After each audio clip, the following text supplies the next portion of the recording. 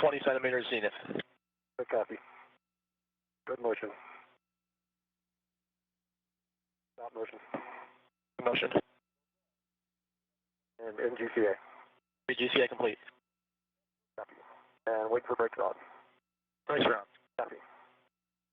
Andrew, I have the thread on my PGT with a good pull test. The wobble is now on the socket caddy, also a good pull test, and I am getting in position for the launch bolts.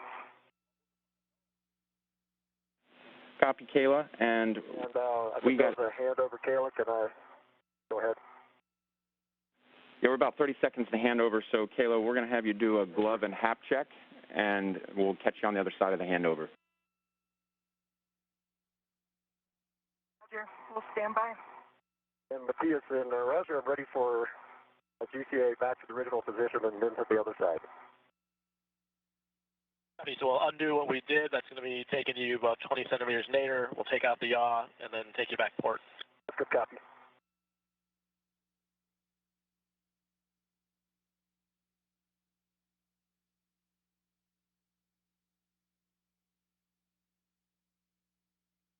Kayla Barron now reporting out that she's done some tasks ahead of time with the extra time that she's had.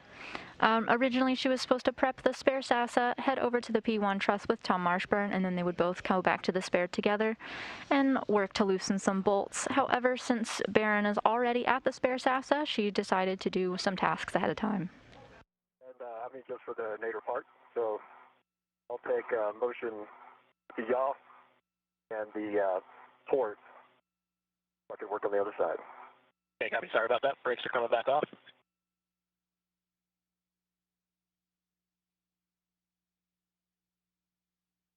Here comes the yaw.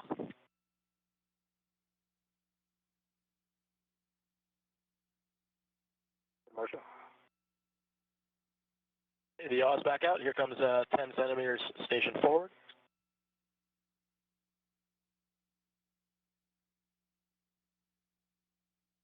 And stop motion. Stopping motion there. And then you're ready for your 20 centimeters port. Ready for the port. Starting your port motion. Motion. And motion stops. How's that look?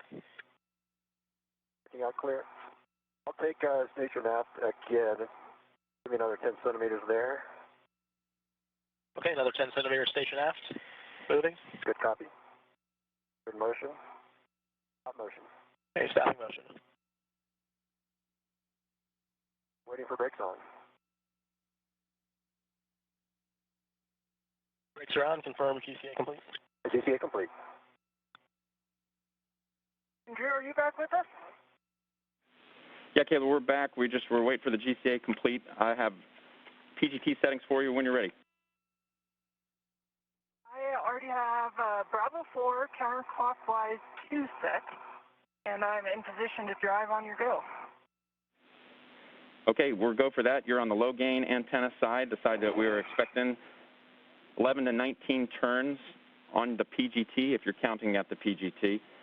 And then just let us know whether you're working the forward or the aft. 11 to 19 with the PGT, and I'll start with the forward. Copy. Drew, I'm waking up my PGT. It looks like all bolts are in place. Ready to be torqued. Okay, Tom, your settings are Alpha 5 clockwise 2. Alpha 5 clockwise 2.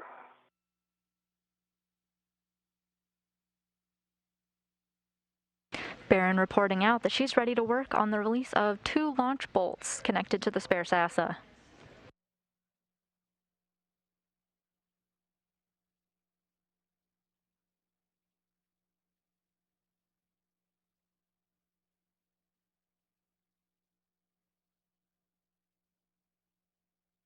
You can see her now working with the pistol grip tool.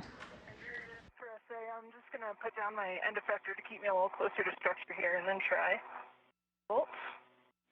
Sounds like a great plan. The pistol grip tool, or PGT, is basically a cordless drill. Drew, I'm ready for the settings again, please.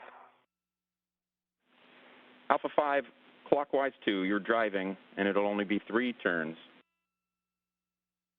Counterclockwise 2. All right, that's a good readback, and we're going to do these in order 1, 2, 3, 4. So we're starting at the bolt on your right side towards your head. 3 turns, we'll take torque, turns, and light. Copy, understand.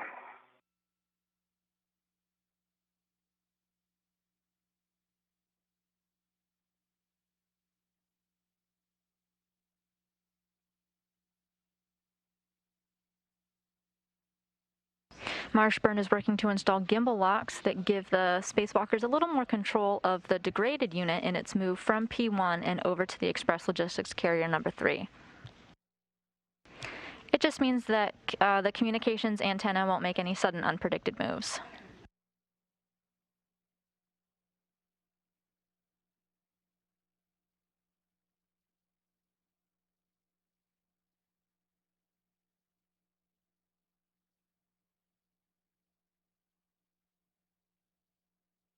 And Drew, I'm at 19 turns. I want to confirm whether you expect it to spring out when released. Kayla, yes, we are expecting that it would spring out. I don't think it has yet. Do you have a go to put a few more turns on it? Yeah, Kayla, you can go ahead and keep driving. Roger. Drew, I got 2.5 turns. The torque, green light on bolt number 1. Look for bolt number 2. Copy that, Tom, on bolt number 1, and then you're moving over to bolt 2. Left shoulder. Copy. And Drew, the forward bolt has sprung out. That was 25 turns total, starting with the aft. Good words, and understand you're moving over to the aft. Drew, I got 2.1 turns, 2.2 turns, and torque to 2.3. One for the left knee, bolt 3. And Tom, it happened on the bolt number 1. We didn't hear the torque on that, but we did hear that your turn's in green light on bolt number 1, the first one you did. It was 2.5. It was programmed. Copy that, 2.5. Copy.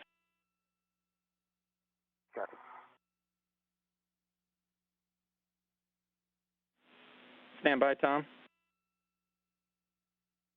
Standing by.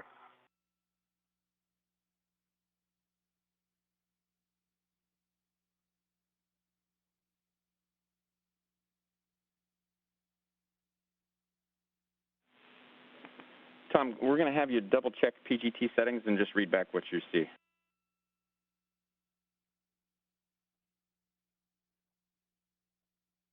I see. It was at an Alpha 1. Thought I had an Alpha 2. Over to Alpha 2.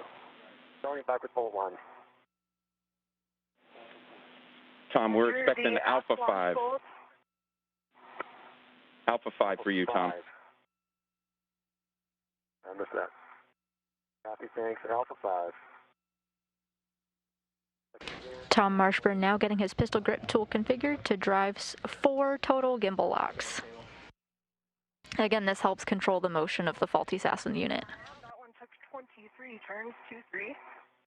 And wondering if you think I should work a socket swap and head back to Tom, or head to view the launch bolts on the other side. Copy, Kayla. We're checking. One thing that we needed to go back on is, and during the handover, we missed your hat and glove. Just confirm that those were both good. We assume they were. Yep. Hat is dry, glove check is good. Okay, Kayla, and just give us a moment here. We're talking next steps for you. Roger. And Drew, I've got 3.1 and 6.8 on the torque. Green light for bolt 1. Copy that, Tom. We got 6.8 that time and a green light bolt 1, and so we'll be on to bolt 2. That's a good bolt on bolt 1. On to bolt 2. Tom Marshburn confirms that he's finished driving the first of 4 gimbal lock bolts. And Kayla, for you, we'll just have you go ahead and remove the ERAD from go back to your socket swap, go back to your original socket setup, and then we're going to have you head over to see Tom. When you come off of VLC, we do want to make sure that we get a check of your safer handles. Roger. That's all in work. Drew, guys, green light 6.8 and 1 turn on bolt 2.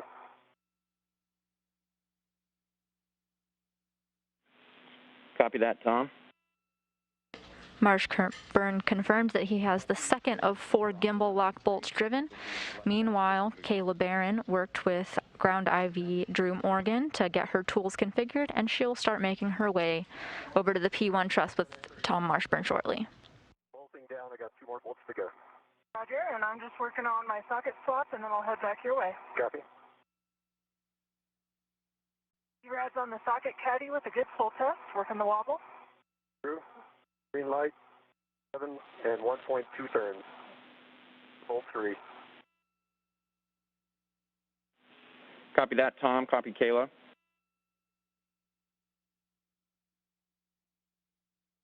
On bolt 4.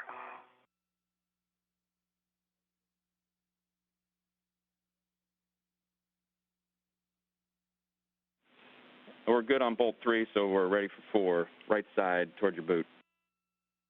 Okay. And that bolt is not all the way in the slot. It's stuck about halfway. Been working that one. I'm going to go and torque it down halfway there if you're all right with that. Checking. Fixed. Doesn't come out easily. Doesn't come out at all. Also now it's not going in. I think it jogged its way out a little bit with the other bolts. So I can see a slight gap in the slot between the bolt head and the septum, but still wedged in the slot. Copy, checking.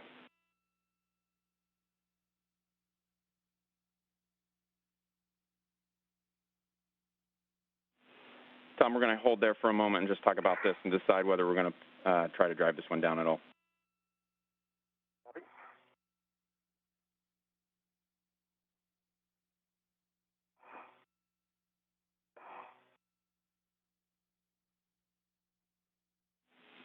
And guys, the last we checked, we were about 20 minutes ahead of the timeline, and our limiting consumable at that point was Medox, 640 EVA. Roger. And Drew, I got the wobble socket back on my PGT with a good pull test. Both of my safer handles are down, and I'm going to start heading back towards Tom. Sounds great, Kayla. Great job, Kayla. Take your time. We were talking about this last bolt a little bit. Bravo. Yeah, Kayla, absolutely great that we are doing very well on time right now. Roger.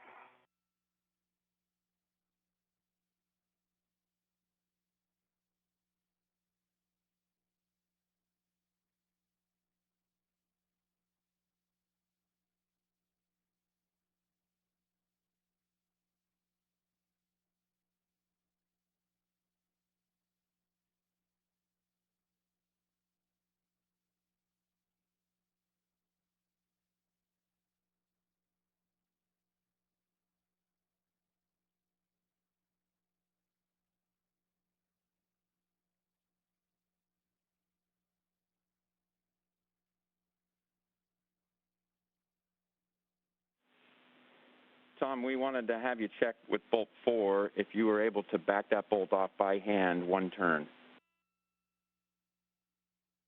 Give it a try. Oh, the bolt head itself. Affirmative. Work.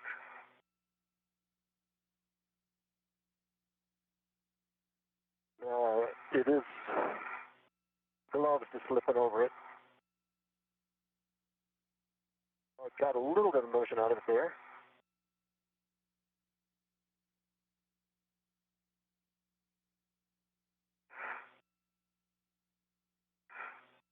There's still my PGT and play with it here.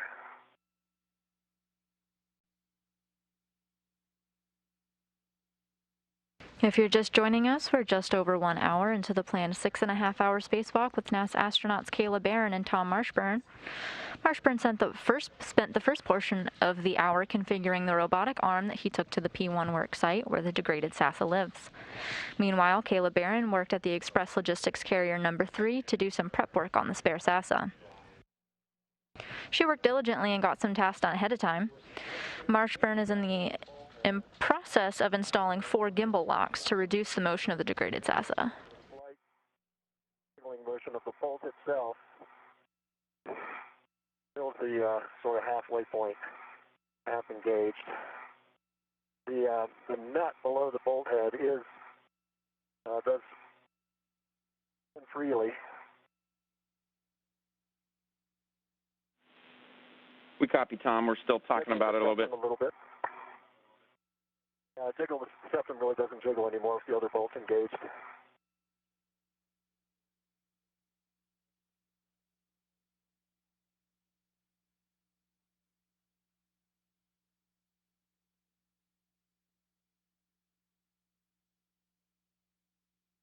I believe when I was working bolts 2 and 3, bolt 4 walked out just a half a bolt head width diameter.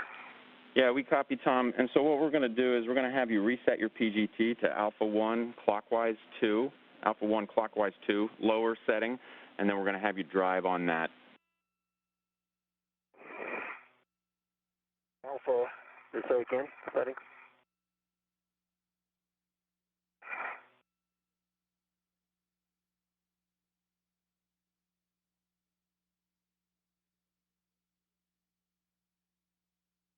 You said alpha 2? Alpha 1, clockwise 2. Alpha 1. Alpha 1, clockwise 2. I am passing the UHF antenna. Copy, Kayla? Clockwise 2.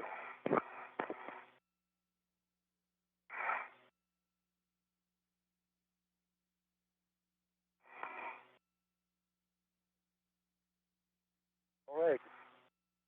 2.5 on the torque green light and 2.5 turns. 2.3 turns.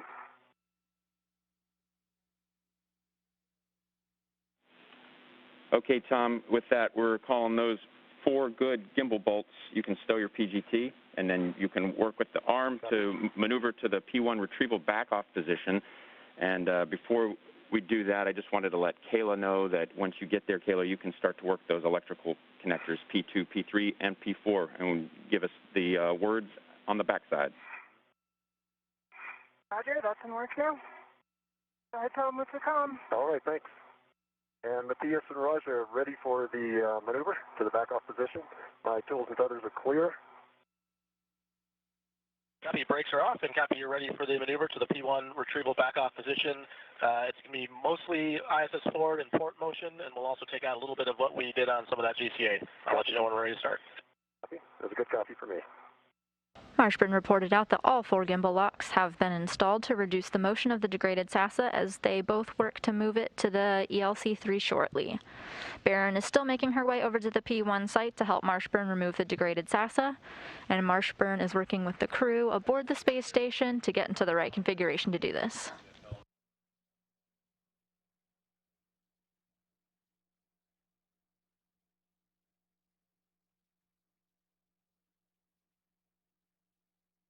Starting ISS forward motion, about 1.5 meters. Copy. I see good motion.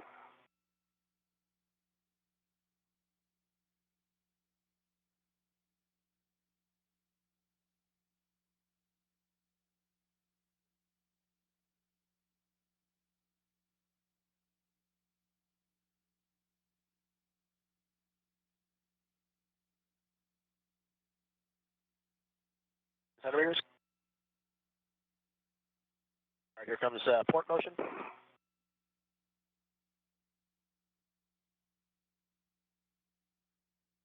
See good motion.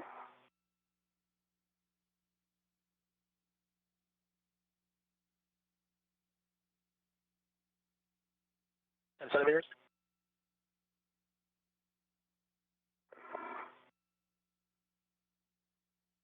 It was a little bit of nadir motion. Good motion. Okay, that's the position. We're going to set up for a joint OCAS. Take us a little bit, and it'll be about a 4.5 minute move. Okay, Tom, before we do that next maneuver. Go ahead, Kayla. Roger. All three of the NCGLs are demated, levers full aft over center, and for all three, no FOD, no vet pins, and good EMI bands. I'm assessing now whether I need to wire tie or adjustable them out of the way.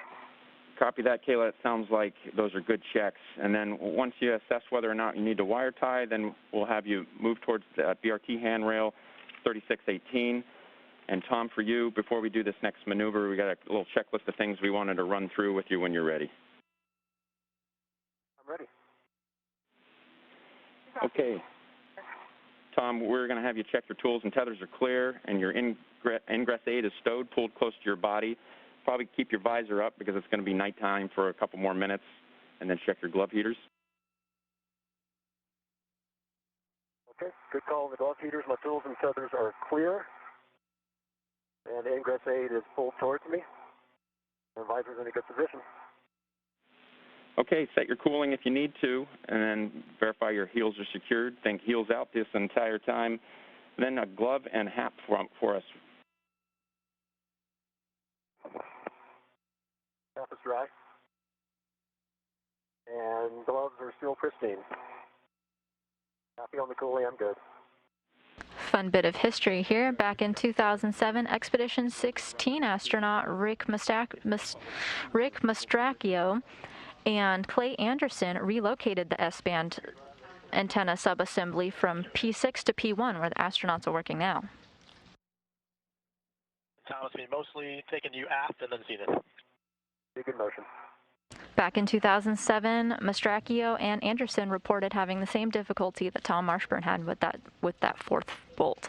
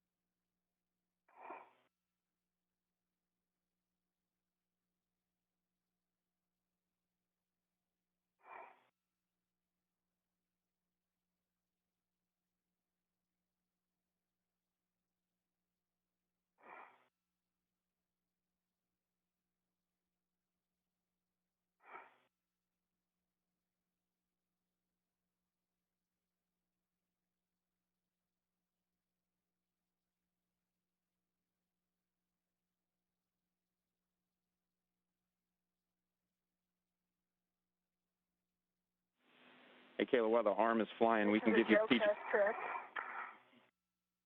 Yep. Thanks, Taylor.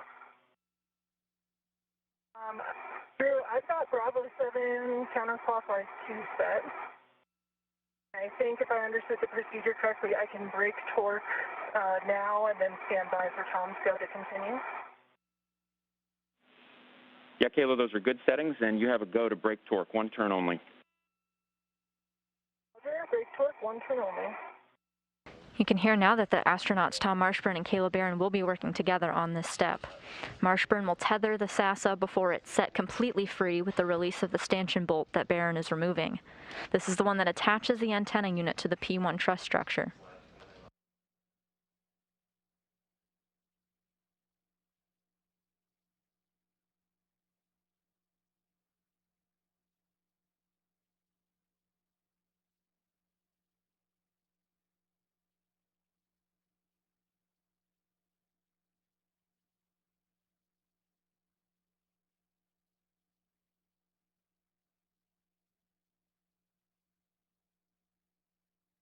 The view you see here live on your screen is Kayla Barron retrieving her pistol grip tool and configuring it to break torque on that stanchion bolt that attaches the degraded SASA to the space station.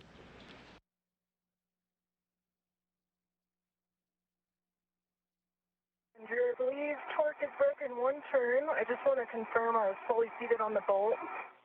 A little hard to tell because it's in the, I'm stanching out pretty deep there. Checking the PGT depth. Yep, and torque is broken, Drew. Copy that, Kayla. I was on it originally. Yeah, Kayla, if you had experienced any running torque at all, we expected that you broke torque if you were experiencing some running torque.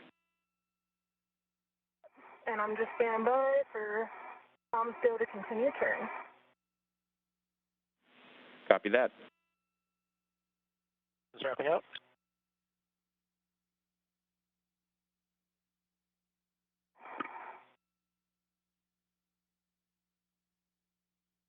All right, Joe Gas is complete, and we are ready for maneuver to GCA to published P1 retrieval position. And I'm also ready for the maneuver to publish. You give us just a second to set up the maneuver, and we'll let you know when motion starts. Copy.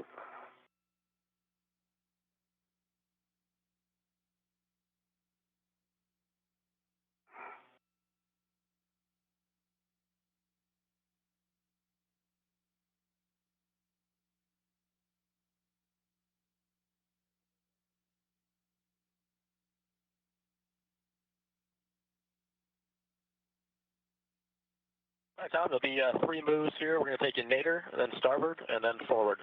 Sounds good. And starting with 2 meters nadir. All right, Kayla, ready for the GCA? I'm ready. All right, ready for GCA to publish. Okay, here we go.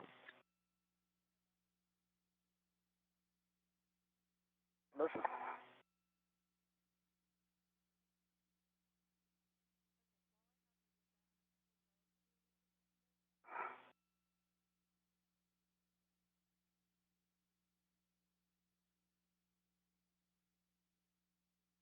And Tom, with the nighttime and the camera views, we don't have the best clearance of your head in the, so just obviously keep us informed. Will do.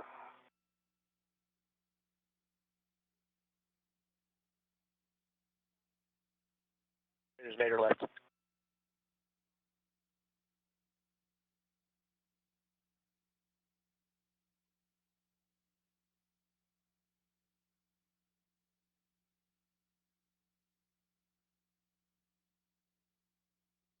Here comes a little bit of starboard motion. Copy. Motion. Okay, and then here comes a meter ISS forward. Copy. Yeah, sorry.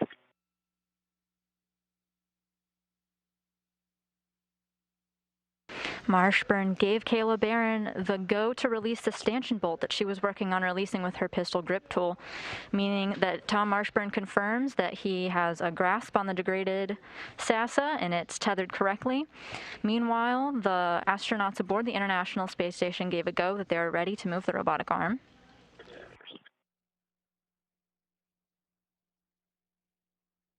And stop motion. Okay, stopping motion about 30 centimeters short of published. All right, when you get brakes on, I'll ret to it. Okay, brakes are on, GCA complete. And your go for P1 SAS retrieval. Copy. All right, I've got a ret to the handrails of the RFG. And I have 2 hands on it. Roger. Bye. I am ready if everybody's ready for you to the final torque. All right, Tom, if you and Kayla are good, The stanchion mount bolt. you have a go to release. We're expecting about 18 turns. We want you to maintain some pressure on that bolt head. Roger. Adjust my body position a little bit here.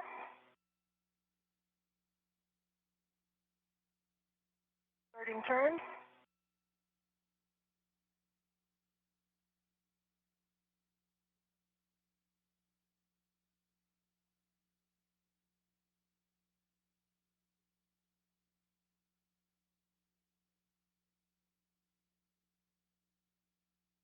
It's 9 turns, and I'm just gonna readjust the. Kayla, we were just going to have you double check your PGT settings. It looks like we might be a little higher counterclockwise speed right now. Yep, I think it got knocked into counter 3. Back in counter 2 now. All right, that's a good check. The degraded unit is in a position known as a soft dock. It's connected to the space station, but only that stanchion bolt is keeping it in place. Kayla Barron is working to remove it. 7 minutes.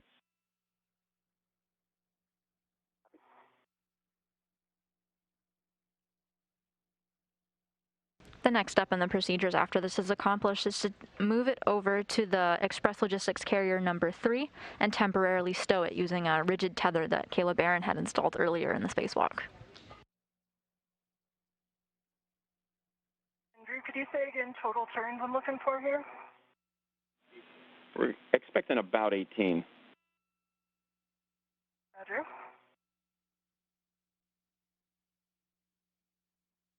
There's 18. Did it spring out?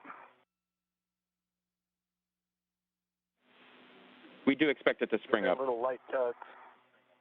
Roger.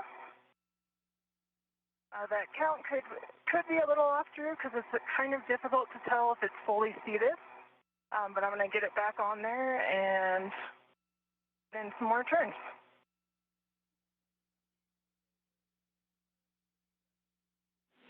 Yep, go ahead with some additional turns.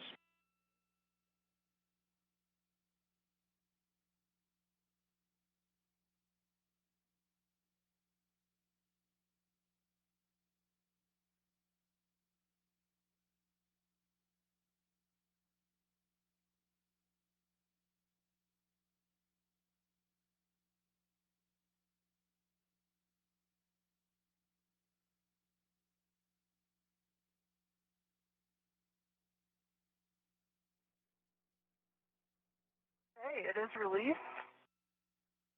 T is removed. I'm going to stow that. And then give me a chance to just reposition myself, Tom. Okay. Just have light touch both hands. All right, that's... Kayla, that sounds good, and we're just going to have you pull axially as close as you can to the center of gravity down there, and light touch from Tom, as he's already commented. Copy. Tom, could you please pull it away from the stanchion mount? It looks pretty straight.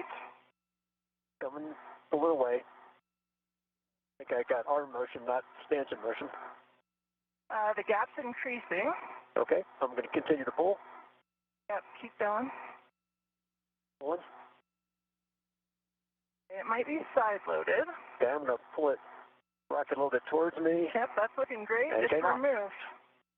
It's removed. About 2 hands on a ret on a free degraded SASA. Great news. Oh, nice. Teamwork.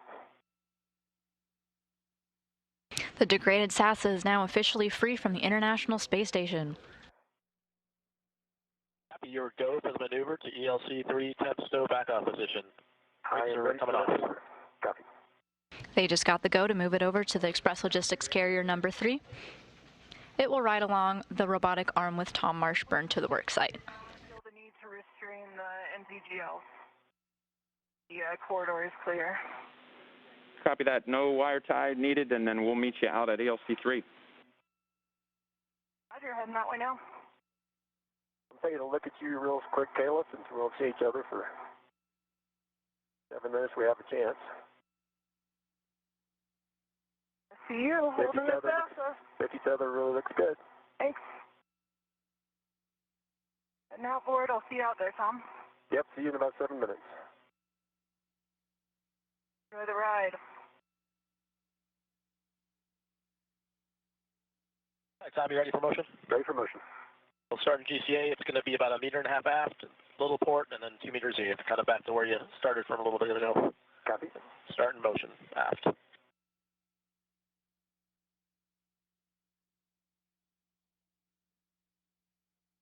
Good motion.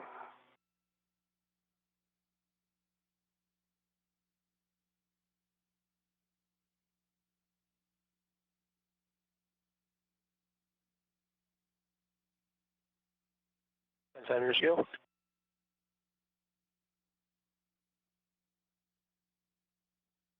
take you about 15 centimeters port. Copy. And then about 2 meters zenith. Copy. And I'm seeing good motion all around.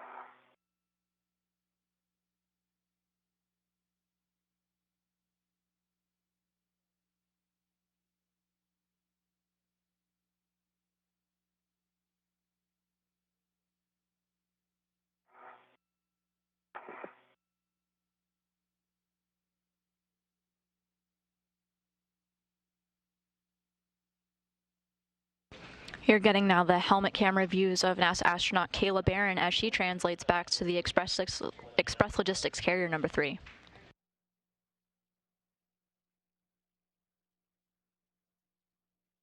Astronaut Tom Marshburn is taking the express route over to the work site. He's taking the robotic arm while carrying the degraded SASA that the two of them just worked together to break free.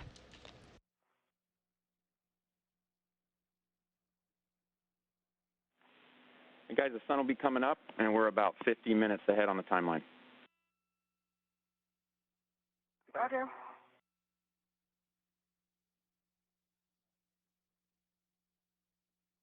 Tom, this is going to be about a 7-minute long JOCAS. It's going to be course motion. Copy.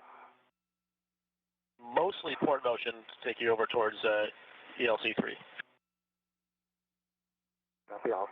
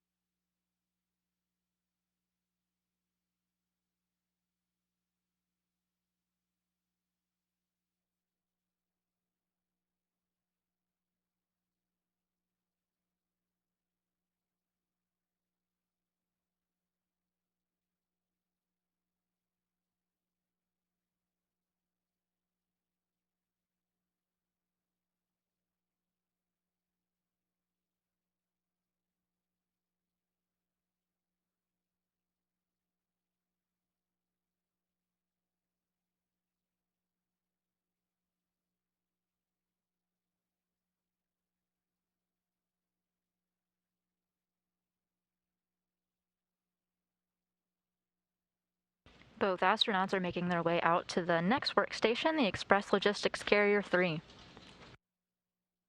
Their next task is to temporarily stow the degraded SASA. They're going to put it on a rigid tether that Kayla Barron had installed earlier. This task is expected to take about 25 minutes. However, our two spacewalking astronauts are making great time.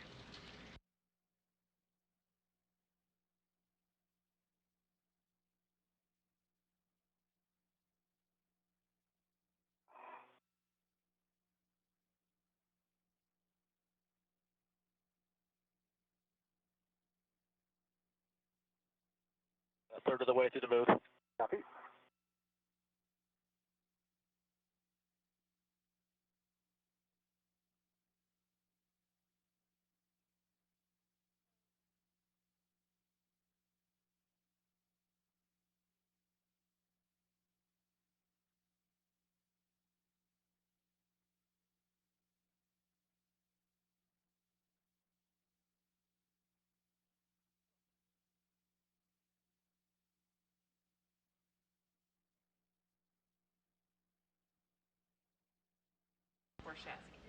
They reported that they're a third of the way over to the work site, and as they make their way over, I'm going to take a question from Twitter. We have a question from Shazzy, who asks, are they always hooked connected to the ISS during spacewalk? That's a great question, and the answer is yes, they are always tethered to the space station. You may often hear the Capcom or the ground IV working with the astronauts working on tether configurations. For instance, earlier, Tom Marshburn had to get his tethers from the space station and onto the robotic arm. However, in the unlikely event that they become untethered, Marshburn and Barron both have SAFER units on. SAFER is a shorter way of saying Simplified Aid for EVA Rescue. If you're familiar with the jetpack, the SAFERs are not too far off. They're worn during spacewalks as a precaution only, and they're only used if an astronaut were to become untethered from the space station. In this unlikely situation, the astronaut would use their SAFER to propel themselves back to the space station, just like a jetpack. I can see you there. Getting the side all nice and prepped.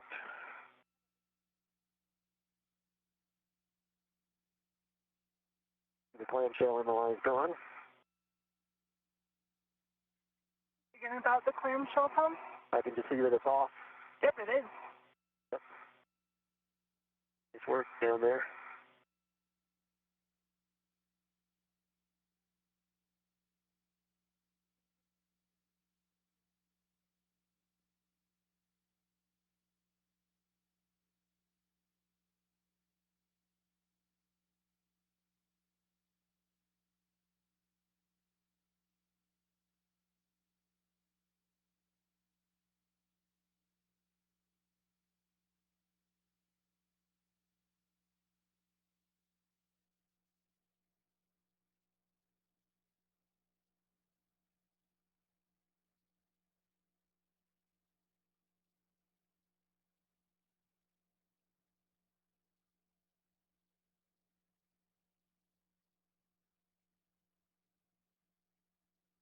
Coming in over your right shoulder.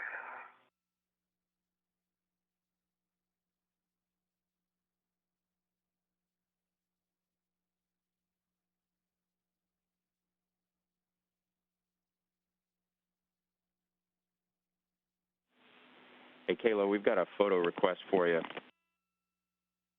sir. At a time that you think makes the most sense, we'd like you to get a photo of Bolt 4, Gimbal Bolt 4, that was not in the exact configuration we expected. And if you wouldn't mind, at any point, whether that's as Tom's flying in or while he's working his mass bolts, anytime, not absolutely required, but it'll be helpful if you can.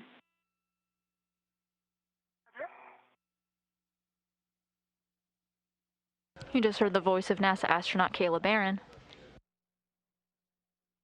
It will be her first spacewalk, while Tom Marshburn is on his his fifth. Marshburn's first 3 spacewalks took place over the course of the 15-day STS-127 mission back in 2009. The mission saw the delivery of the Japanese-built exposed facility and the experiment logistics module exposed section to the space station.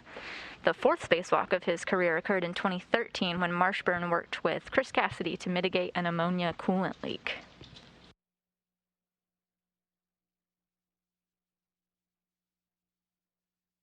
You're in position hold. We're setting up here, and we'll be ready to maneuver to GCA to publish for the SAS attempt stow position. Copy. Kayla, do you want me to hold it up to you for a picture or just wait till later? Is it currently Gimbal Bolt 4 on my side? Yeah, let me give it a shot. Yeah.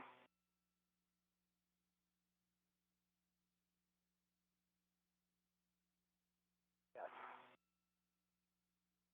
And Tom, we're loaded up, so just let us know when you're ready. Okay. Ready for the GCA to publish? Copy. Starting GCA will be about 2.5 meters later. Copy. Not sure if I got it there. I'm going to get a little closer to you right now. Good motion. Good motion.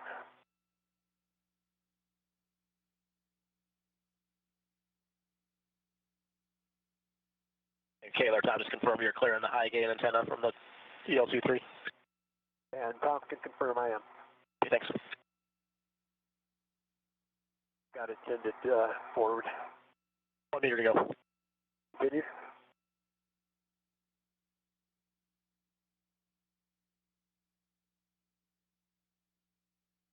Stop motion. Can I confirm stop motion? Stop motion. Stop motion, about 30 centimeters short of the published. What do you think, Kayla? I think we're good. I think we can get it on. If you Okay. feel comfortable. All right, in GCA. Copy, GCA complete. And I can hold it up so you can get that picture right now if you'd like. Okay.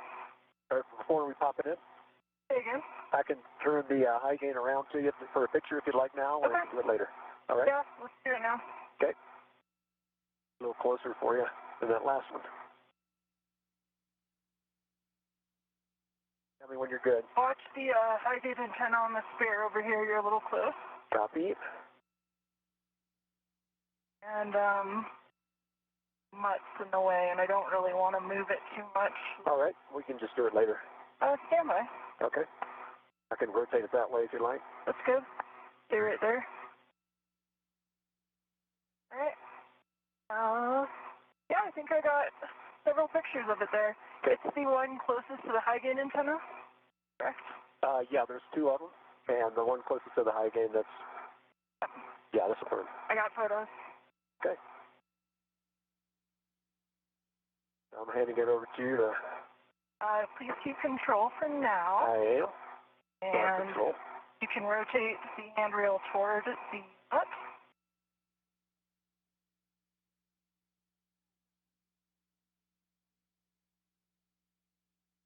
And let's see. It'll lift this end up. Yeah. Tom, if you could just rotate it so that That one. RFG facing up. There you go. I see. And we're almost in there. Just need to straighten out. And if you could lift your end up. Work.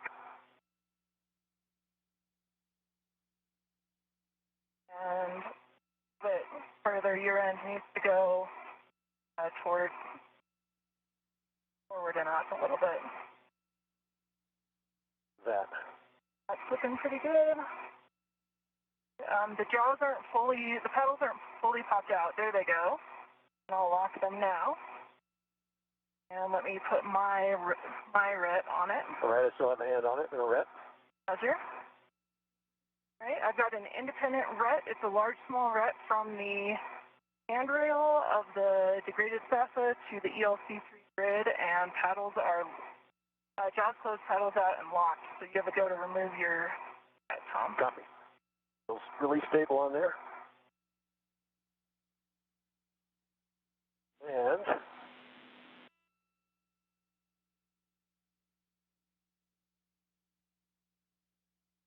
I'm going to have to go, let's see, Matthias Raspberry, I'm going to need to head up about 10 centimeters. I've got good clearance.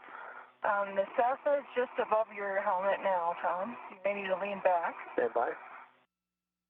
The brakes are coming off, and you're in a body frame now, and you want 10 centimeters head up. Body frame, that's a firm. Got good clearance, and 10 centimeter, heads up. Copy, starting motion. Good motion. And stop motion. Stopping motion. Waiting for brakes on.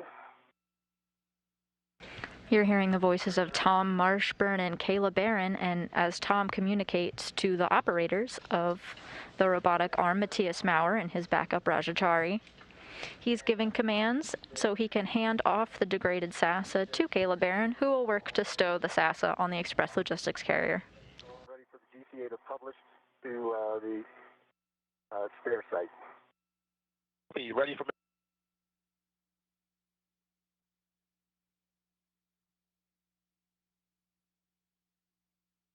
We're in a brief but expected handover period between satellites right now, getting a live view of Mission Control in Houston.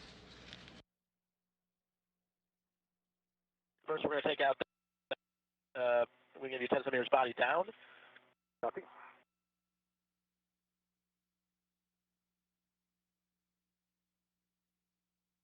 Good motion. Okay, next we're going to give you a meter body left. Copy.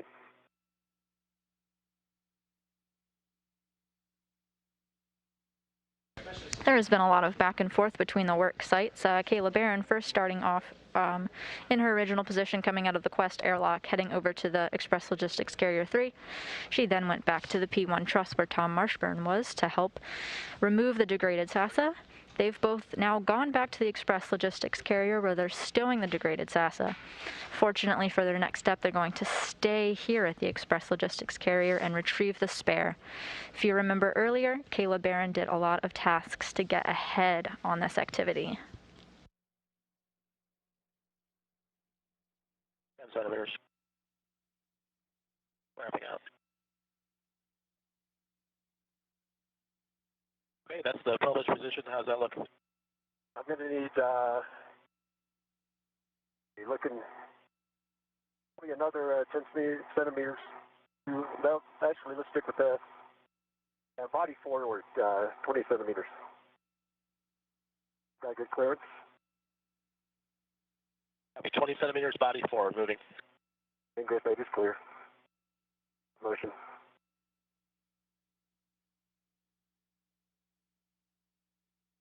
All right, there's 20 centimeters.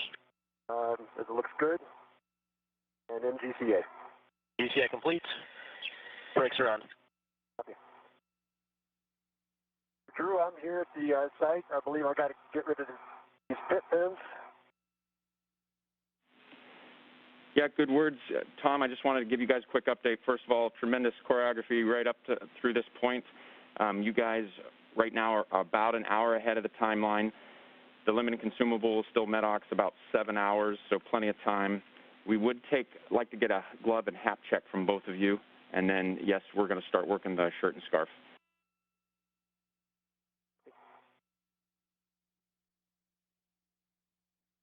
EV1, half is dry. Gloves remain pristine, unchanged from Ingress.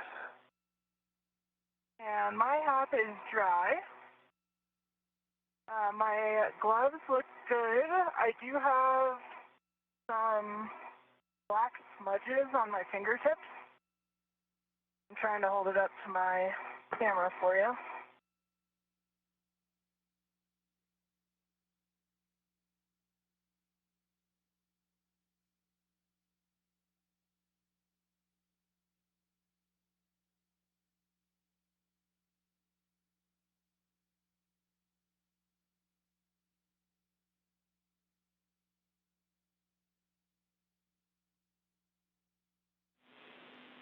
We're checking, Kayla. Seeing that?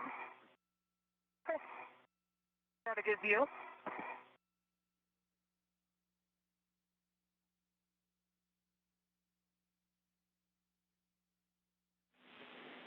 We're going to continue, Kayla. We see them, and we are good with that. Okay. And Tom, I see you found the tether. I did. We're now approaching the 2-hour mark out of our planned 6.5-hour spacewalk. NASA astronauts Tom Marshburn and Kayla Barron working diligently on their task of replacing a degraded communications antenna system. They're now about an hour ahead of schedule.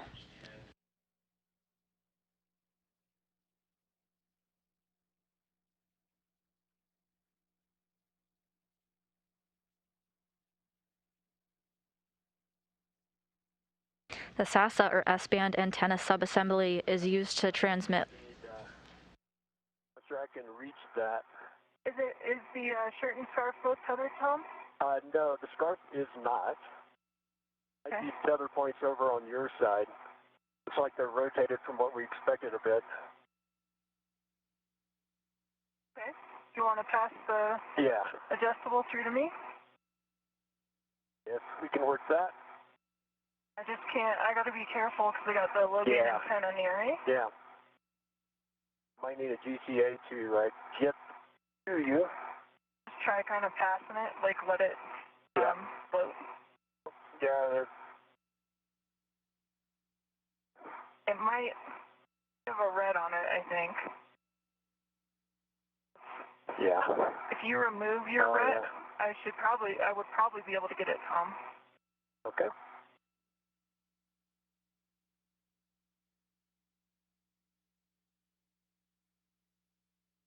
This antenna is used to transmit low-rate voice and data between the space station with the flight controllers on the ground here in Houston using S-band radio frequencies. I'm just going to take a second to make sure the RET cord. This RET appears to be locked out, Tom. Is that intentional? It was. It was helping me out a lot. May want to consider unlocking it once I get this on here. My worry is that it could snarl. Yeah, I'm going to tend it out here, keep it straight. And did you remove it from the tether point? I did. Okay. Yeah, I had to get over there, at least to be able to throw it to you.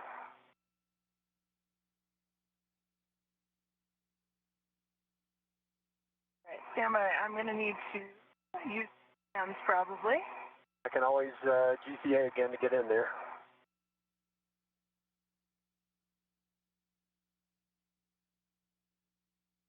Barron and Marshburn now communicating back and forth, working on the best way to stow the degraded SASA to the Express Logistics Carrier 3. This degraded SASA was on the P1 Trust and it got moved here to the space station's Express Logistics Carrier. All right. Why don't I try to GCA in there? I can get it, Tom. I'm just going to need to put a BRT down, I think. Okay. Just because I need two hands in order to prevent the tether from moving. And I don't want to run into the low gain antenna. It's just off to my side. Okay,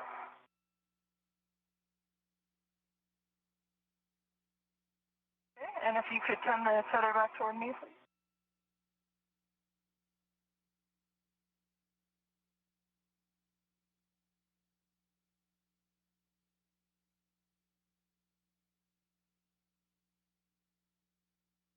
The scarf is now tethered, and are you able to reach a tether point on your side? I am.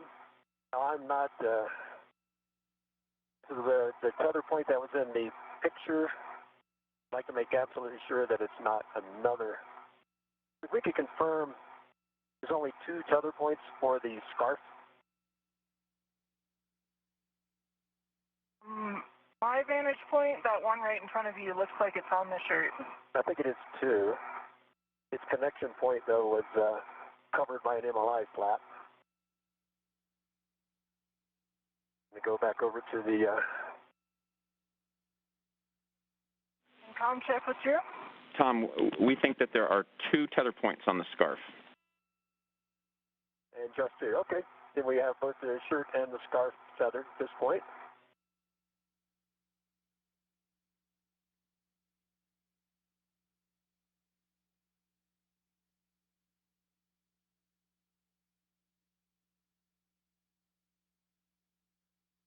Tom, if you could just stand by for 1 second. Copy. Not working against you. Because of the way the tether is now routed, we're just going to have to slide the scarf off the end of the high gain antenna. The shirt and scarf you hear them referring to is basically a thermal blanket covering the bulk of the communication system and its skinnier neck. Okay, there's some... You need to release the Velcro on your side, and then we'll just slide it off forward. And then it will be clear. Okay.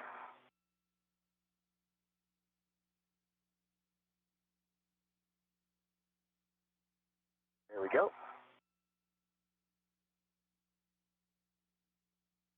Clear, Tom? Not yet. There we go. Away.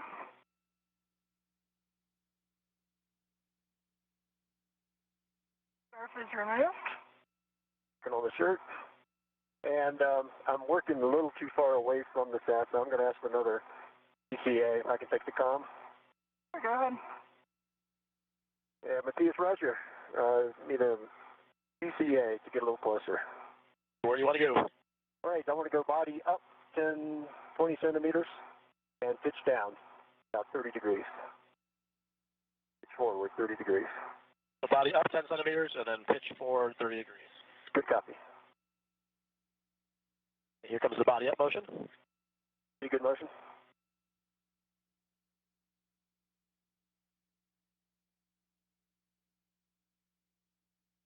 Yeah, here comes pitch forward. And stand by. Standing by. Give me another 10 centimeters body up. Another 10 centimeters body up. Good Start job. motion. Begin motion. And stop motion. Stopping motion. And then here comes the pitch forward. Don't need to pitch forward. This is good. So hold off on the pitch forward and end GCA. Stay complete. Brakes are on.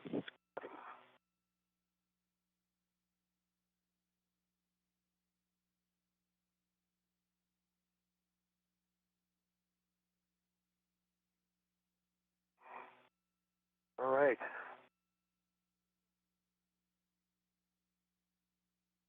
I'm going to pull the MLI away from you as you back out. Feel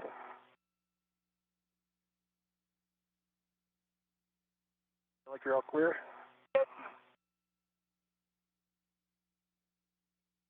I can hold the MLI away here if you want to go get the large hook. Just stand by one, Tom. Okay.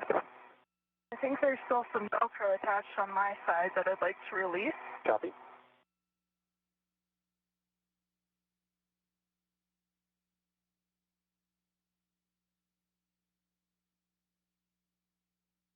And I can ret to it. If you want me to hold it out of the way and you just move the large hook over. Yeah, that would work once you get it off. Okay.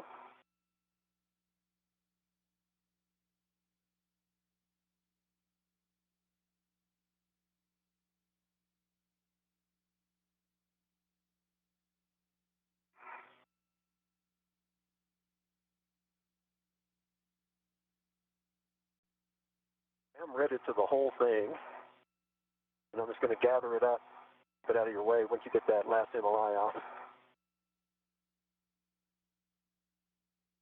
I understand how it's routed on this side, so I can get it out to you. And I think that was the last little piece there. Looks like it. Yeah, I've got a good hand on it. Before we sock in your workspace, if you want to move that over, and I am ready to do it as well. 1 second to reconfigure things a bit over here. No worries.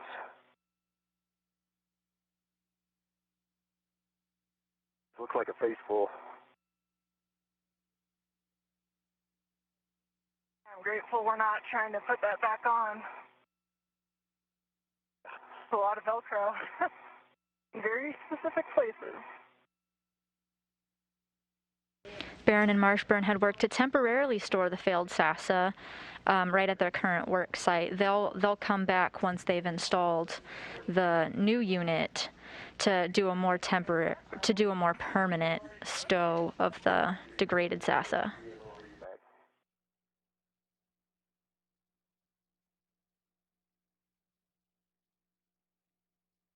They're working on their first task to retrieve the spare SASA. That will be removed and taken over to the P1 truss. The first step of that is removing some of the thermal protection.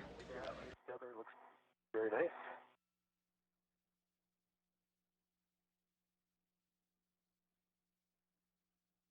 Tom, I'm just going to take a second to put down my VRT. Sounds good. So I have two hands when I'm trying to pack. Yeah, get yourself all set. I'm going to, once you're good and I let go of this, I'm going to, let's see, ask for another GCA to get the launch bolts. I should be ready in just a few Down moments here. And Drew, could you confirm, once Kayla's stuff in the MLI, I can start setting up to release the launch bolts on my side? Yeah, Tom, we want you to get in a good arm position for that, and then we'll configure your PGT with the ERAD whenever you're ready. Copy. I'm working the large hook now, Tom. Okay. Marshburn just communicated with Ground IV Drew Morgan that he's ready to configure his ERAD, or Enhanced Right Angle Drive. This is a tool that is used because the bolts are not necessarily in an easy position to get to. Hook attached to the medium mill U-bar. You have a go to release your tether. Okay, and work. He has 2 launch bolts that he'll be working to release. Okay, it is released. I'll come on over to you. Roger. And if I can take the comm for a moment, I'm going to DCA. Yep, you have a go to take the comm. Copy. And this is still locked out. And on the PS, Roger. Ready for a DCA, body down. Copy, body down. Do you want to go back to where you were? That's a good copy, and hey, firm, I really need body down 20 centimeters. All right, 20 centimeters body down. Starting motion. Good copy. Good motion. In stop motion. Copy motion. GCA. DCA complete. Brakes are on. Copy. Going for my URAD.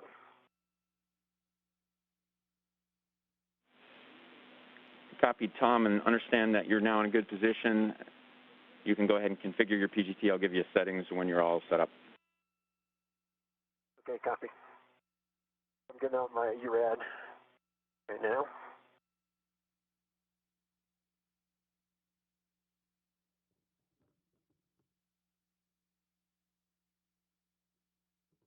Ground IV Drew Morgan getting ready to give Tom Marshburn some heads up on tool configuration, giving him the settings for his pistol grip tool to get ready to release 2 launch bolts.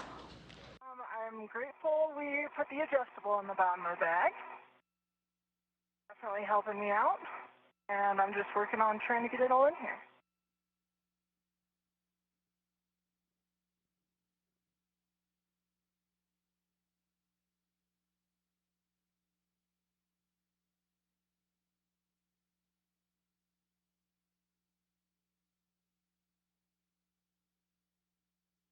NASA astronaut Kayla Barron worked slightly ahead of time. When she was at the Express Logistics carrier the first time, she did some of the tasks needed to retrieve the spare SASA. This is a task they're both working on right now, but she did some of the tasks ahead of time.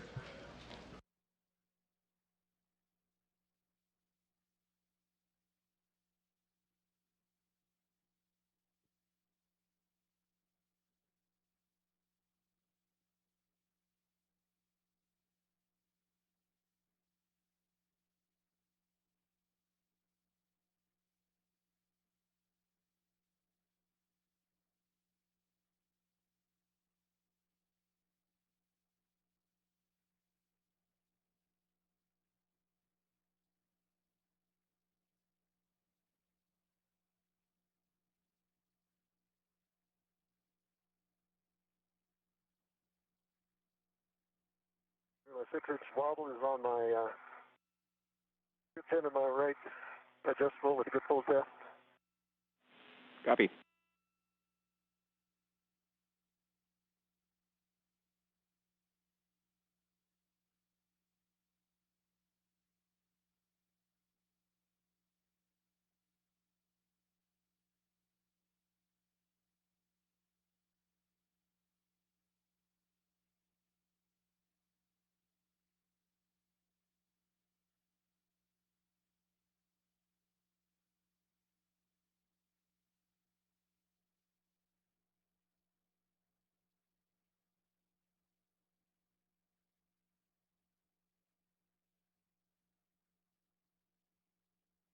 The S-band antenna subassembly, or SASA, went down last September with a failed return link. This means that Mission Control was able to send data up to the space station, but the antenna lost its ability to send signals back to Earth through NASA's Tracking and Data Relay satellite system. Because the space station has so many built-in redundancies, we are still able to communicate with the International Space Station from the ground, even without the SASA. The station also has high-rate Ku band uplink and downlink capability that relays video, and the station has other low-rate S-band systems as well.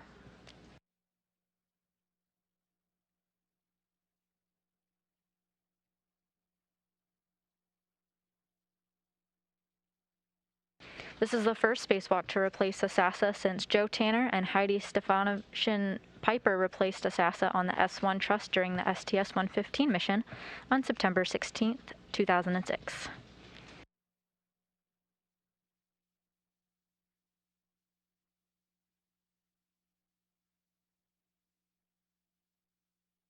Any rides on my PGT with a good pull test.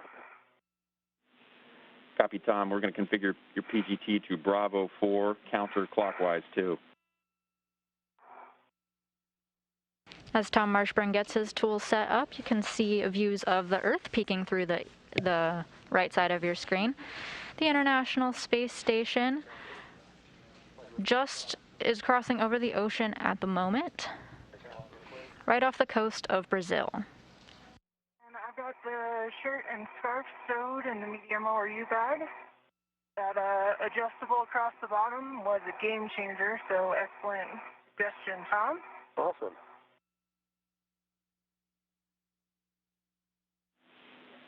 Very nice work, Kayla. I know how tough this can be sometimes.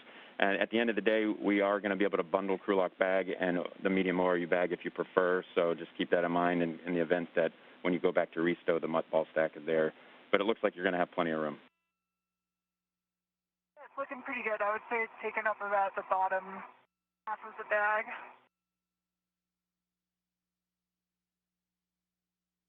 Andrew, say again, settings. I'm in Bravo. Bravo 4, counterclockwise 2.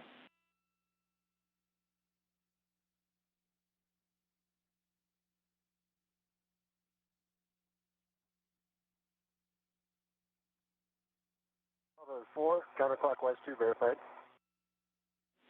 Okay, those are good settings. You're going to work the forward and the aft bolts. If you're counting at the PGT, we're expecting 11 to 19 turns. 11 to 19 turns at the PGT. Good readback. And just let us know what bolt you're working first. Right, I'm working the nadir bolt on my side, on the inside. Copy that. Starting. All right.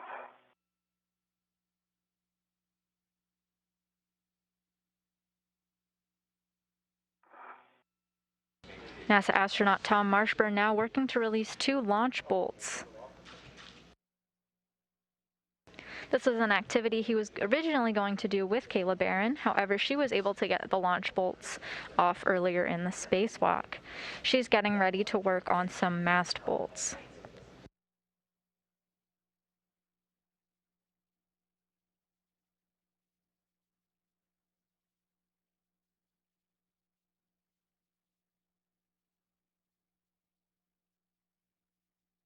Removing these mast bolts will release the spare SASA. 19 turns.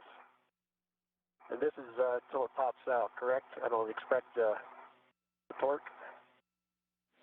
Yep, but we're going to pop out. We expect it to spring out. Kayla's all took a little more than 20 turns.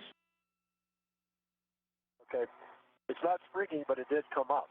So I'm going to put in some more turns.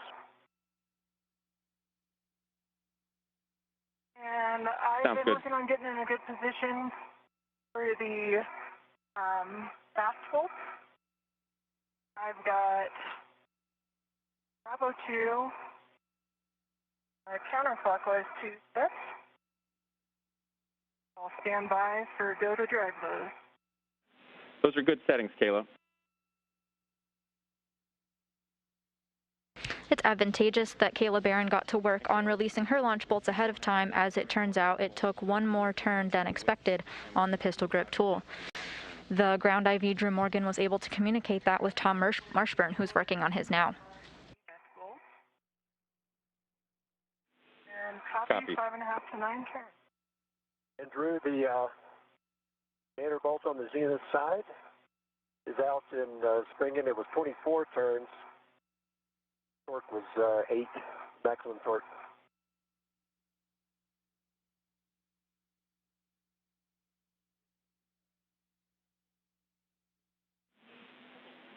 Marshburn is now halfway done releasing the launch bolts of the spare SASA. On that first one. Happy working the second one. Would be the zenith one on the zenith side. Copy that.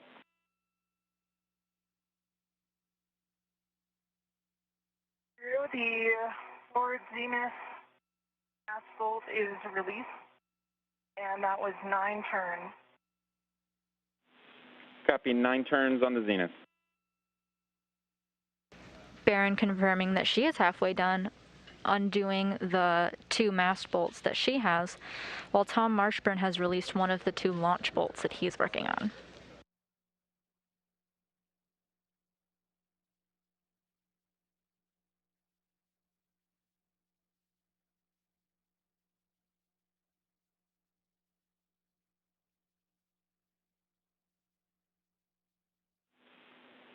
Kayla, can I just go ahead and get a glove and hap and a safer check from you?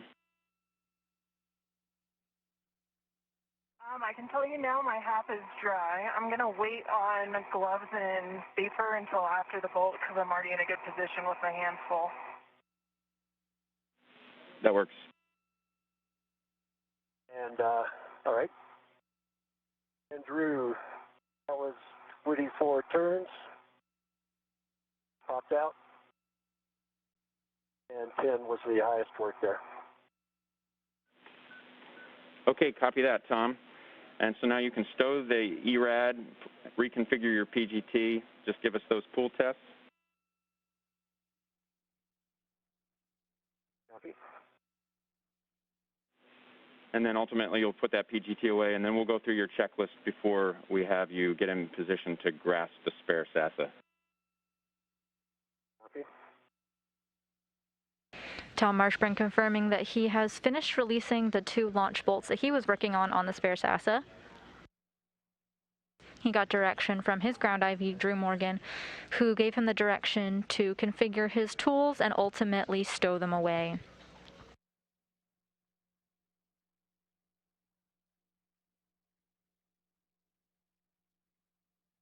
With these steps complete, we're almost ready to remove the spare SASA and move it over to the P1 truss. Question for you. Go ahead. Looks like on the plate that the RFG is mounted to, on the opposite side of the RFG, there's an MLI, a piece of MLI. Is that supposed to be there, or was that supposed to be removed?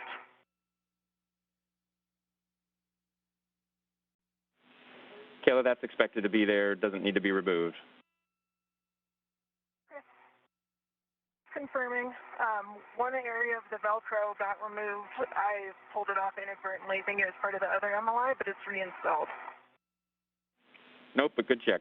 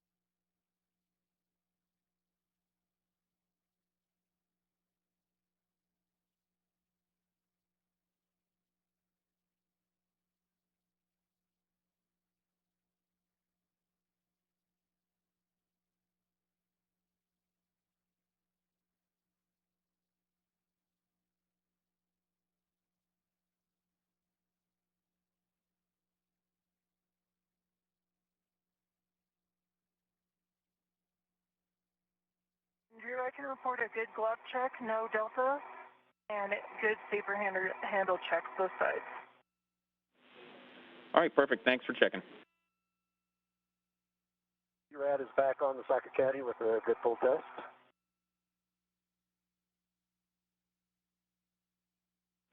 Copy that, Tom.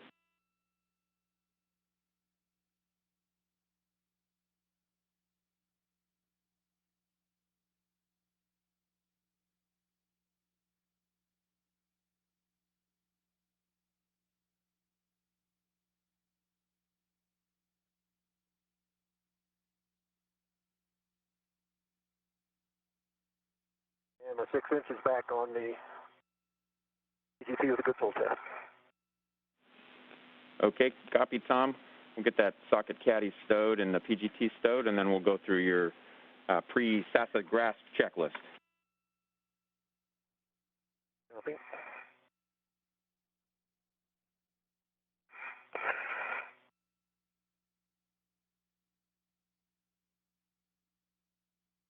Do need to clean up my crew lock bag just a second for the trip home. Back.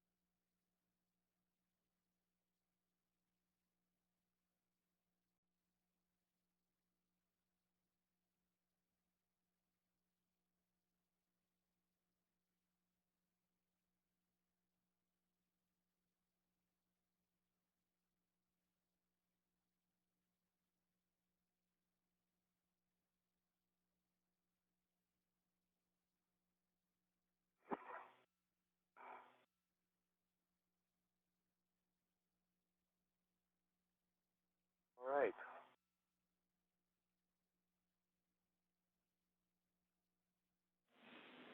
All right, looks like you got everything put away there, Tom. Back is in a good position. I say firm. Okay, well, first thing we're going to... We'll need another GCA to get firmly onto the RFG. Yeah, Tom, I think we'll have you go ahead with that little GCA, and then we'll go through your checklist. Okay, copy that. I want to be able to help lift up. So, Matthias, Roger, I'll take body up in centimeters, 20 centimeters. 20 centimeters, body up. Good copy. Brakes are off.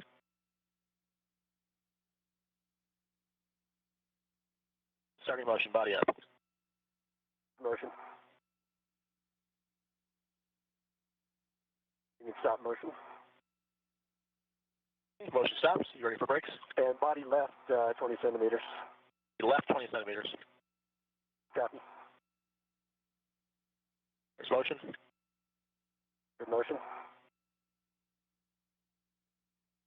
Wrapping out. All right, stop motion. Okay, motion stops. And GCA. Okay, complete. Brakes are on.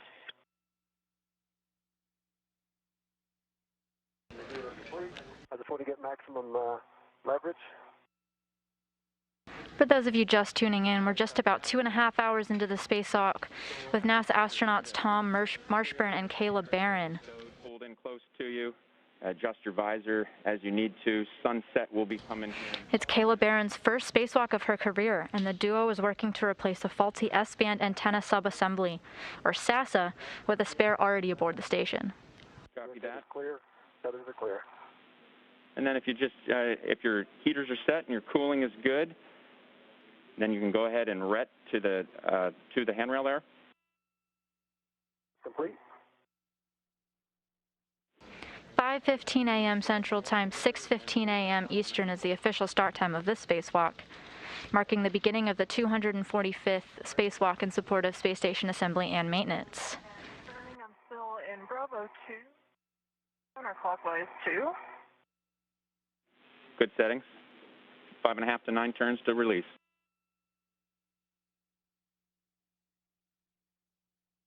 Up here a little bit further. The SASA went down last September with a failed return link, meaning that Mission Control can send data up, but the antenna lost its ability to send signals back to Earth through NASA's Tracking and Data Relay Satellite System, or TDRS. Fortunately, due to some redundancies on the station, we're still able to communicate with the International Space Station on the ground, even without the SASA. It's torquing out at this setting. Copy, checking.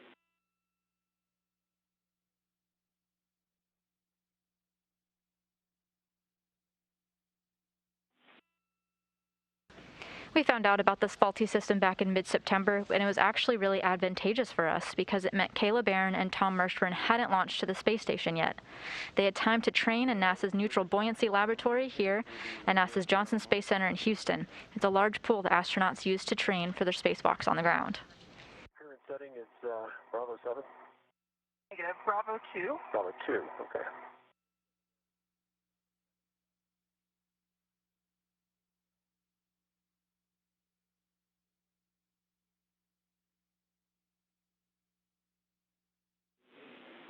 All right, Kayla, we're going to reset your PGT to Bravo 7 counterclockwise 2.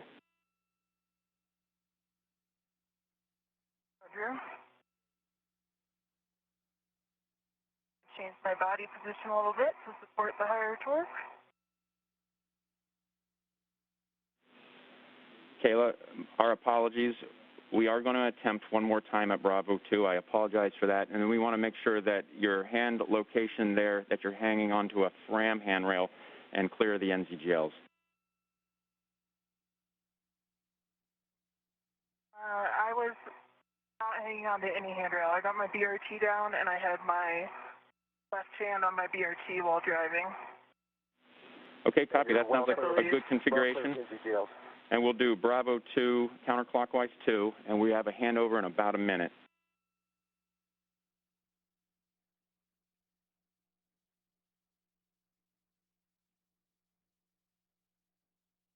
Turn. And it torqued out, but it also split off the bolt head, so I'll try again. I come down and just make an adjustment here, Tom. Okay. Okay, Kayla. My hand in there to help hold that on, but go ahead, Drew. Hey, Kayla, now we are going to reset to Bravo 7 counterclockwise 2, and we're going to try one turn only, and we have a handover in less than a minute. Roger. I'm in Bravo 7 counterclockwise 2 and understand one turn only at the settings. Good readback. We'll catch you on the other side.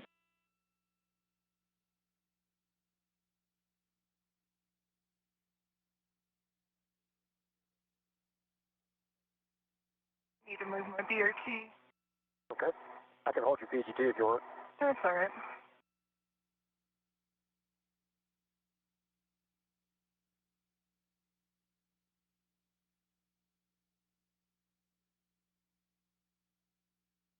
Just want to make sure I'm in a good position for the higher torque. Okay. This.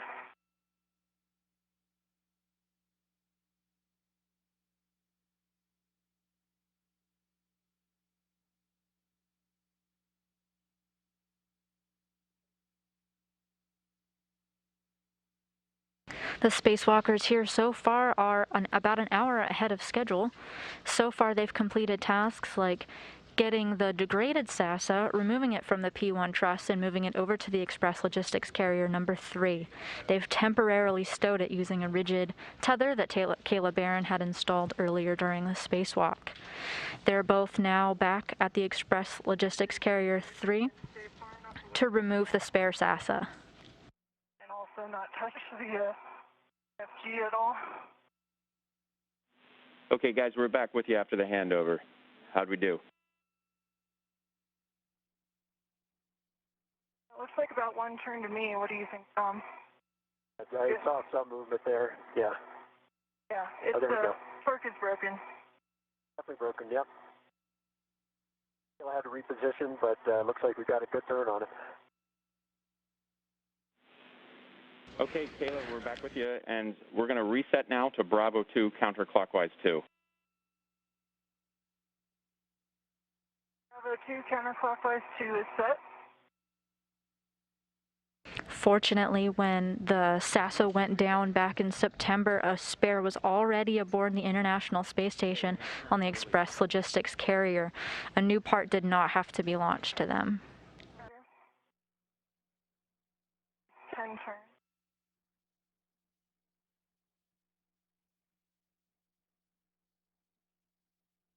And it popped out around 12. Look at that. It's out of the softback as well. There's no soft We back see it. there, just That looks good. in. It's out. Good job. Thank you. And if you want, I can check your safer handles. I can just take a look. I did seal them a couple minutes ago, but I'll just check out. take a look if you can see them. If you grab something, pull your head down a little bit, I'll probably be able to see them. But if you're confident you got them, then, or maybe just roll one way. Okay, your left is down. If you roll to your left, I'll pick up my BRT here, Tom, and then I'll have more freedom of movement. just to get a good look over. Then I'll be ready for the maneuver.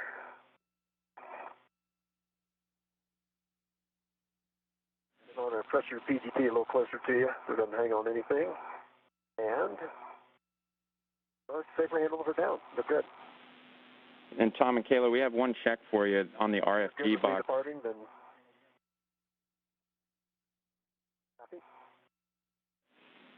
If you would, Kayla, if you're able to see the RFG box and just check the NZGLs on the what was on Kayla's left side of the NZGL, the RFG box, the NZGLs located there, if they look like they're mated or still. They are mated full forward over center. And on my side, I see the same. All right, those are good checks.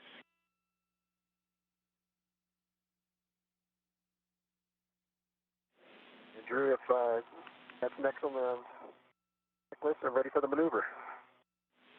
Your go for the maneuver. You on the comm, and for Kayla, we're going to meet you back at the install location. You're heading that way now? Hey, Matthias, Roger, ready for the maneuver. Sounds good, Tom. We're going to undo what we did here with some of the GCA first. So we're going to take you right, down, and then aft, and then we'll set up the manual back-off maneuver.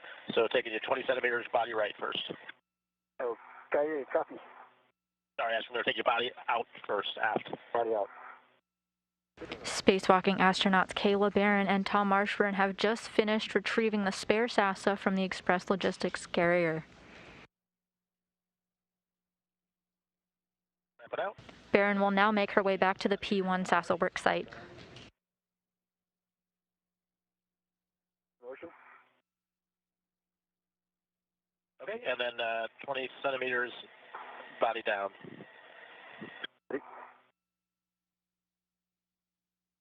That is clear of all structure. Okay. All right, we're going to set up, we're going to change it back to the ISAX frame, and then we'll get the next maneuver going. Copy. Ready for the maneuver.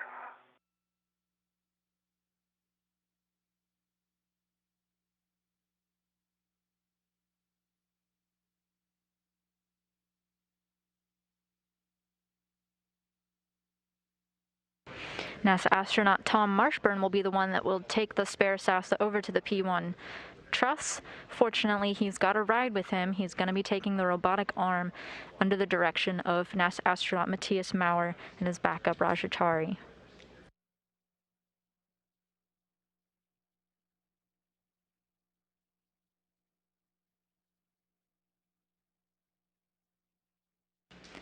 Over the next few steps, they're going to install the spare SASA onto the P1. This is the same location where they took away the degraded SASA, and now they're putting a spare in its place.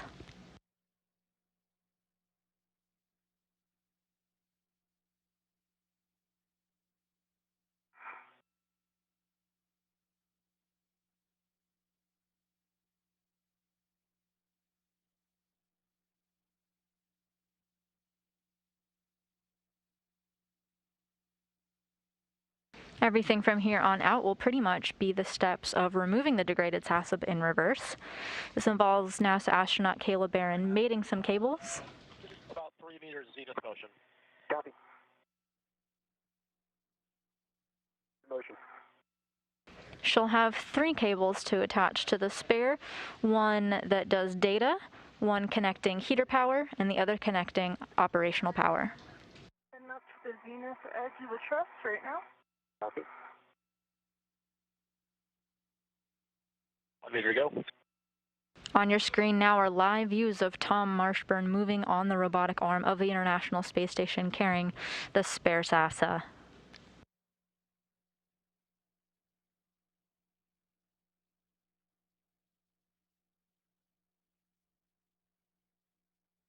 Wrapping out. As Caleb Barron moves to the P1 work site and Tom Marshburn hitches a ride over there on the robotic arm, the International Space Station is flying over Kazakhstan.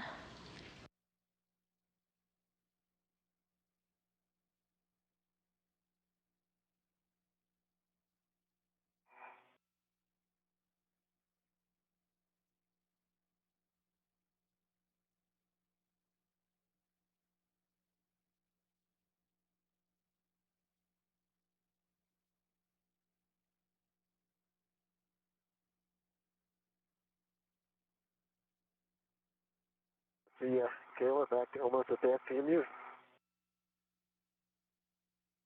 Hi, Tom, here comes the JoeCast, about 7 minutes long. It's going to take you back, mostly starboard, back to a place you've been before. Ready.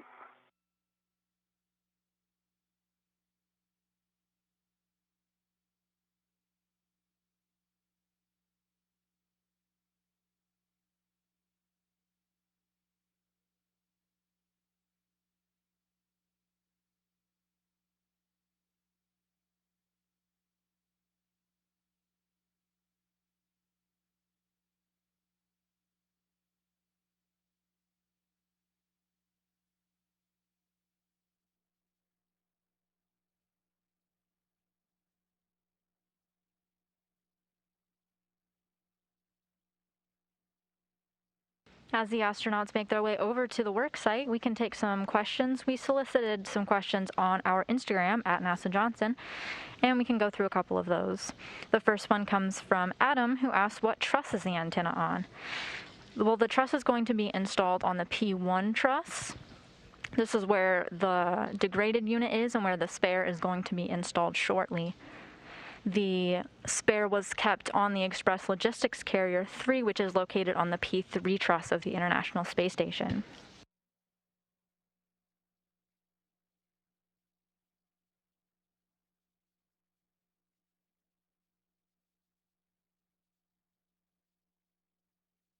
Another Instagram user asks, does one feel the cold from the outside and the heat from the sun? This is referring to when we're in an orbital nighttime and daytime. There's fluctuations in temperature. It's true that they can feel the difference, and they'll take precautions like lowering and rising their visor, as you may have heard Ground IV Drew Morgan talking about or advising them to do. They also have mechanisms built into their spacesuits. They wear garments underneath to help with temperature regulation, and the suits themselves are designed to keep the astronauts at a stable temperature. How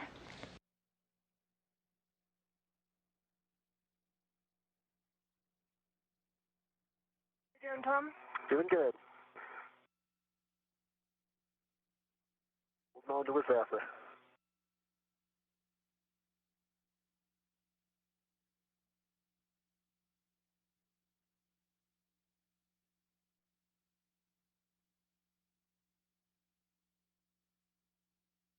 Another Instagram user asks, what is on your pre-spacewalk playlist?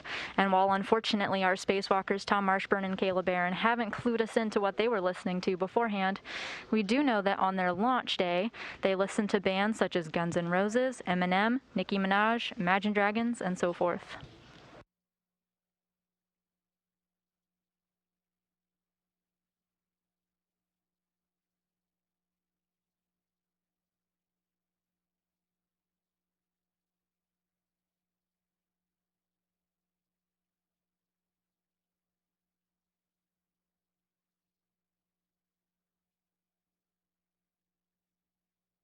We've got another question from Instagram user Fiona Daly, who wants to know how long is the spacewalk? Well, the spacewalk is planned for 6.5 hours. However, the astronauts are speeding through their tasks. They're accomplishing everything in great time.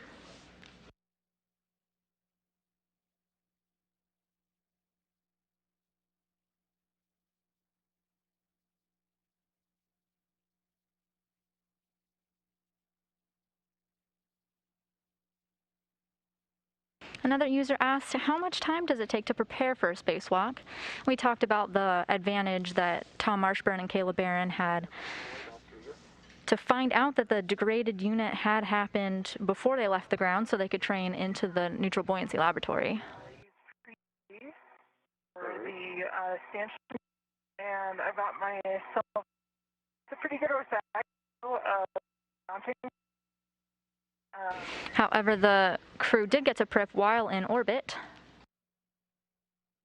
All 5 astronauts of the USOS side, Marshburn, Barron, Van de Heij, Chari, and Maurer, have been studying the steps of the spacewalk, along with the tool configurations and any precautions they should be aware of for the past week.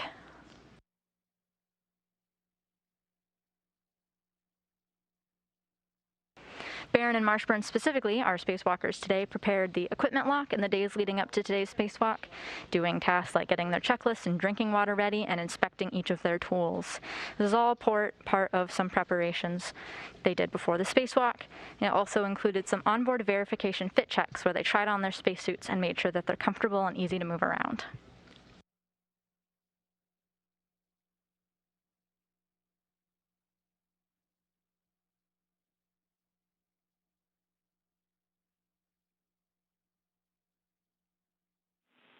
Hey guys, just wanted to check back in with you. We're less than a minute away from a handover. Happy, Drew. Thanks. Roger.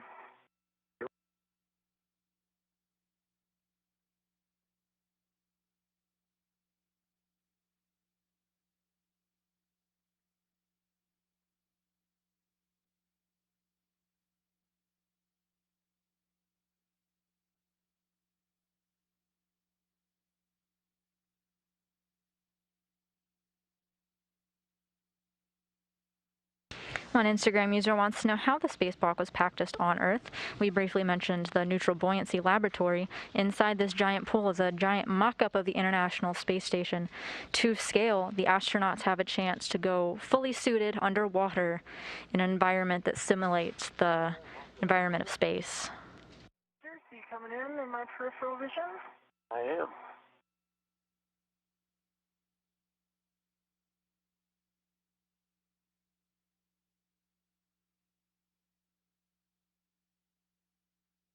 During this handover period, we've got another question from Astro Yesha, who wants to know what the rest of the crew is doing during the EVA.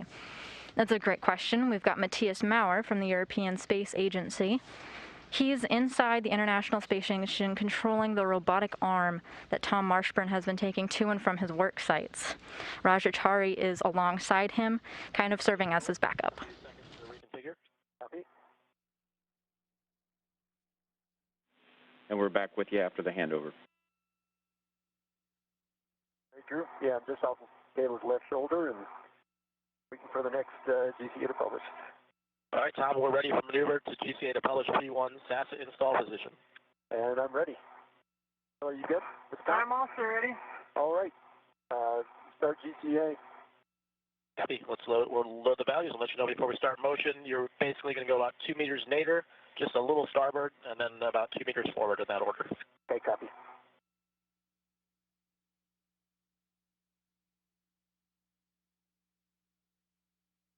We still got the comm. Sorry, early call.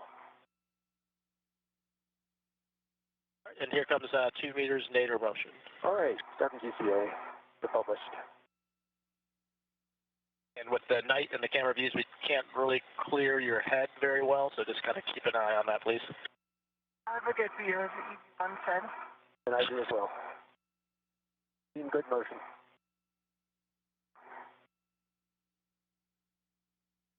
Barron and Marshburn now confirming that they've reunited at the P1 truss, where they will install the spare SASA. Here to go.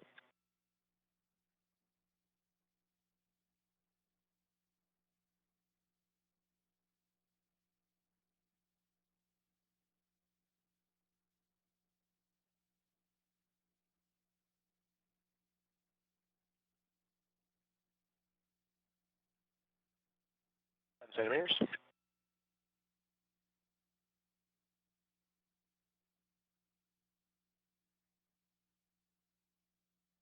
All right, there will be a little bit of starboard motion here.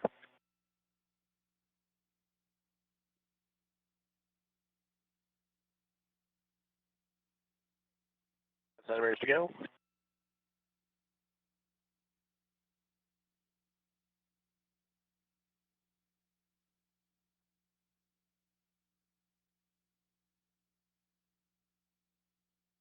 Okay, and then about 2 meters ISS forward starting motion. Good motion forward. See good motion.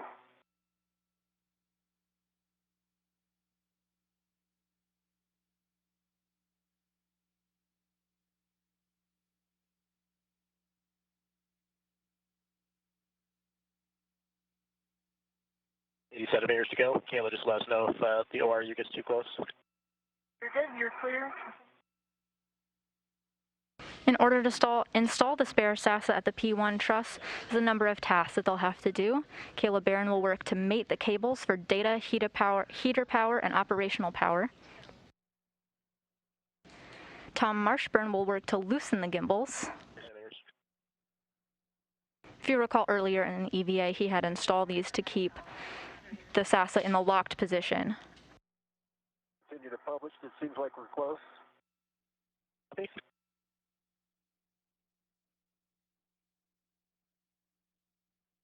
You're already there, published? By loosening the gimbals, the SASA unit will have the ability to track satellites again. Wrapping out. All right, there's the published position. How's that look? Good to me. Yeah, me too. It's GCA. GCA complete. Brakes are on, and you are go for P1 SASA install. Roger. All right. We need to go a little bit away from the bracket. A little bit aft. A little bit aft. Okay. I've got light touch if you want to just move it. Okay. If you could rocket starboard. I can starboard. Now push straight down. Barron and Marshburn now working together to get into the right position to install the spare SASA. This activity total is supposed to take about 45 minutes. Ready to get in position to drive the bolt. All right, I felt it pop in there. Yep, it looks great. It's flush with the plate. Great. I'm getting a little slight tugs and it's not moving, so it's all good. That looks fantastic, guys, and we'll be ready to help you configure your PGT when you're ready, Caleb. Roger. Ready for settings? Bravo 7, clockwise 2.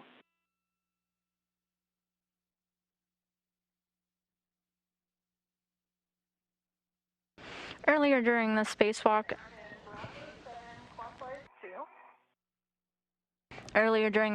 Kayla Barron removed the stanchion bolt. That was the last stop to removing the degraded SASA unit. Now, one of her first tasks in installing the new one is driving the stanchion bolt again. She's getting her tool configured to do so now with ground IV Drew Morgan. A little bit of side load, but you're good now. Okay.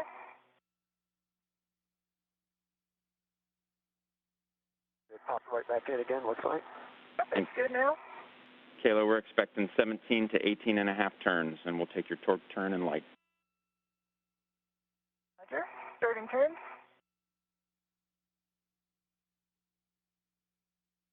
Your PGT moving. There's a side load there a little bit.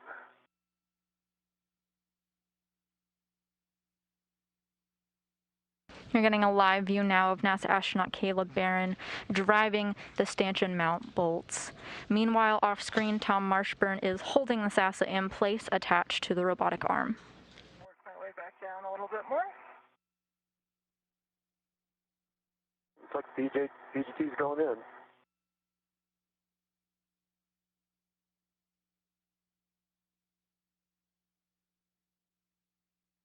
And 20 turns on your 22 turns now.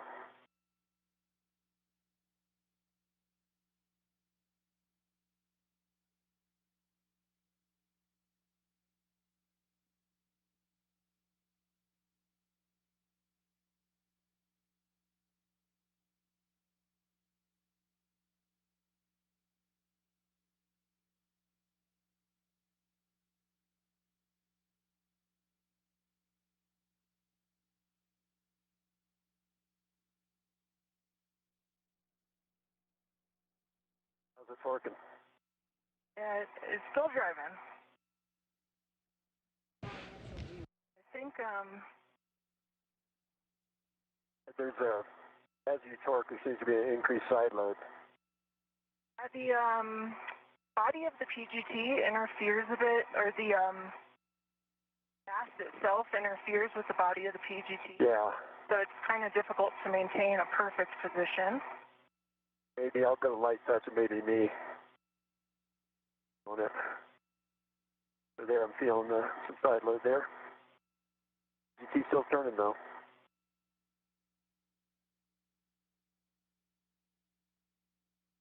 I'll push against, see if I can relieve that counteractive side load.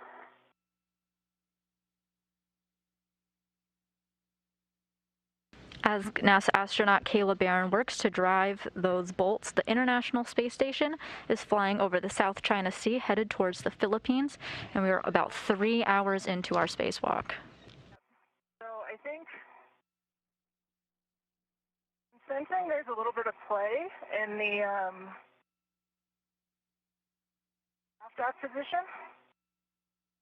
And what I'm wondering is, I think, let me get, it came off actually, the soft dock. What I'm thinking is maybe the bolt wasn't actually engaged in the threads, obviously, or else it wouldn't have done that. Can you push straight nadir? And push a little bit port. A little bit port. Yep. And back a little bit starboard, please. Now push straight nadir into the plate. And if you can try to hold it right there. All right. I will try again. Counteract any side load.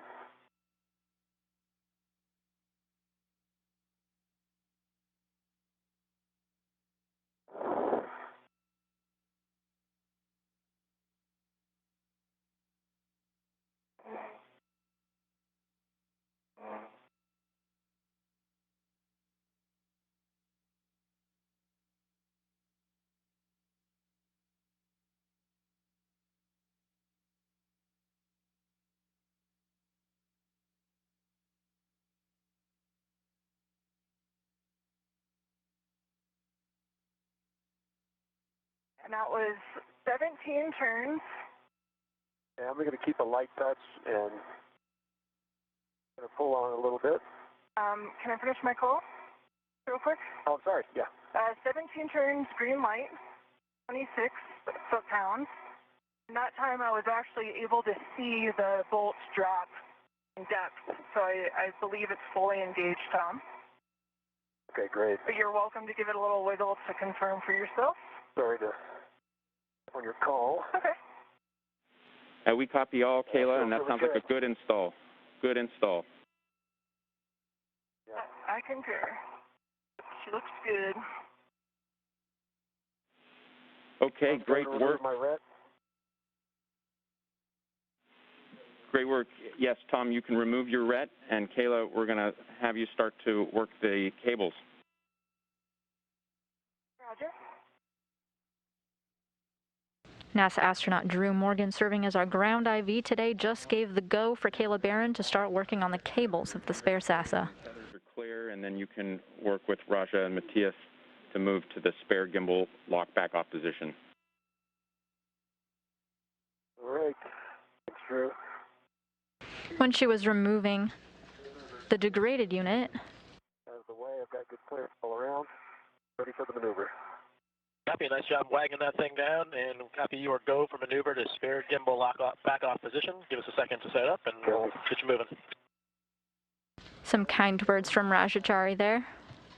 Got her. Draw. When removing the degraded SASA unit, Kayla Barron had disconnected 3 cables to free the degraded SASA in preparation to move it to the express logistics carrier.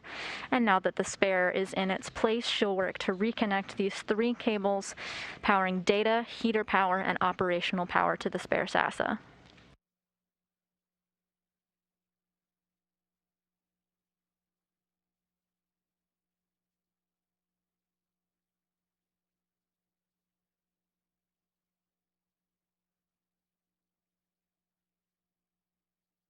All right, Tom, this next position is going to look very familiar. We'll take your aft, just a little port, and then zenith. And starting with 2 meters aft.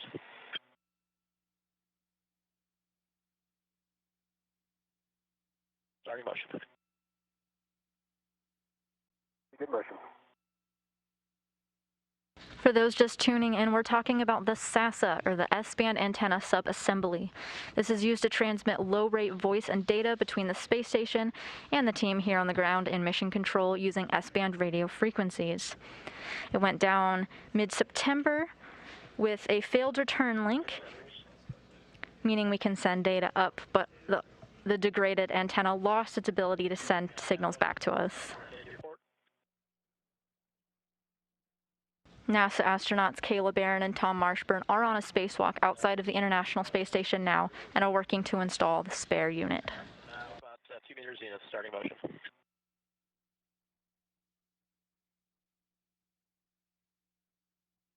Good motion.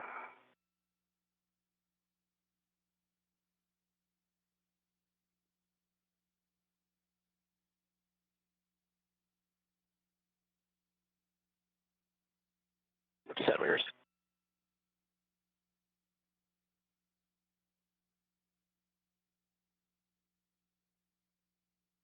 Out. Setting up for another Joe cast. That's be about 4.5 minutes long. Guys, GCA complete? GCA is complete. GCA is complete, and we'll let you know before we hit start on the Joe cast. Copy. Drew. We're with you. I have 4 in my hand, and I'm ready to mate to J4. The lever is full aft over center with bits in, no pod, good EMI band. Go to mate. Roger, go to mate.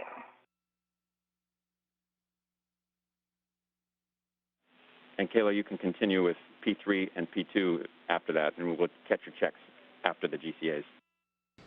What you see now on your screen are the connectors that Kayla Barron is working to get connected to the spare SASA. Copy.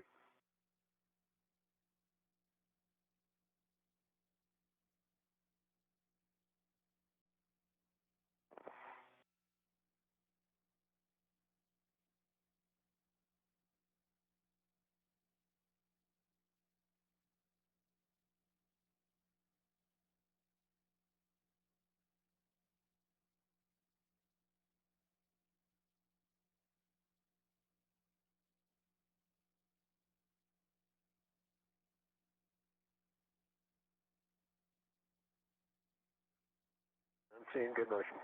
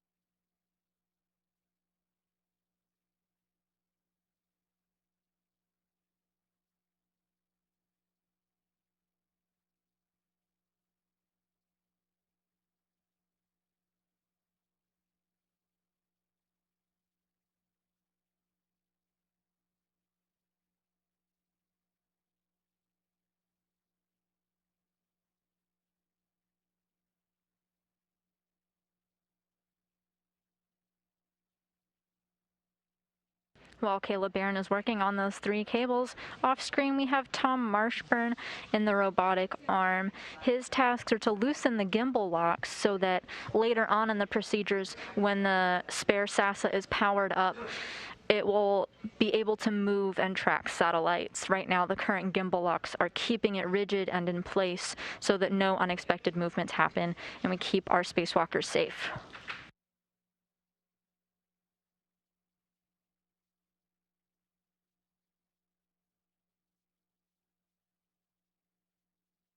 About 2/3 of the way through.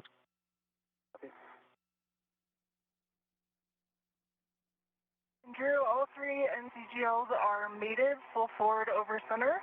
All had good pins, no fog, due to EMI bands prior to mate. Copy, Kayla. Great work. We are done with those 3 connectors. Those are good checks. The next thing we're going to have you do is we want you to move your green hook outboard 2 handrails to 3624, 3624 in preparation for get-aheads. Roger, move green hook to 3624. Kayla Barron communicating with the ground that she has finished mating the cables to the spare SASA, meaning that the unit now is receiving power and data. Ground IV Drew Morgan already has his sights on some get-ahead tasks as he's getting Kayla Barron in position 4. We're 3 hours into the spacewalk, scheduled to take about 6.5 hours, but we're already moving well ahead of schedule.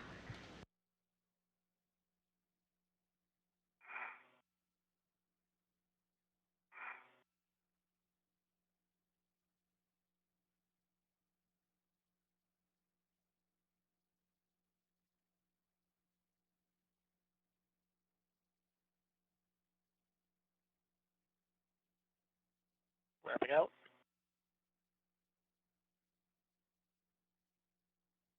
And there's position hold. We'll be setting up for a manual move next. Copy. And then looking at cover to meter.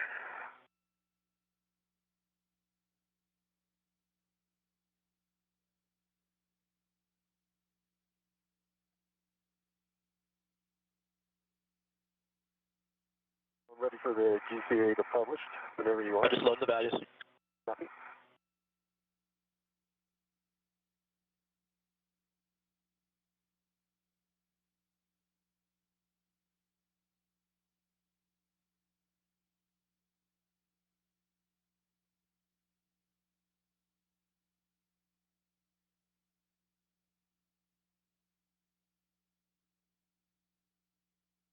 We're ready for maneuver to GCA to publish spare gimbal lock position. Okay, ready for the GCA to publish. Start GCA. Station starboard 1 meter. Copy. And do you want to take it to the published or just? Hey, firm. So it's going to be about 1 meter starboard and then 1.5 meters aft, starting the starboard motion first. All sounds good. Got my green hook up. I'm moving over to 3624. And I'll head out to meet you, Tom. Copy. All good motion, Roger. 1 meter to go.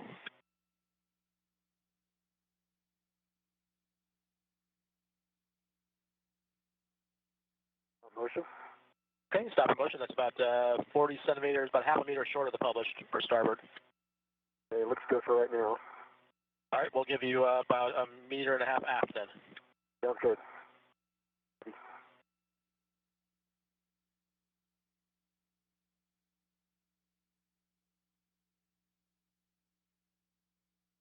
Continue. Good clearance. See, 1 meter to go.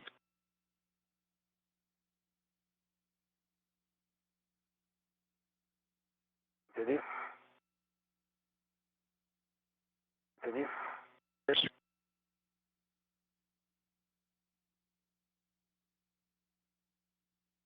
Continue. 20 centimeters. And stop motion.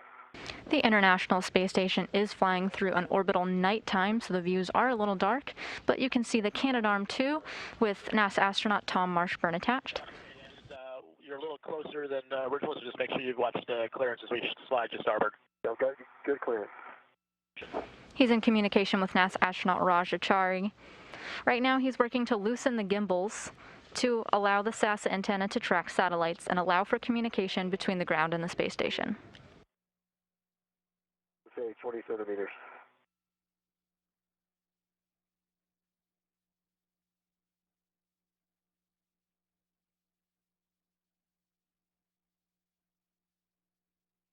Sorry, 20 centimeters, Zenith coming. Copy, you see good motion and stop motion. Just All right, it's NGCA. GCA complete. Put on and brakes around. Okay, Drew, ready for PGT settings. Gimbal bolt. Move. Okay, we were with you, Tom. So one caution to read you, as you recall, that we don't want to exceed turn counts on these bolts because that can cause damage to the bolt. And we're going to have two sets of PGT settings on this. The first round will be Bravo 4 counterclockwise 2. Bravo 4, counterclockwise 2, confirmed. Verified. Okay, this is going to be a single turn, and we're going to do this in order, 4, 3, 2, then 1. So we're starting with 4 towards your boots on the right side. Boots right side, number 4, in work. One turn only. You just heard Ground IV configure the tools for NASA astronaut Tom Marshburn, give him the correct settings to loosen the bolts on the gimbal locks. There's 4 of these. Marshburn will be starting on the right side with number 4 and work his way down.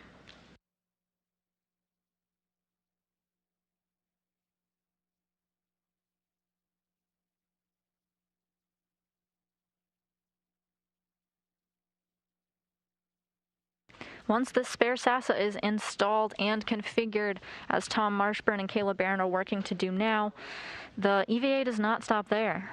Counterclockwise 2. That's a good readback. After the install, they will head back to the Express Logistics Carrier 3 and permanently install the degraded SASA. If you recall earlier in the EVA, they brought it over there and temporarily stowed it. That after they've installed the spare, they're going to work their way back there and get a more permanent configuration. Working out at 4. The torque I'm reading. Checking my settings. Not getting any turns on the bolt.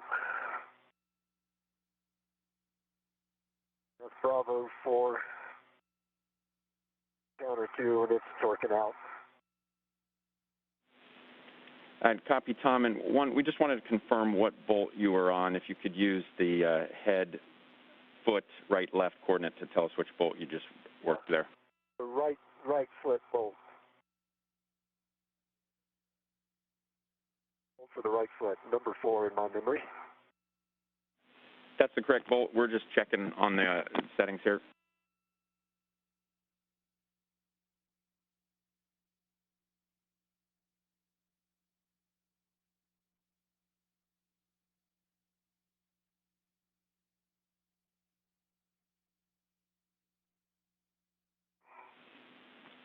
And guys, the sun will be coming up here in just a couple minutes.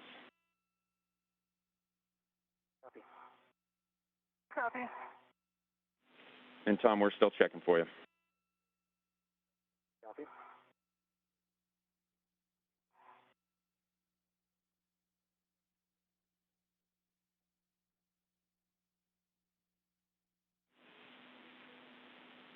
Okay, Tom, we're going to move now to bolt number 3. That's boot side to your left. Left, copy. 3.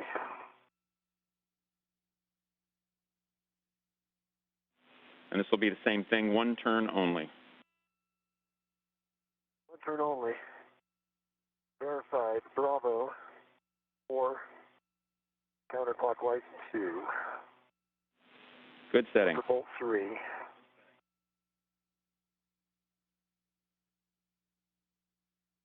NASA astronaut Tom Marshburn confirming that he's completed work on the first bolt and is moving on to the second one.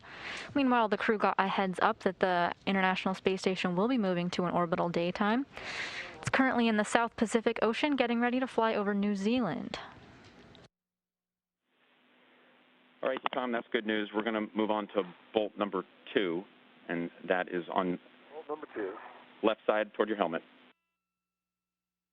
Marshburn now is on bolt number 2.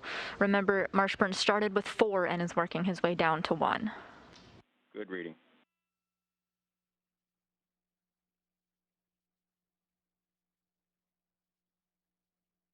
One turn on bolt 2. Copy. And we're going to go on to bolt 1, helmet right side. 1, helmet right side.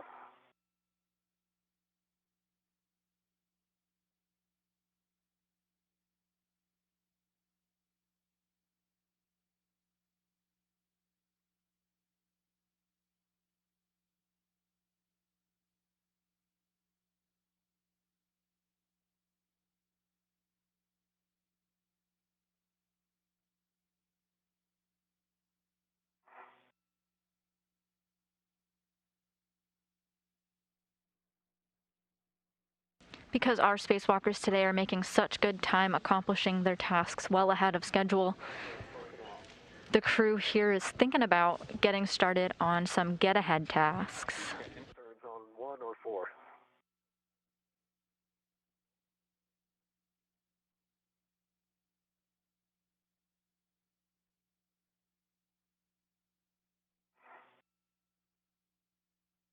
One of the get-ahead tasks is looking at a bolt. I was on the airlock, it was showing some minor wear and tear, and installing a new one was actually one of the get-ahead tasks from Toma Piske and Aki Hoshide back in September during their spacewalk. Watching out for that. This is unrelated to the SASA, but since the crew will be working around the airlock as they ingress and egress, one of the get-ahead tasks are to go ahead and take photos of the pit pin that Toma Piske and Aki Hoshide had installed. Yeah, it's not rolling either.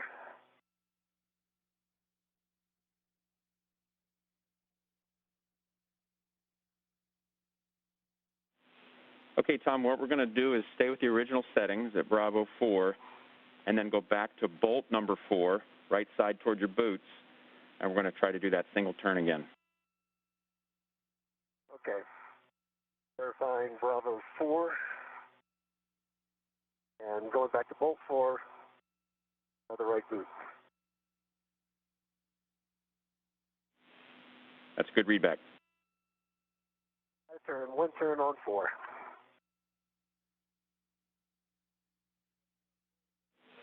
All right, that's great, Tom. Let's go to bolt 1, do the same thing. That's right side toward your helmet. Right side towards the helmet, same thing. It worked. And brake torque on that. We tried again, I'm not like it did, but actually it's didn't see any socket movement. Let me do it again. Yeah, the socket's not turning on it.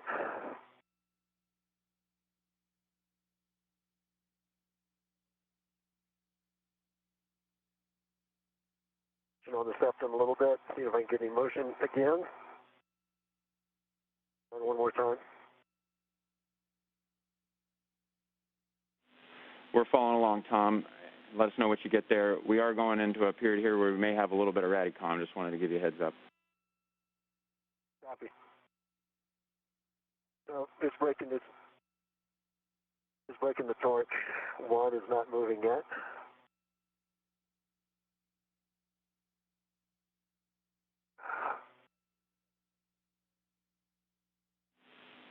All right, Tom, we copy. We're checking. We may go to a different PGT setting. Stand by.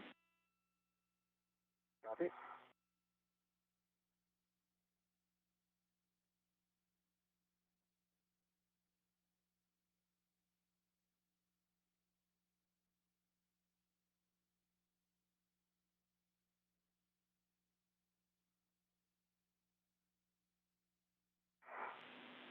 So, Tom, an additional suggestion at the original setting, Bravo 4 still, we're going to ask you to put a little bit of movement into the high gain antenna, see if you can jiggle while attempting that one turn, if you're able. Okay. Didn't work. Avoiding that cable.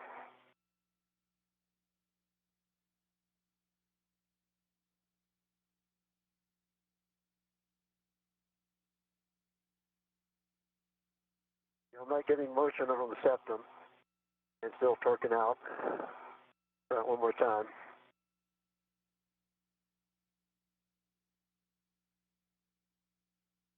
While Marshburn works on loosening those bolts, communicating with the ground.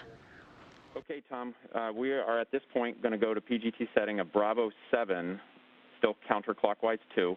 So this is a high torque. We think that this might break off the bolt, so just be ready to catch that if you're able. Copy. Bravo 7. One turn only. Counterclockwise 2. Turn And only on bolt 1. Single turn, bolt 1. Single turn, bolt 1. Copy. He's working with the ground to configure his pistol grip tool to different settings, another way of loosening the gimbal bolt locks.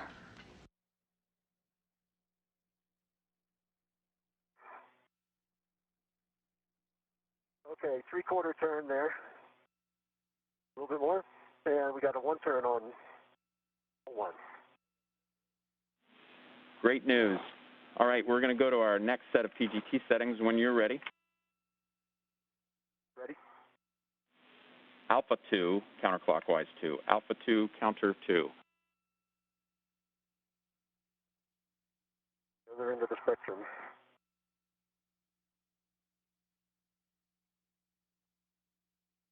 Alpha 2, counterclockwise 2, starting with bolt 4. Once again, loosening these gimbals allows the SASA antenna to track satellites and allow for communication between the ground and the space station.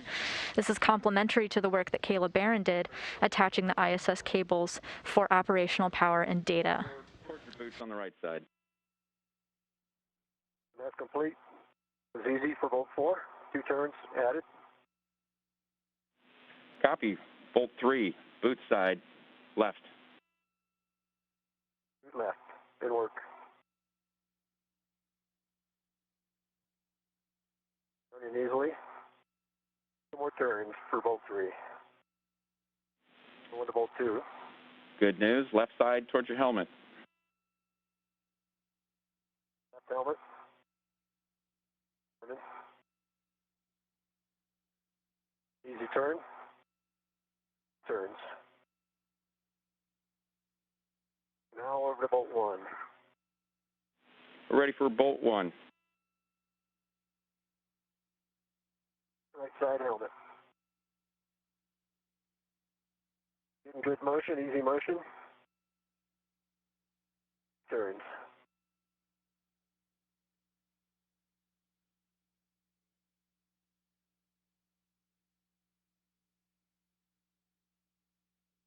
The bolts are obviously free. They're just not easily coming away from their position. I'm going to stow the PGT, if that's the right next move. Yeah, Tom, you can go ahead and stow your PGT and rotate those bolts back away from the septum to the unlocked position, and then just verify that the gimbal lock bolts are secure in that unlocked position. Good work. Now that the gimbal lock bolts, all 4 of them, have been loosened, it's now Tom Marshburn's task to rotate the gimbal lock bolts away and into the unlocked position.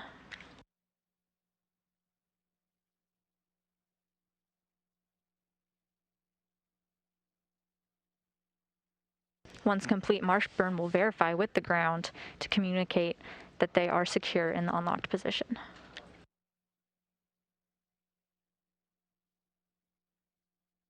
Four is not budging. It's loose in the slot, but not coming around the bend there.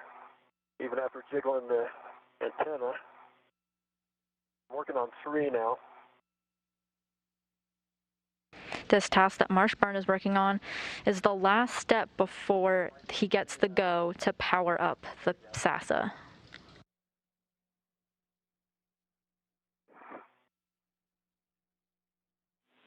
And Tom, I just wanted to check back with you. Are they all rotating back okay? 1 and 4 again are not. 2 and 3, after some jiggling, rotation of the septum did go back. I'll make sure they're fully they're fully back in the stowed position, so 1 and 4 will move in the slot but are not coming out. So I think I need to jiggle the, avoiding the cable. Jiggling that septum.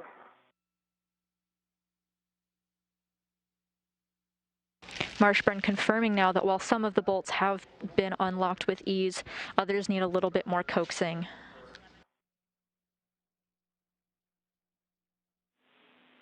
We're following Tom, and we're still talking.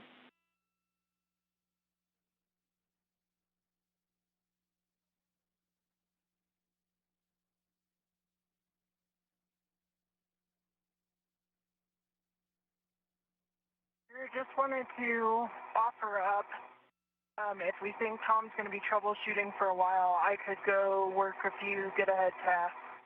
And it's not far from here, so I should be able to move back up while he's geocaching over here.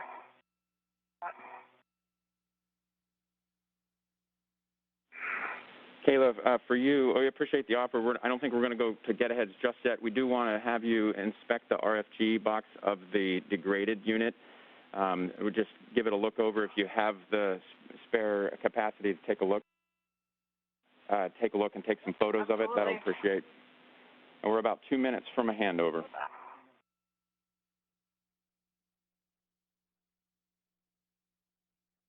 Hey, Drew, I'm not getting a lot of motion from the septum like we did on the ground unit. The 1 and 4 seem to be, well, they're pretty loose when they're in the slot. They're just not riding over out of the slot, despite some rolling and jiggling. I'm not actually seeing a lot of motion in the septum, so this new SASA. Okay, Tom, moving too much. we appreciate the words. Right now, we understand that 1 and 4 are the problem bolts, and so what we thought we'd have you do is set your PGT to alpha 2 and put 1 additional turn on bolts 1 and 4. Alpha 2, 1 additional turn. It seems like that's the best next step from my perspective.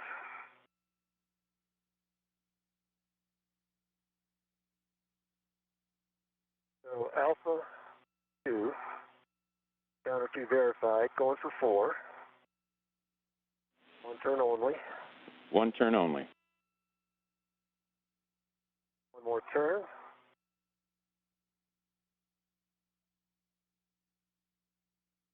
Still wedged in there. Try number 1.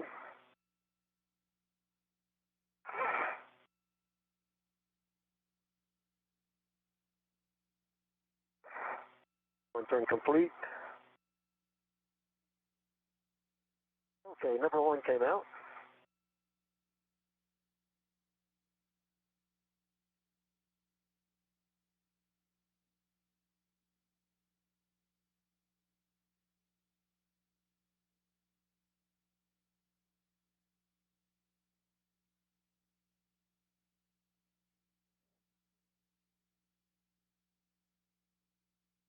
All 4 bolts. And Drew, come check. Yep, Tom, we're back with you after the handover, so we were standing by for how that went with those additional turns on 1 and 4. Yeah, that was the trick. A little stuck, but 1 and 4 finally, actually 1 would not move, so, 4 would not move, even after the extra turn. But then after the extra turn, number 1 did move, went back to 4, and then it popped out as well. So all 4 bolts are in the stow position. All right, that's exactly what we wanted to hear. We're in a brief but expected handover between satellites, getting a live view now of Mission Control Houston, where Flight Director and Ground IV are communicating with Tom Marshburn, who is troubleshooting getting some gimbal locks loosened. Again, this allows free movement once the SASA is powered on, so that way it can communicate with satellites. Okay, Tom, and just double checking on. Yep, they're all in stow position. Copy. Go ahead. So we wanted to also just give you a quick update that you guys are about an hour and 40 minutes ahead of the timeline. Our limiting consumable is still MEDOX. It's 7.5 hours, so plenty of time. And you guys are doing great. This is everything that we had hoped. This is perfect. Tom, you're going to be doing empty-handed flyback. Take us some pictures and video. And then Kayla will take any words that you have on your inspection so far. Roger, once I get into the JOCAS, I'll give you those words. We'll get started. And, thanks, Drew. Roger and Matthias, ready for the maneuver. Sounds good, Tom. We're going to first have to take you 20 centimeters nadir, and then to undo what we did before, and then we'll take you to a temp stow back-off position. And so copy your go for maneuver to the ELC-3 temp stow back-off position. I'll let you know before motion starts. Copy. Yes, I'm go for the maneuver. Here comes 20 centimeters nadir. You good motion?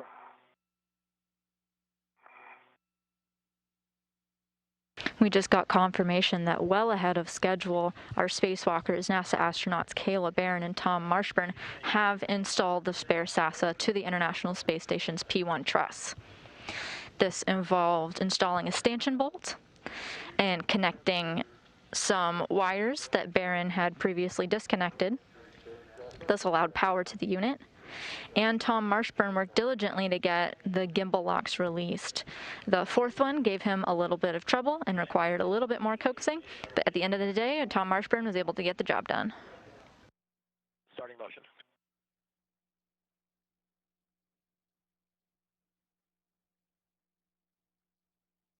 Begin motion.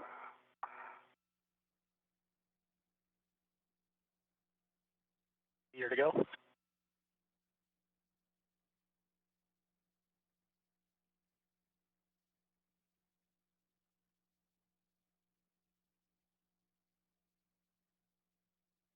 Good motion.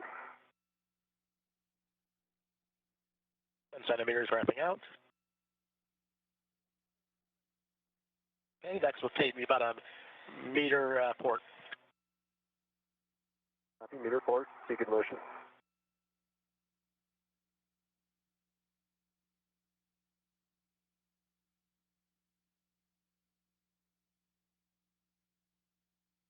Centimeters.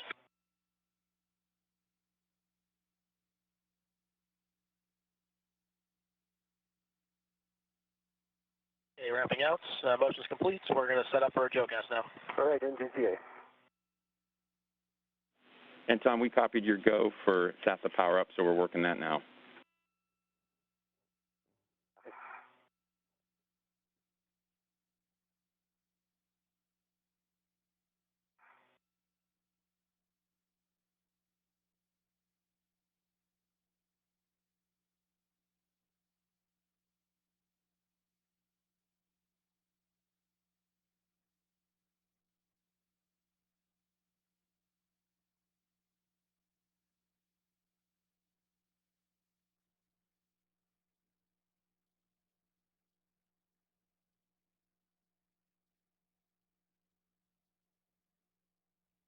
Starting the motion is about almost 7 minutes long. Copy. And it's going to be mostly toward motion back to where you were before on ELC-3.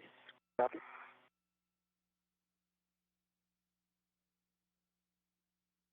And Drew, when you're ready to copy, I've got words on the condition of the degraded SASA RFG. We're all listening. So I have a good view of the, what would be the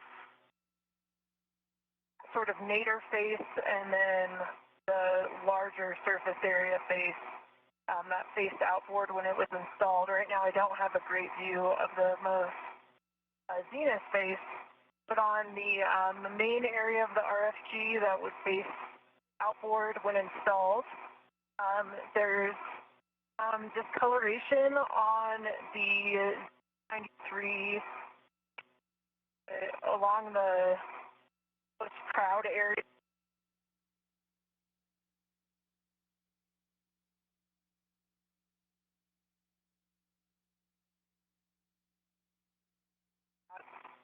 There is what appears to be a small pit at the center.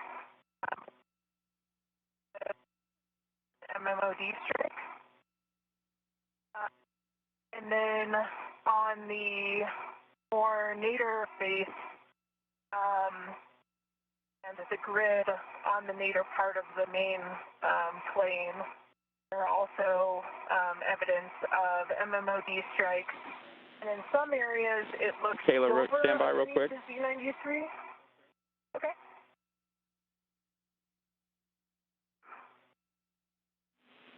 Kayla, we were going through a period of pretty ratty calm there, so we lost some of that. I'll stand by for one moment. Problem? How you doing, Tom? Doing good. The first pass in the daytime. It's something else.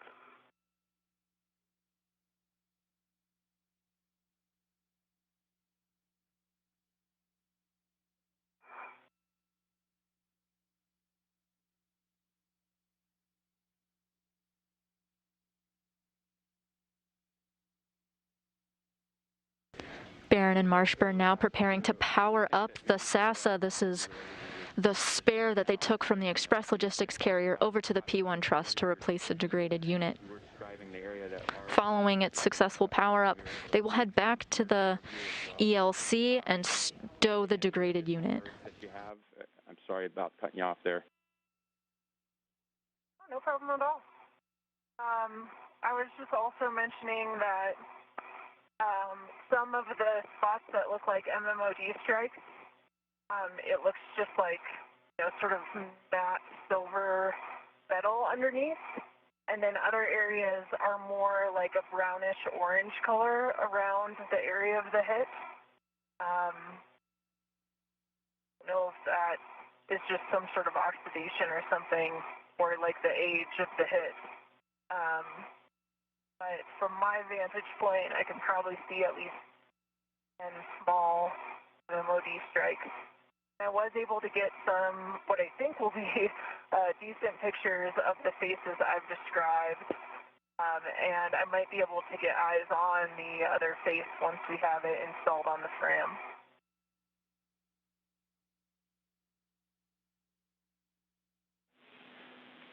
Copy all. Kayla, has great description. We may take you up on that offer to do further inspection once we get it installed. And then we wanted to confirm with you the number. You were describing a number of MMOD strikes, and we just want to confirm that number again. Let me see.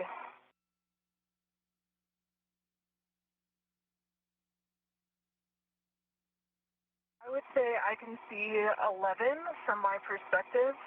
But because of the raised grid area, there might be some that I can't see on these spaces. And I'm only really counting what I can see on 2 of the spaces, and not really the size or the most.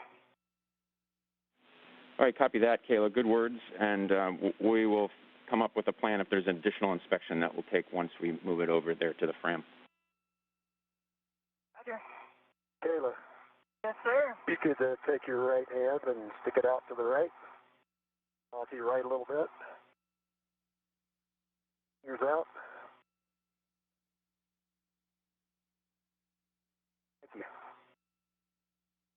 Got some good shots of you over at the one site, Tom. Nice. I think they're good. We'll find out later.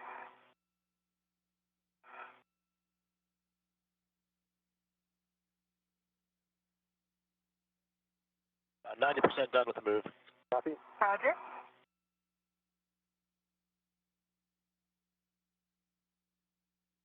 You might have seen a camera peeking out from the bottom of the screen with direction from Tom Marshburn asking Kayla to take a peek. It looks like we just had a selfie in space.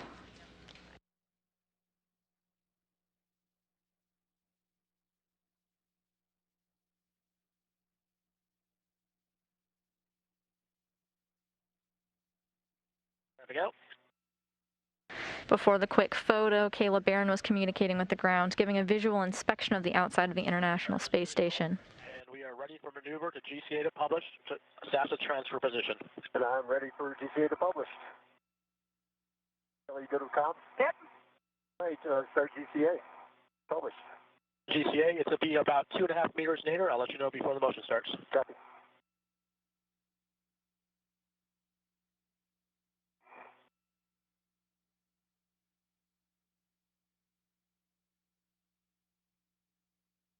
All right, starting motion nadir.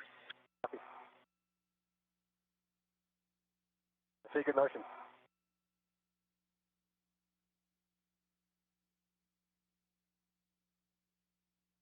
Meters.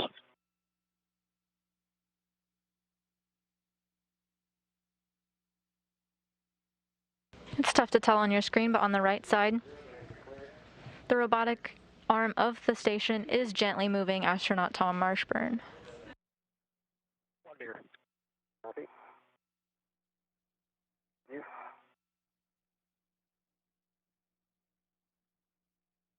50 centimeters. And stop motion. Out. About 30 centimeters short. And standby 1, Kayla, I think we're in the, let's see, pretty good position here, Roger, I believe. Do you agree, Kayla?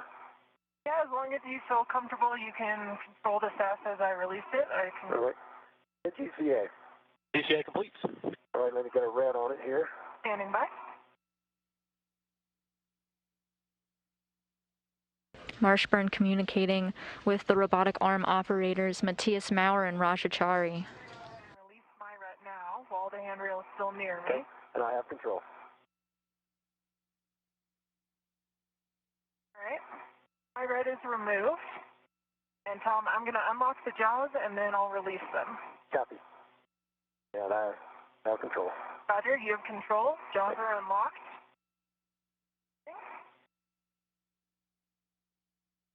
This is released. I've got it. Got 2 hands on it now. Roger. And Matthias and Roger, I believe we have a GCA to publish coming up next. Confirm, yep, we're just switching the frames. The Ingress 8 is clear, tethers are clear.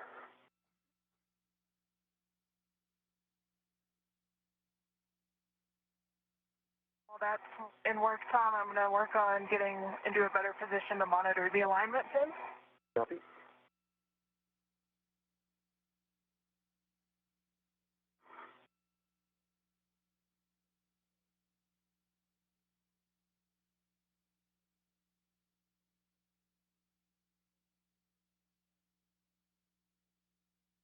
All right, Tom, the command frame is switched to body frame, and we are ready for maneuver to GCA to publish SAS Fram stow position. Copy, you ready for the let's start GCA. And body left, 1 meter. Copy, yep, that's what we've got for you. Marshburn and Barron now moving to the Express Logistics carrier where they're working to soft dock the degraded SASA into the Fram.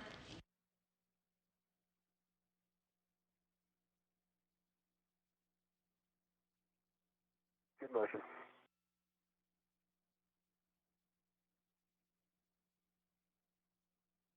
Watch your left arm a little bit there. Roger, give me 1 second. I'll move away a little bit. 10 centimeters ramping out. Okay, that's the published position. How's that look? I'm going to need nadir, but let me let Kayla move down, and the crew lock bag will need to be moved as well. Am I? We're in body frame if you want to give us reference to you, otherwise we can figure it out. That's right. All right. Body forward. Go 40 centimeters. Be 40 centimeters body forward and confirm you're good with Kayla's position. Copy, and good with Kayla's position, if she's good with it. Yep. Okay, and just watch your boot plate. Copy. Eyes are on it. Thank you.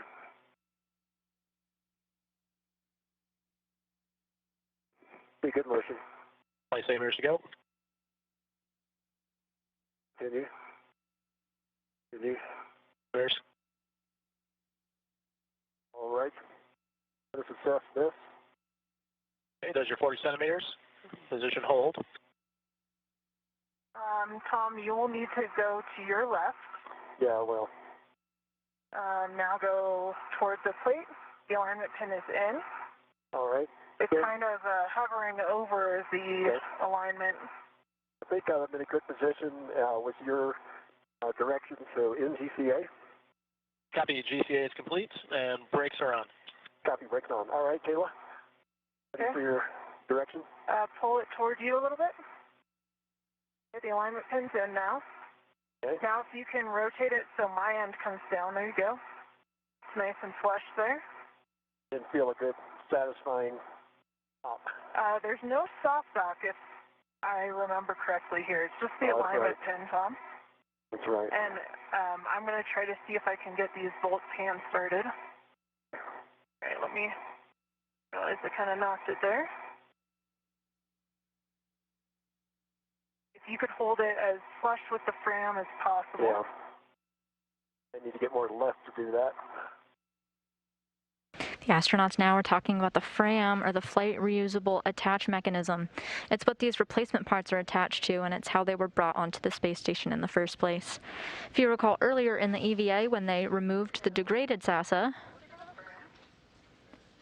they temporarily stowed it back onto the Express Logistics carrier, but now they're doing a more permanent installation of the degraded unit. Matthias, Roger, I'd like manual GCA or GCA to my left. Copy, the brakes are off, and how far do you want to go? So let's go left 20 centimeters.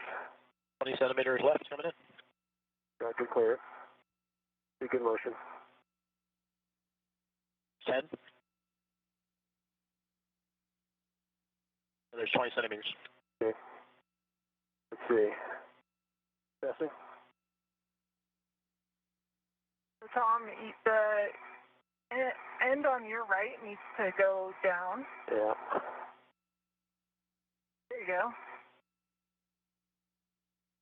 All right. To see if that works in GCA. Copy, GCA complete. Brakes are on. All right, Tom, if you could hold... Oh, boy. The challenge here is to get these hand sorted. They're going to have to be pretty well aligned. Right. So right here is a really good position, I think. You keep it stable if I remove my hand. Let me go manual another 20. Roger, Matthias, another manual to my left 20, or GCA to my left 20 centimeters. Starting GCA, 20 centimeters body left. The brakes are off, and starting motion. Got good clearance. Good motion. Okay, wrapping out. All right, I'm going to check that out. Assessing.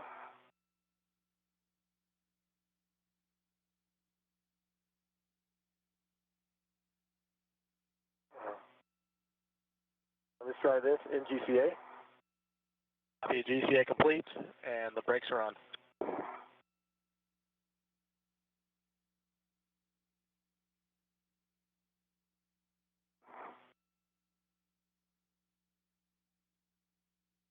Looks like it was turning.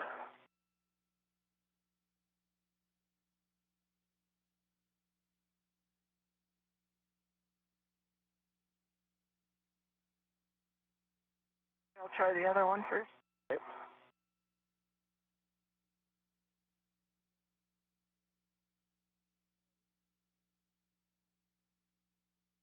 Maybe I will put down my VRT, Tom, and that would help us. Okay. The next move would be to move in the arm again, so I'm more in like your position. You could do.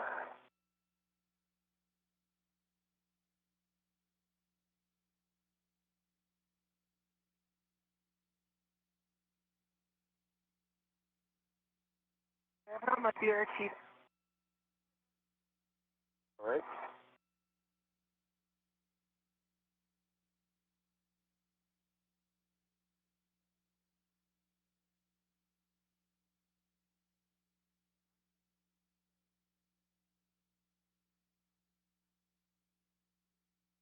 Okay. I'll tell you what, I can get into a much better position here if I get some arm motion. Give me one chance to Absolutely. try it. All the chances you need or want.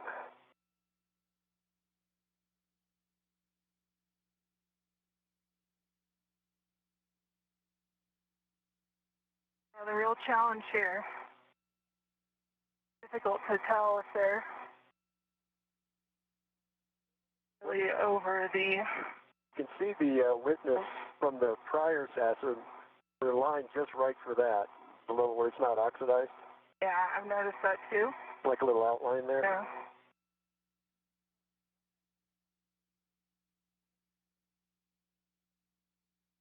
You got some engagement there, maybe? Nope. Popping up. Could try getting out the ratchet wrench.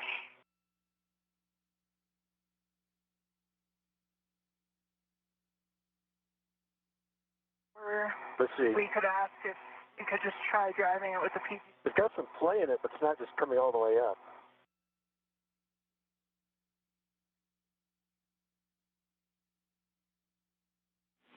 I'm going to lift it out, keep my hand on it. If you want to lift it up just a tad, see if it comes out. Oh, it's I think it's a...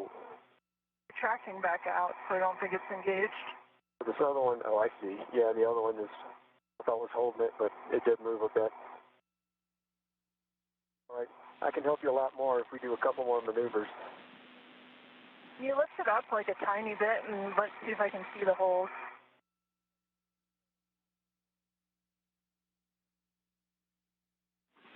Kayla, we wanted to give you the... Go back in. Kayla, we wanted to give you the additional words that we can use PGT at a low setting, like an alpha 1 setting, or like you suggested, the ratchet wrench. Either two of those you would like to try or go with. Yeah, let's give that a try. Let's try the PGT first since I have it handy. Okay. That works. And then when you have a moment, Kayla, we'd like you to power your HECA off. It's getting a little warm.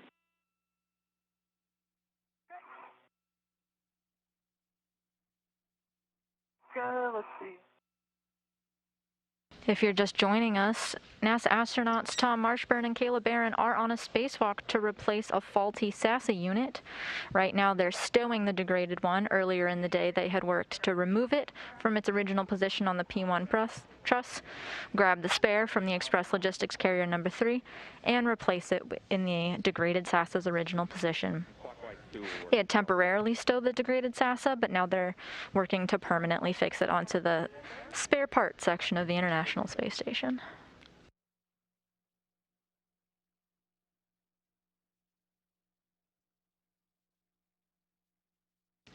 Tom Marshburn is actually the oldest human being to conduct an EVA, and he is very proud of that record.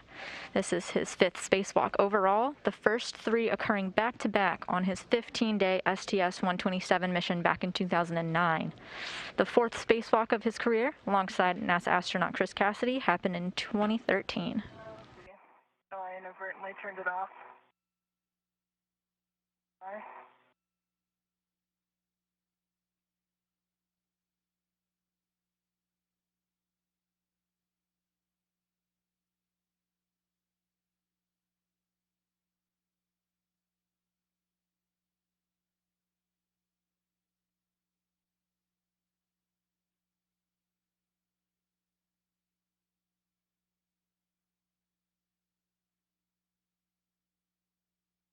Tom, I'm thinking that it needs to rotate the left side toward you.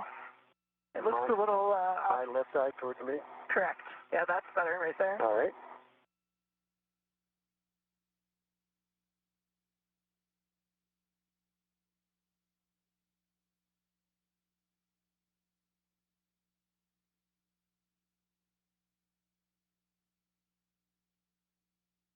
And, Seemed to be no joy there. okay. Why don't I go for a better position for myself? I think I can help you out a lot more. Okay. All right. And T.S. Raza, another GCA. We're ready. Brakes are coming off. Where do you want to go? Okay, 20 centimeters body left. 20 more centimeters body left. Starting motion. Good motion. Centimeters. Wrapping out. Okay, body up. Taylor, if you can check over my head, I just can't see it. I think I'm good. Stand by. All right. How far do you want to go? Up? I'm going to go up 30 centimeters. Okay, copy. 30 centimeters, body up, and Kayla's got your head clearance. Your head's clear. All right. Starting motion. I see good motion. That's great. And then body pitch forward, 20 degrees. Got good clearance. Okay, body pitch forward, 20 degrees. Good copy. Starting motion.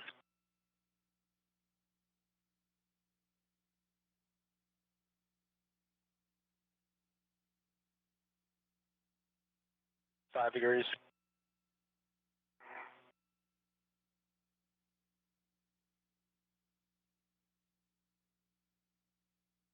Degrees.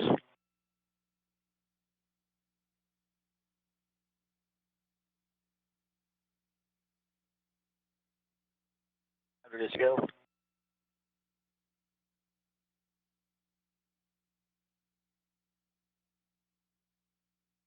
Ramping up.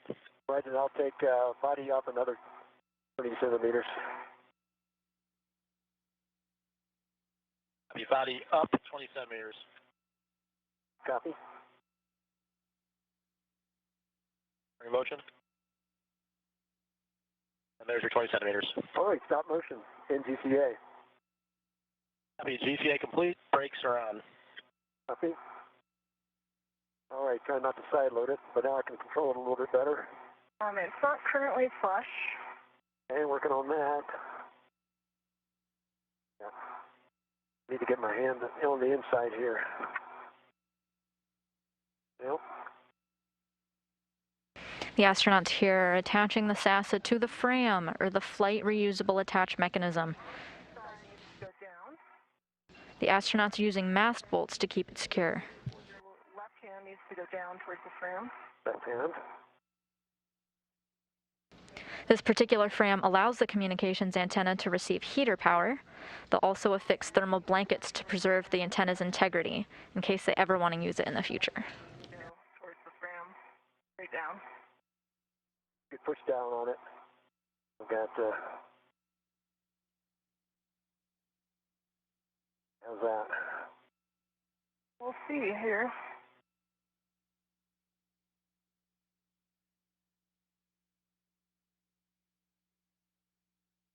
Rotate a little bit.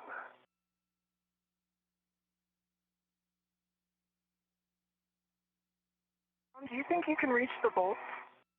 Give it a whirl. If I were to hold it down? You can hold it down? Yeah, I might be able to do that. This one certainly.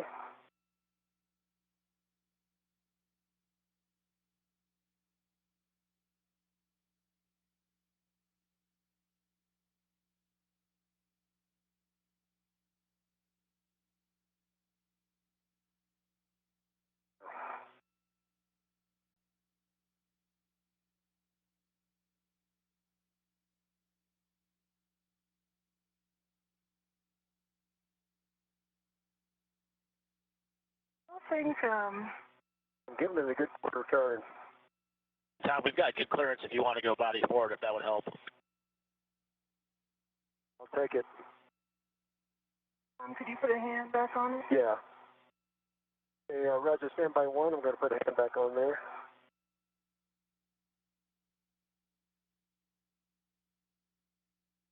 The next thing we could do is this stable, maybe hitting it with the PGT again.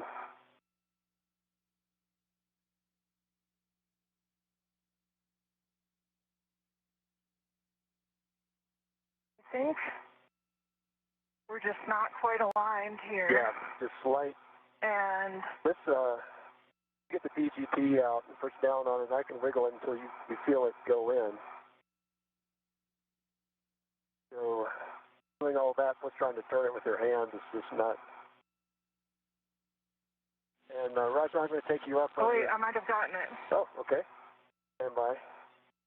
Roger. Oh man, I think we're this close. So maybe there's just sound up in there. So guys, we've been following along, and so one of the suggestions that we had was maybe try, like Tom described, is go ahead and engage the PGT on the bolt. And if we need to put Tom in a better GCA, I'm just in a slightly better position, and then Kayla has the PGT on, and then when we feel it in position, give it that less than one turn with the at alpha 1 setting. Sounds good. So I'm going to do a quick GCA. And Roger, GCA, body forward, 10 centimeters. Copy. Brakes are coming off and giving you body forward 10 centimeters, starting motion. We just reached the 4-hour mark into the planned 6.5-hour spacewalk with NASA astronauts Tom Marshburn and Kayla Barron. They are now working to stow the degraded SASA, this one that failed, or part of it went down back in September. They replaced it with another unit, and now they're just stowing the SASA onto the FRAM. We'll try this. Complete. Brakes are on. I'll see if I can rotate it a little bit. And Kayla, go ahead and go for 2 turns. They're discussing now the best way to get this done with their ground IV, Drew Morgan, and the EVA team here in Mission Control. That involves getting their PGT, their pistol grip tool, it's like a cordless drill in space, configured, and using astronauts Matthias Maurer and Rajachari to get Tom Marshburn in a slightly more advantageous position on the robotic arm. Yeah. Go.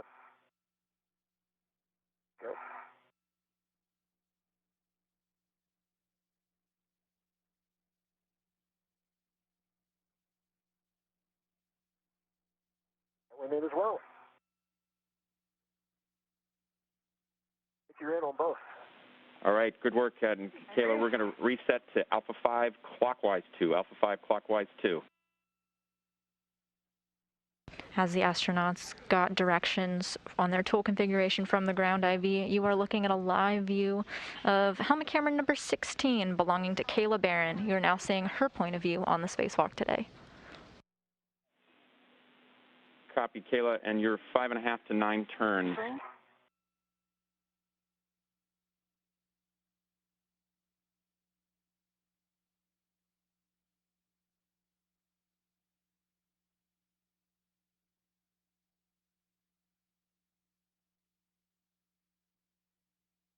If it'd be easier for me to hit this one, or do you have a good reach for it?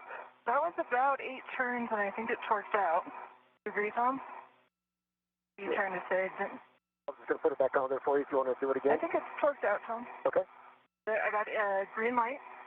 8 turns, 4.7 pounds. Okay.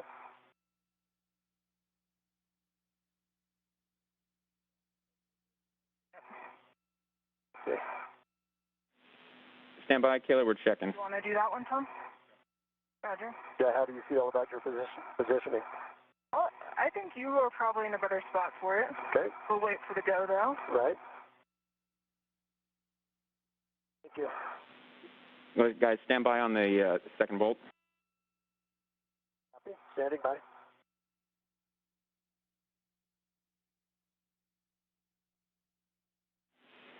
Okay, on the bolt that we just drove, we're going to just double check settings, alpha 5 clockwise 2, and then we're going to attempt that bolt one more time. We're expecting a little higher torque. Alpha 5, clockwise 2 are set.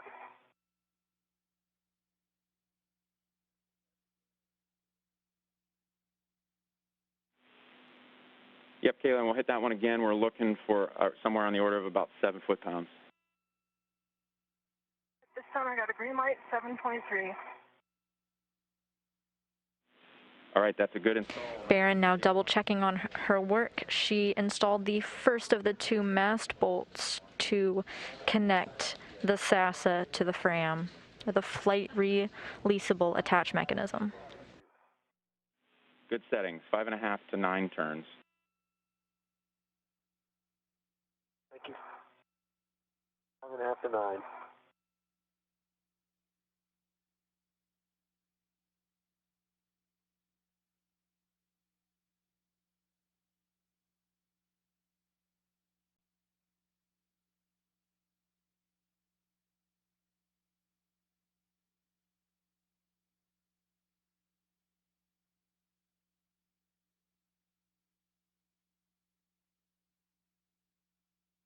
As Kayla Barron drives that second mast bolt to secure it, we'll sometimes get some Earth views poking out of her wrist mirror.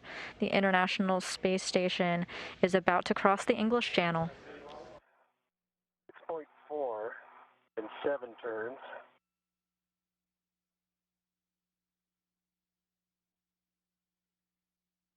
And I read 6.9 on the torque there. Okay, I might have missed that. Thank you. All right, that's a good install as well. Oh, great. All right, Tom, for you, we wanted you to assess where you are in your arm position if you needed to do any GCA before we start installing the tent, the MLI tent.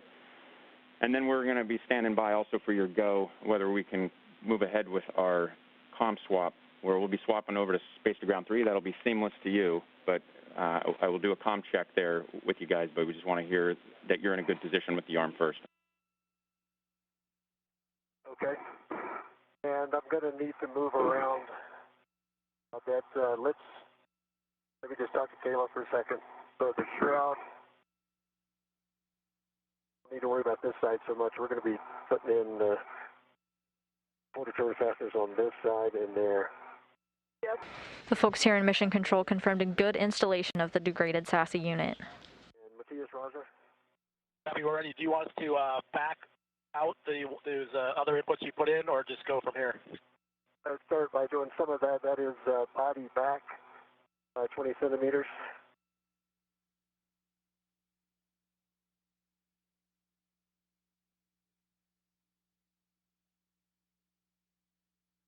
The particular area where the degraded unit has been successfully installed to does allow the communications antenna to receive heater power.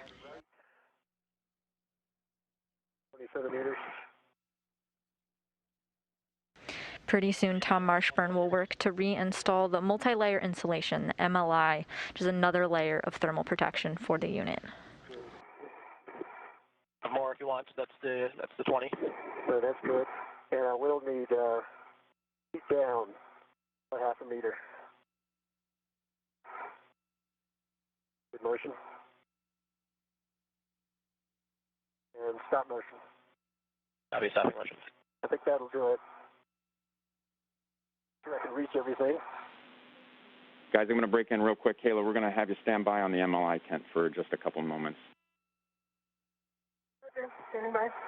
Okay, in GCA. Copy, GCA complete. Brakes are on. And just so you know, I will need another one over to the right side. Get the other quarter turn fasteners. So we're good for now.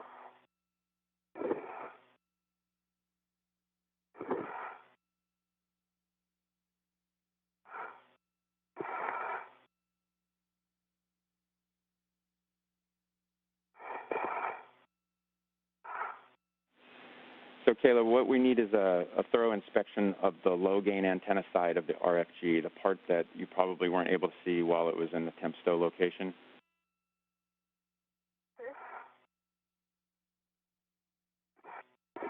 And if you can grab some photos for us, that'll be appreciated as well. Stand by.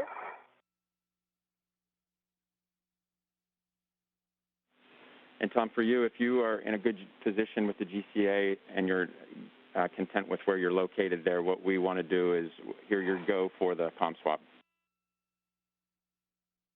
All right, let me just check with Matthias and Roger.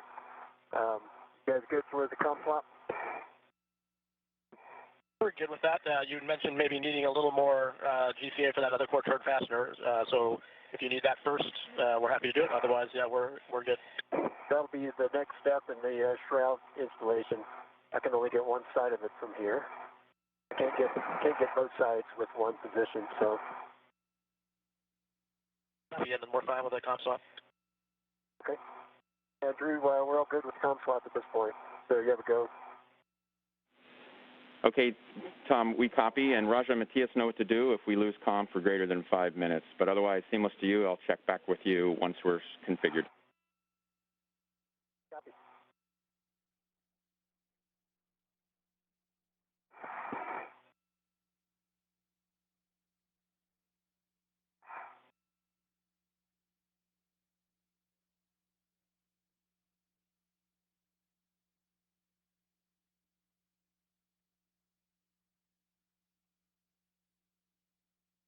You have live views now of NASA astronaut Tom Marshburn aboard the robotic arm, working to get that multi-layer insulation layer covered over the antenna.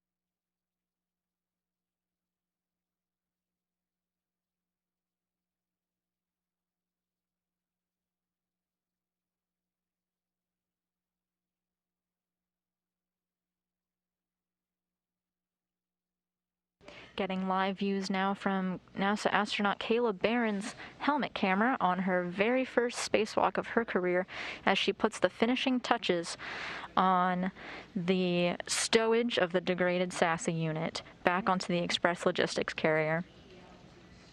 The unit is in good hands, attached to heat and getting its nice blanket on. It's a degraded unit for now, but in the event that they ever want to repair it and use it again, it is available for them to do so.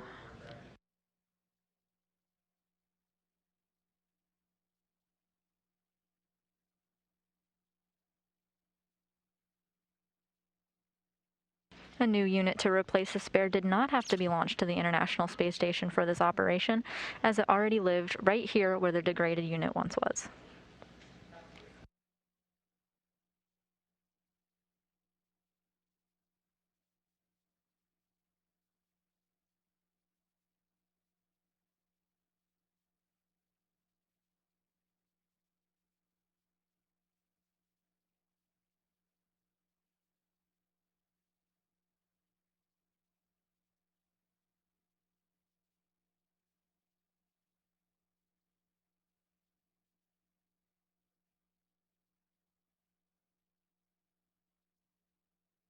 We're in a brief but expected handover period right now.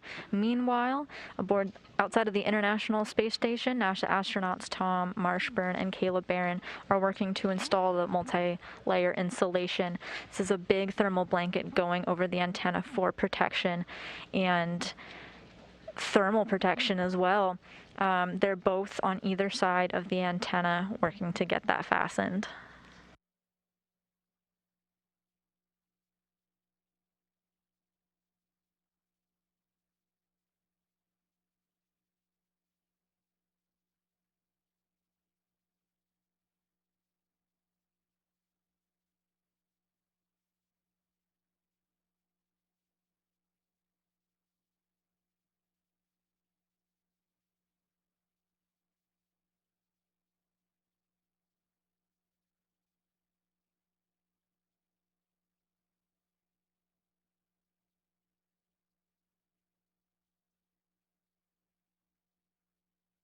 These two spacewalking astronauts launched to the International Space Station as part of the Crew 3 mission just earlier this month, and as you can see, have already hit the ground running.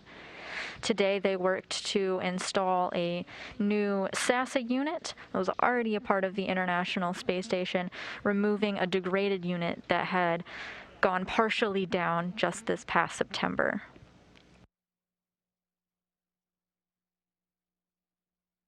Because of other communications redundancies aboard the International Space Station, this spacewalk was not a huge rush when it went down in September, but now the International Space Station operations has time to do the spacewalk, and Caleb Barron and Tom Marshburn have executed it ahead of schedule.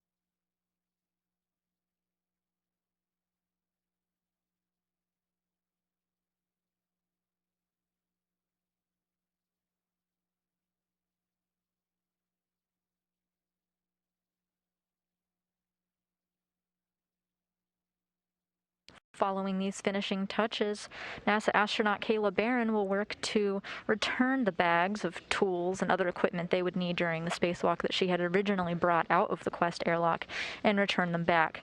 Meanwhile, Tom Marshburn will set to do the steps of the portable foot restraint in reverse and put them back on the SETA and break free from the robotic arm of the International Space Station and join Kayla Barron back in the Quest airlock.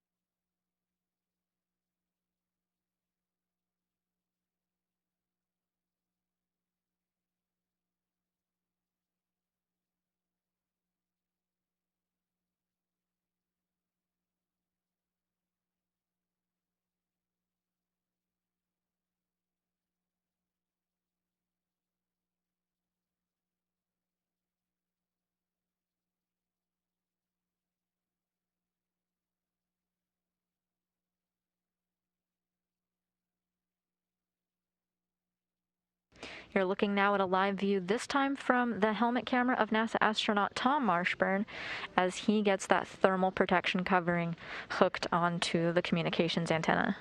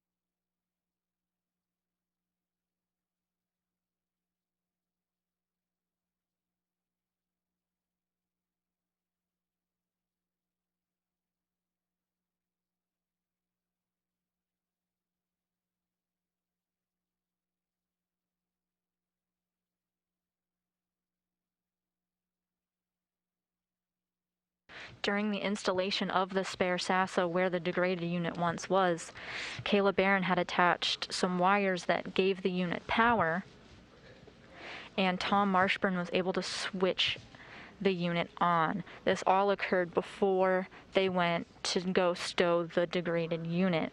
We're now hearing that the unit is getting good forward and return communications on the SASA. That means that the new SASA is functioning as expected.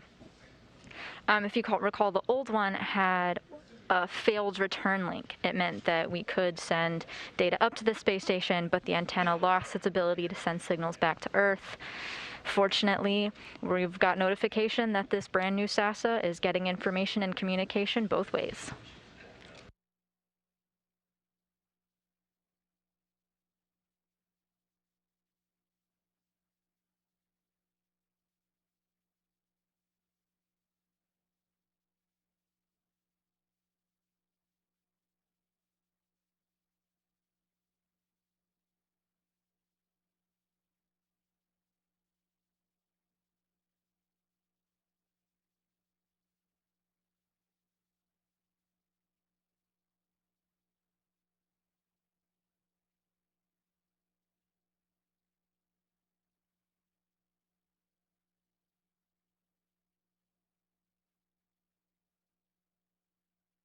You're getting a live view now of NASA astronaut Kayla Barron's helmet camera. Her heck of use, these high-definition cameras. We're watching this through her perspective as she puts the finishing touches, as she puts the thermal protection over the degraded SASA unit for future integrity.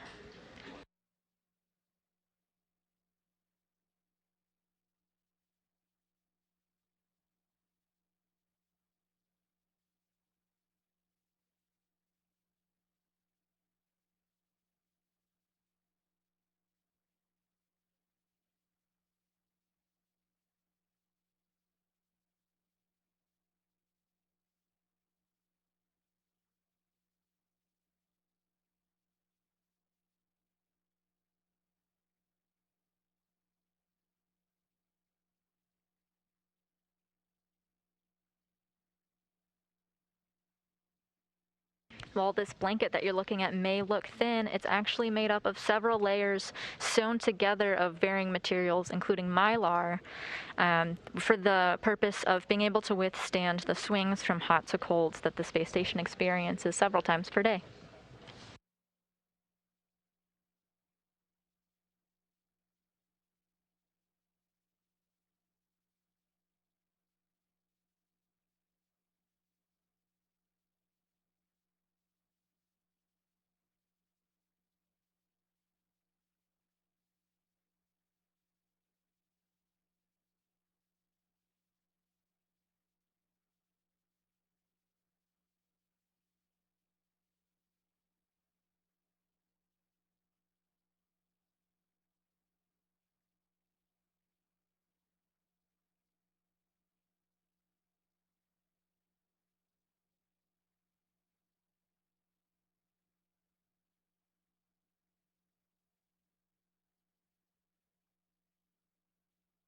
So while we're getting information here on the ground that we're getting good forward and return communications on this newly installed SASA unit, the crew, our spacewalking crew today, is going to do a check of the communications, and we might hear Rajachari and Matthias Maurer confirm whether or not they hear it.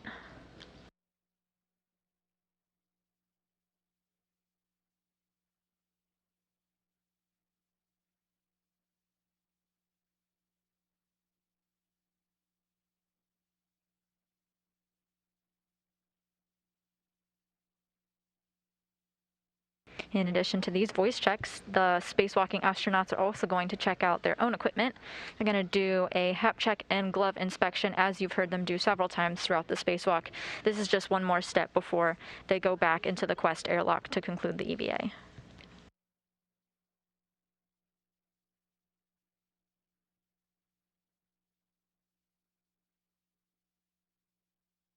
And Houston Station on Space Ground 1, how do you hear?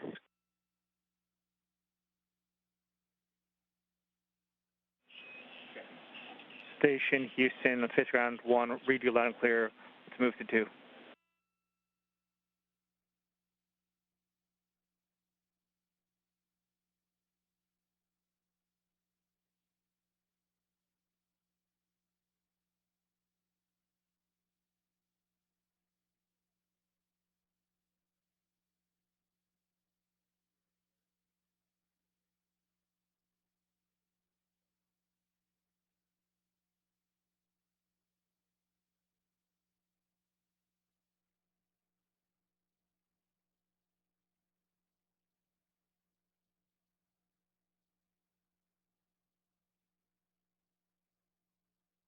You're seeing the camera views of NASA astronaut Kayla Barron, and if you look at the top of your screen, you can briefly see some red stripes belonging to Tom Marshburn. Right now they're confirming with the ground that the thermal insulation is where it needs to be.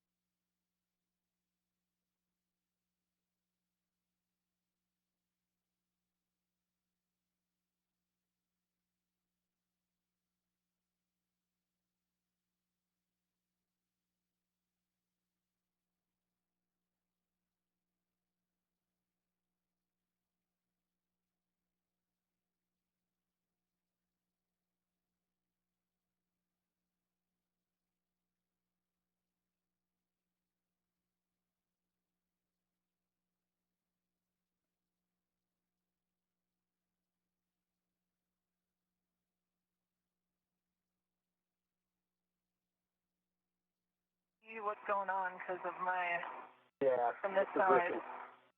So these should adhere. Oh, I see. Yeah, there's Velcro inside the clamshell that should adhere to the tent, and from what I can tell, not quite flat. Right. Like my end needs to come Towards the station aft. Okay. This needs to go down a little bit. You're now hearing the voice of Kayla Barron. Went quiet for a little while because she had switched over from space to ground to another method of communication to test out the SASA, and we confirmed that those communications checks were good. That's good. The good news that we have a working SASA antenna. Great job. That's fantastic. Awesome. Congratulations. That's great. What do you see in, Tom? And then I'll fill in the gaps. So the clamshell is not completely closed, but it's...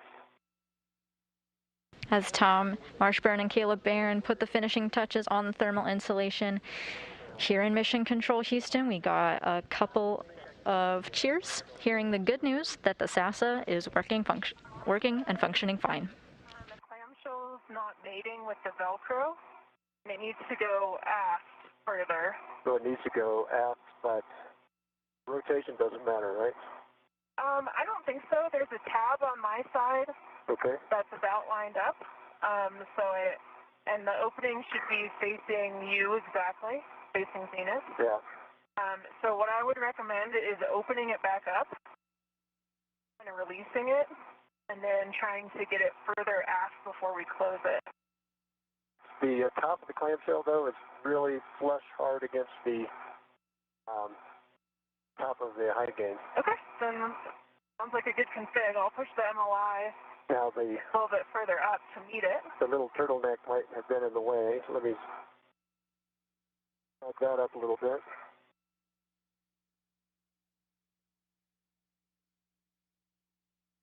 Yeah, that little turtleneck piece is, for lack of a better word. That's looking pretty good right there, Tom, if you close it. Okay. I think there was a little flap was in the way. We're trying to close it now.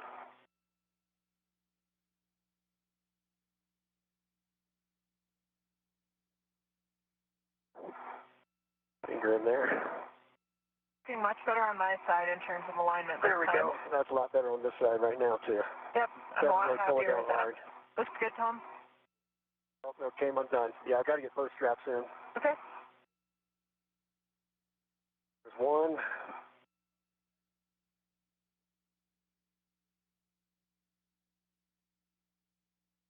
Two. That holds it. Okay. Looks pretty good. I concur.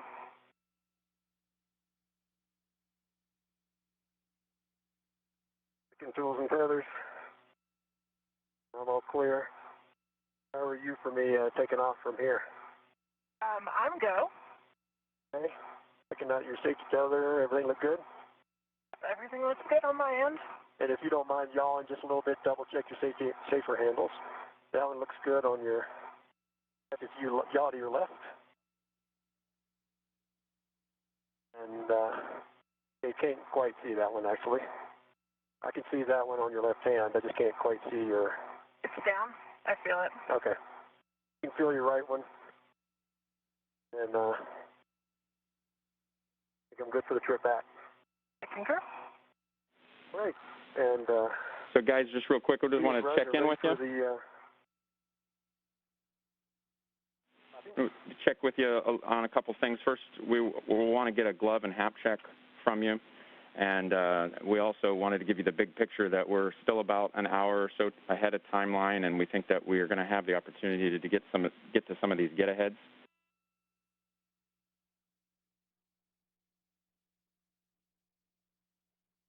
Roger. Copy. Glove check and work.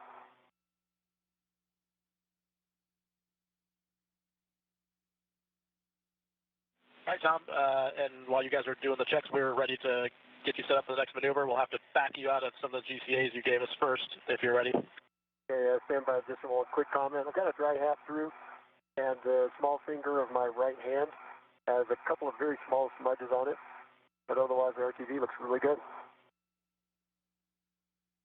And for me, I still have some of those. They started out as kind of black, but now they've rubbed off of it, the dark smudges on my fingertips. And I've noticed on my very fingertips and kind of the fingernail side, there's some sort of like eraser wear-ish wrinkles, kind of wrinkle ridges. I'm trying to show you guys that in my camera. I don't know if you want me to turn my Hecka back on for you. Checking.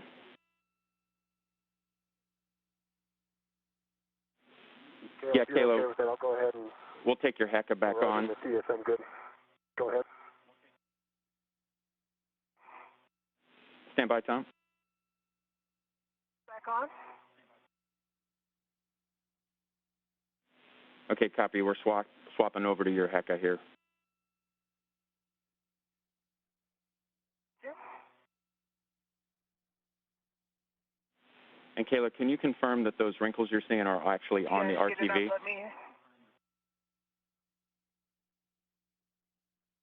They're on the RTV. Copy. It's like on the... Can you see my right hand, Drew?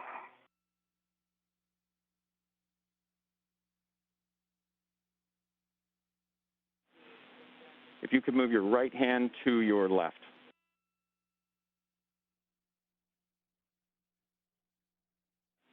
Touch more.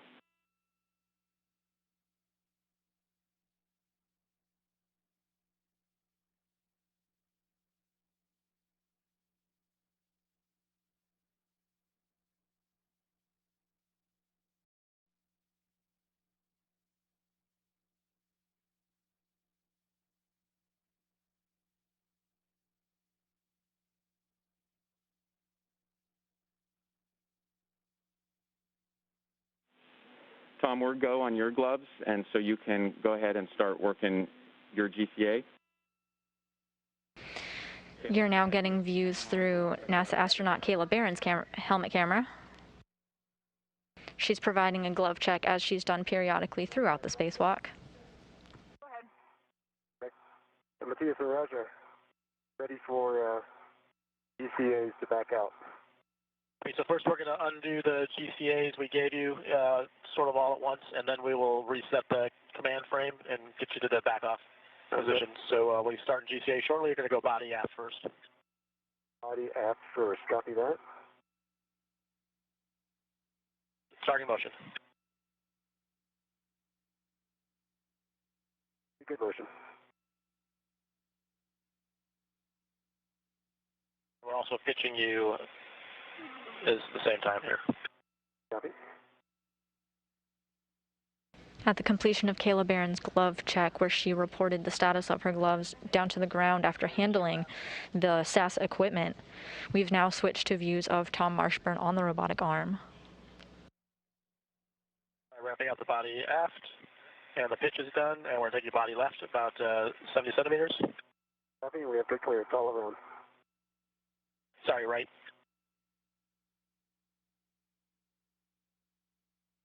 Good motion.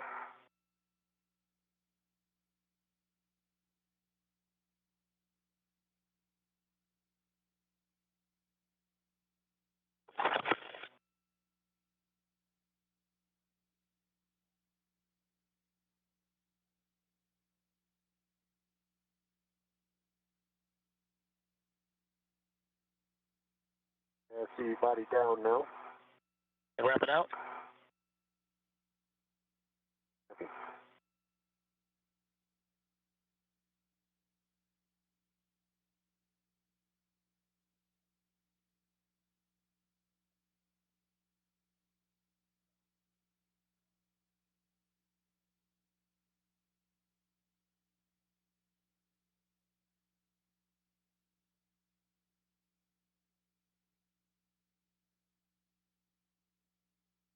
All right, we're just reconfiguring frames, and we'll let you know when we're ready for the next motion. Copy.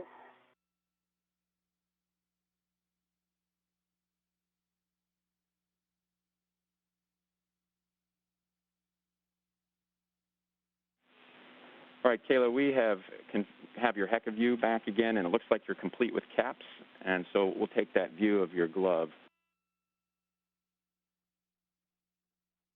Here, Mark.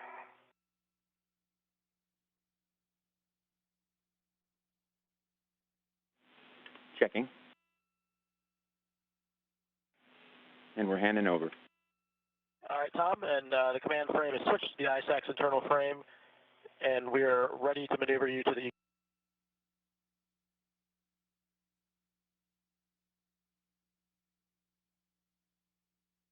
We're on a brief but expected handover period between satellites.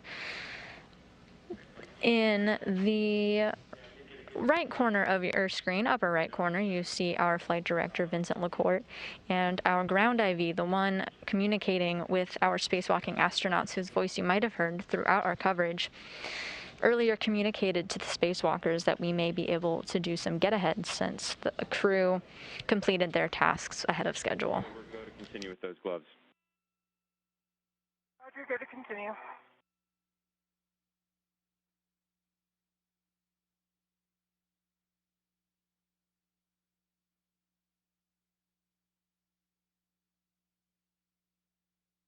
We expect to get our live views back shortly. We know that Kayla Barron's helmet cam is on and is looking at her gloves for an inspection at the moment.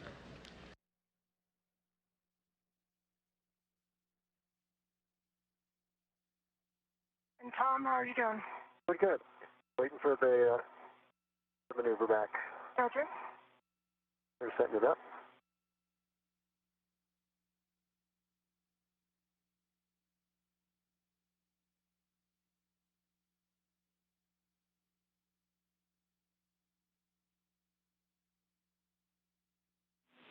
Tom, for you, when you have a break in GCA comm, we'll take your bag inventory. Copy. I'll do that once they start the maneuver. Copy, that works. You're not currently in GCA, correct, Tom? I'm not currently in GCA, that's affirmed.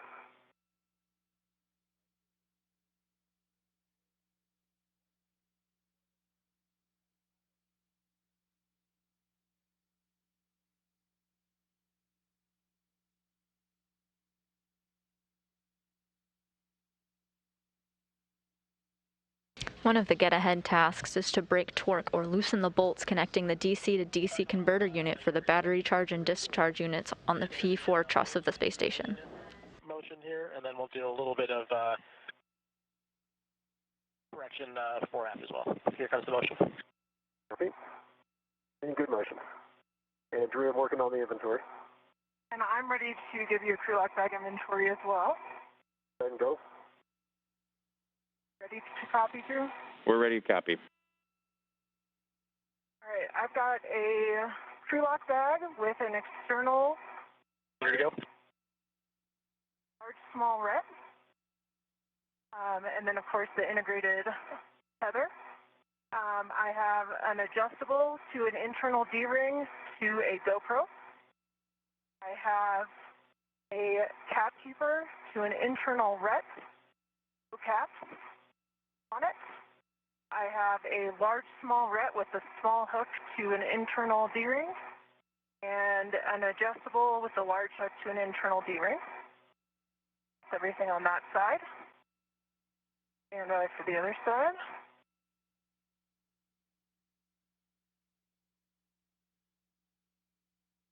Hang out.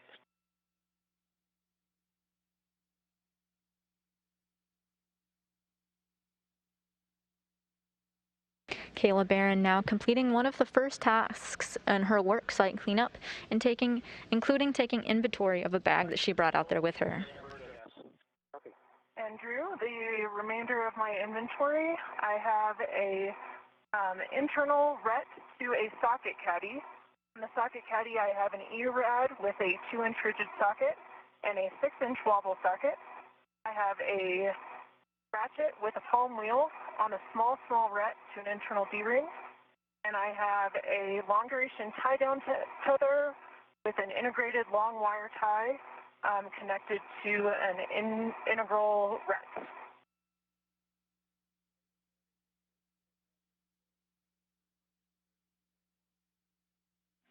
Checking. All right, Tom, you ready for the Joe cast? Ready for the Joe cast. It's about 7 minutes long. Copy. 7 minutes. The crew on the ground just confirmed that Kayla Barron brought back with her everything that she brought out.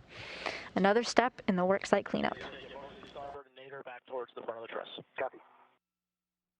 One of her first tasks of the day was to bring these 2 bags out of the Quest airlock and over to the Express Logistics carrier, where they worked for a lot of this spacewalk.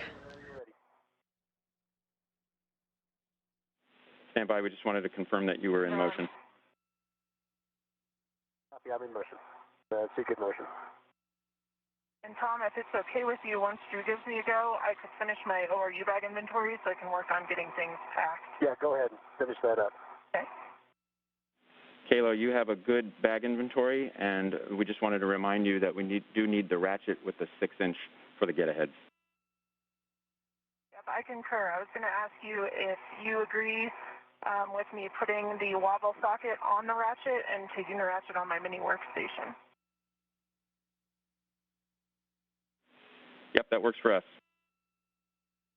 Okay, and for the medium ORU bag, I've got a large small ret to the bag, to an adjustable, which is tethered to the MLI, and there's also an adjustable across the bottom of the bag. Externally, I have a large small adjustable and a large small ret.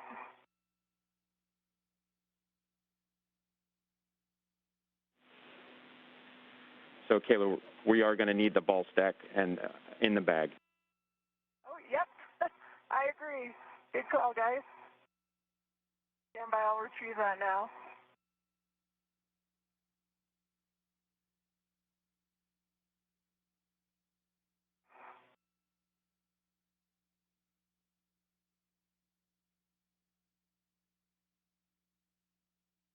Hey, go ahead, Tom. Okay. Just interrupt me when you want. Roger. So you can keep on moving. Hey, Drew, if you're ready, I'm ready for an inventory of the crew light bag 1. Ready.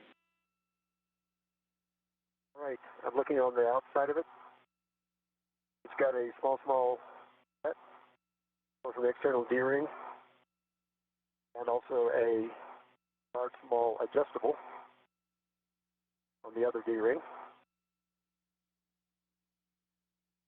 Have a GoPro on an adjustable to an integral ret. Halfway through the motion. Copy. Long duration tie down further with the wire tie, integral ret.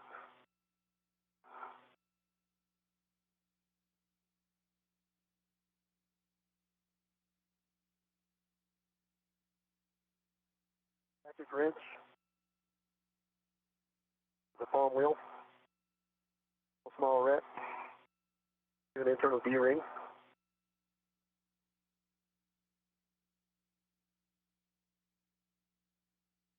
Bar to an integral ret.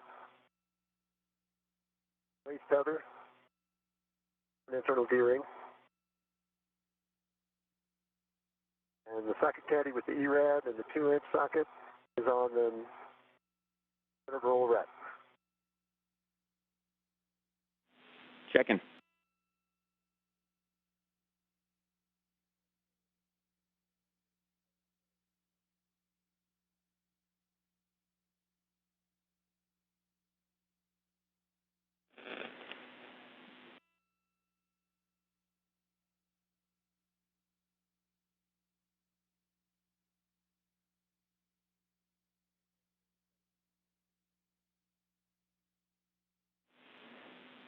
And Tom, that's a good crew lock inventory.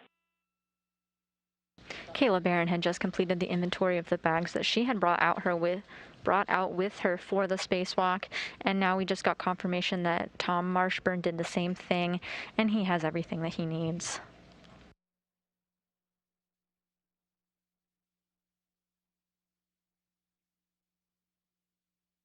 These will be brought back to the Quest airlock with the exception of the tools needed for some of the get-ahead tasks.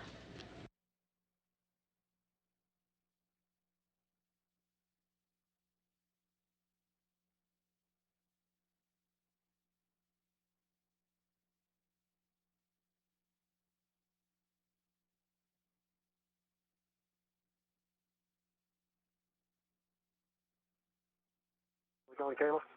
Good, I have the mutt, and I'm working on getting it stowed in the medium lower U-bag.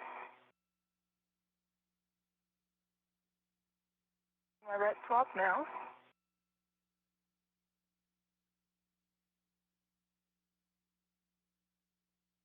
That's a beautiful fastness, isn't there?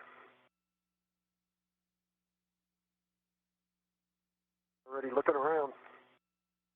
Got my visor down. Getting mine. We are now in an orbital daytime as Kayla Barron was calling out that she has her ret and her mutt. This is the retractable tether and the multi-use tether.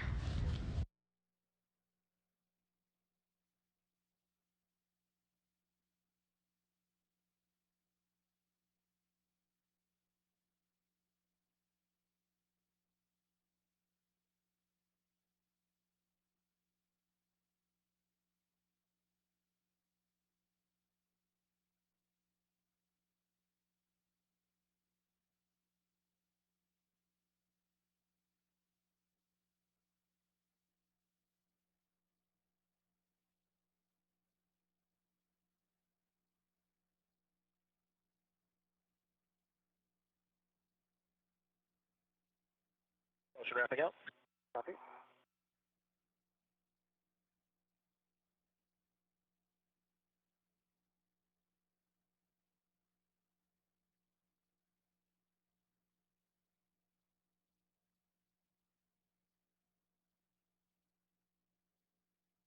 Your position hold. We're going to reconfigure here, and we'll be setting up for a GCA to publish APFR egress. Give us a few seconds.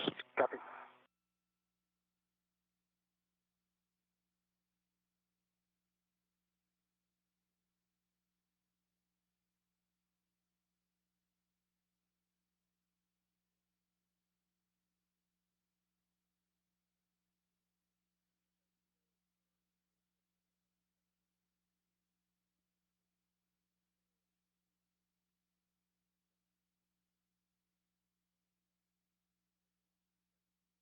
All right, and we're ready if you are, Tom. I'm ready. My good clearance Ingress 8 is in. Copy. We're ready for maneuver to GCA to published APFR egress and roll position. Ready. Be about 1.5 meters nadir and then 1.5 meters aft. Copy. Ready for the maneuver to GC. Copy. Starting motion. To maneuver.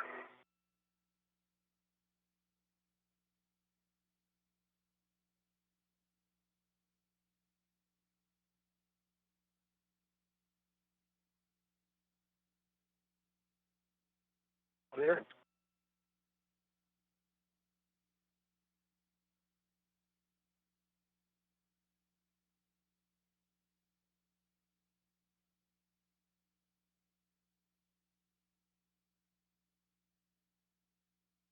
Centimeters.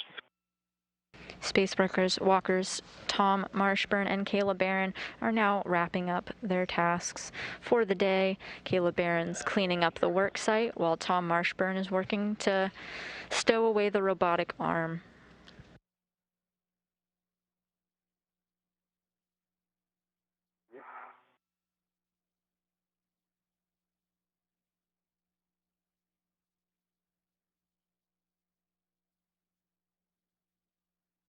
Continue. Copy, 1 meter. Continue. Ingress 8 is in.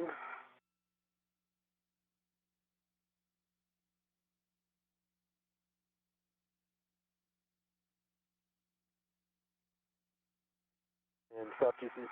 Stop motion. Copy motion. About 40 centimeters short of the published. 2 centimeters short. Checking.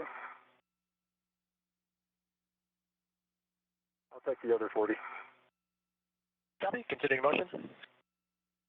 Just watch your boot plate. Watch it. You're going to stop motion. Copy motion. About 20 centimeters short. GCA. GCA complete. Brakes are on. Copy. And Drew, I believe I'm ready for egress.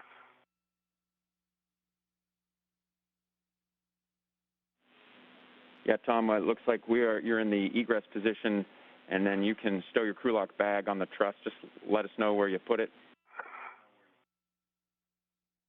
Copy. Aggressive. And Drew, I have an update for you on my bag inventory. We're standing by. The mutt ball sack mutt is attached by a large small ret to a D-ring on the adjustable equipment tether that's tethered inside across the bottom of the bag. And my ratchet wrench with palm wheel has the 6-inch wobble socket installed with a good pull test. That's on my mini workstation now. And if you agree, I will stow the crew lock bag in the medium ORU bag. That sounds like a good configuration, Kayla. We'll go for that. While Barron works to stow her bags that she brought out in the Quest airlock, Tom Marshburn got the go to ingress the robotic arm.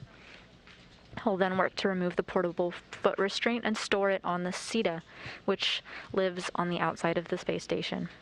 He will not need to bring it back into the Quest airlock with him. And Tom, you can go ahead and retract that ingress aid. Copy and work. Thank you.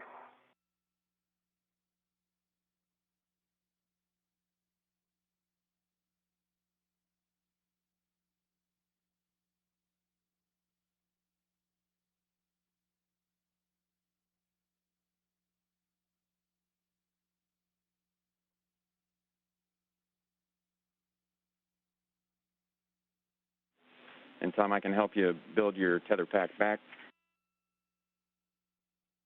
MI1.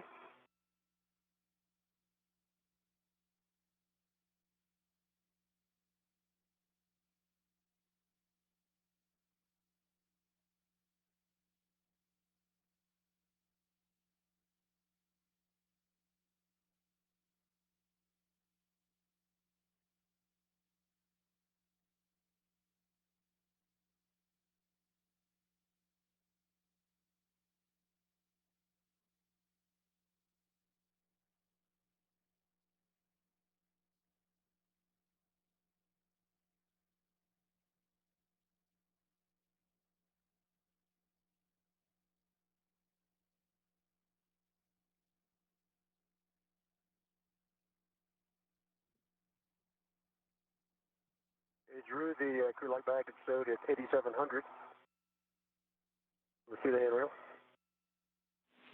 Okay, copy. And then when you find your green hook, then we just want you to tether to that.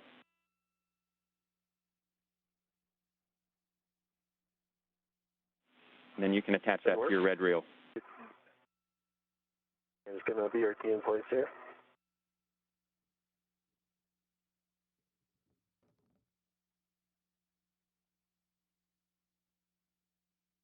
One for the green hook.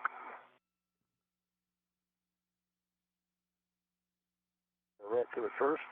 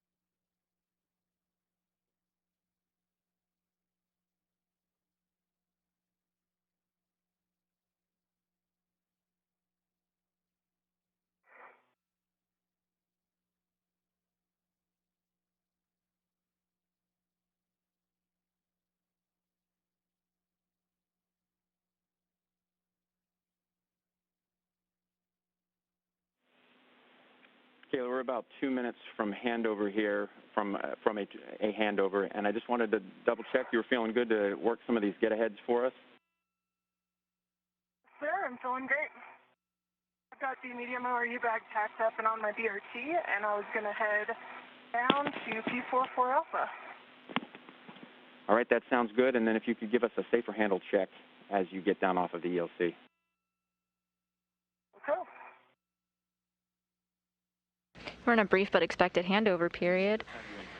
Kate LeBaron is talking with the ground now, reporting that she's all done with her tasks, and when the ground asked how she's feeling and if she's up to doing some of these get-ahead tasks, she said she's willing and able. My safer handles are down, and my gauntlets are down, Drew. Okay, copy all. We'll be handing over here in a minute or two. Drew, my green hook is going on to the red reel, and I'm locking it. Copy that, Tom. That's a good check, and then you can release your yellow hook from the arm. Okay. Release my rat, and that didn't work. And then you'll attach it to your green rail and lock it in place. Copy.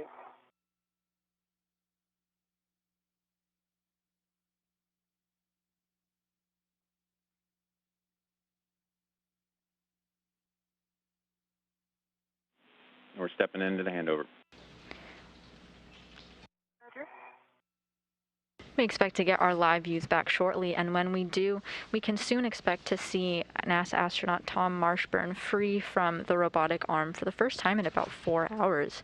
We're now at the 5-hour mark of the planned 6.5-hour EVA. They've completed all of their tasks for today, and we've got a good communications check both on the ground and a verbal confirmation that the astronauts can communicate and hear them okay, meaning that the new SASA unit installed is functioning fine.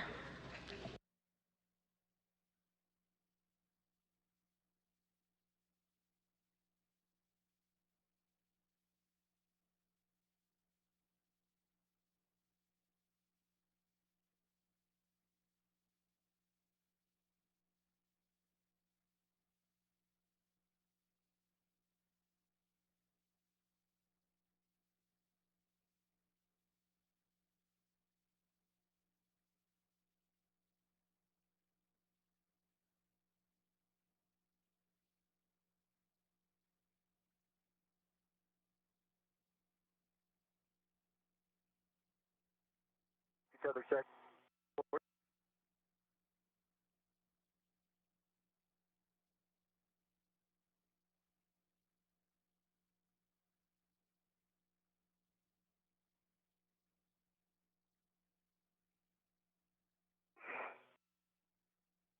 There's still LOS for another few Okay. seconds.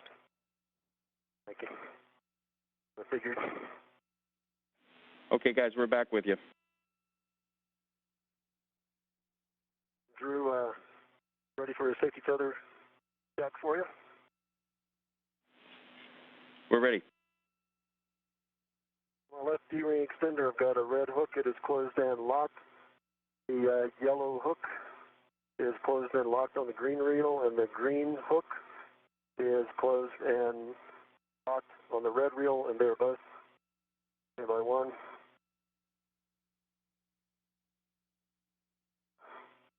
Second, they're both unlocked, and they're both unlocked.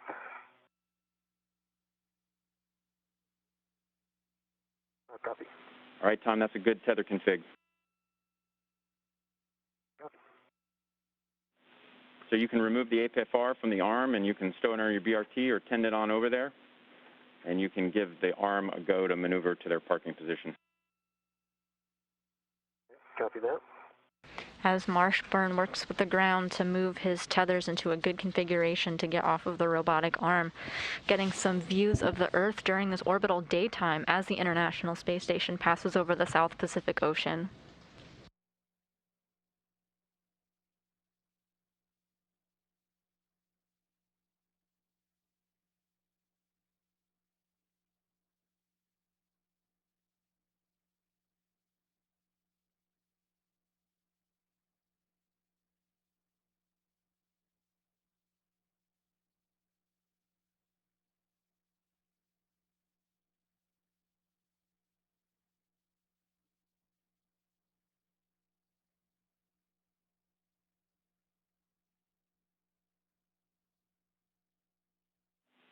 And Kayla, we wanted to check in with you. We know you got CUP checklist pages that were probably guiding you over there to the 4A IEA, and we're going for the 4A3 BCDU, which is there in the aft corner on the non-radiator side, on the part of the IEA nearest to you. I believe I'm looking at it right now. What I see is, let's see. CADDC, well actually, yep, a battery charge, discharge unit ORU, serial number 0032. We're checking.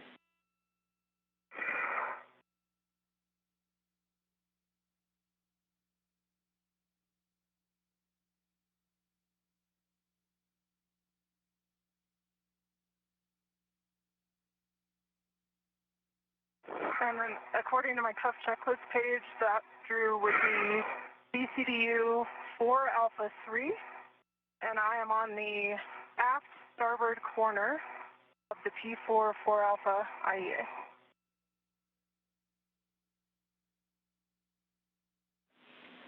All right, Kayla, you are on the right BCDU. We'll have you take your ratchet wrench, and then we're only going to do a half to a quarter turn on H1, and H1 is the non-doghouse side. Barron now working on her get-ahead tasks. You'll note that she only needs to slightly turn the bolts. This is because we're just generally loosening them for possible future use.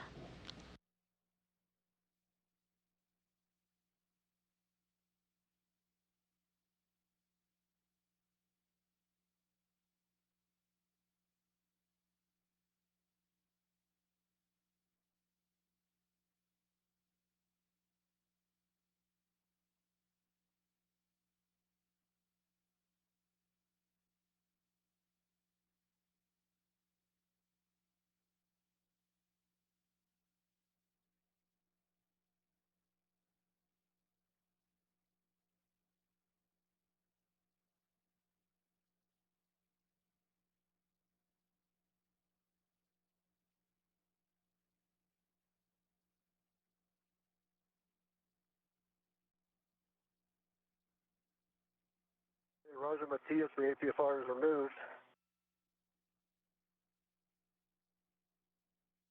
And by for sec. Here's a half turn on H1. Okay, copy that, Kayla. And one thing, a caution that I needed to give you is once we break torque on those, then we won't be able to translate on those micro squares. Roger. Problem?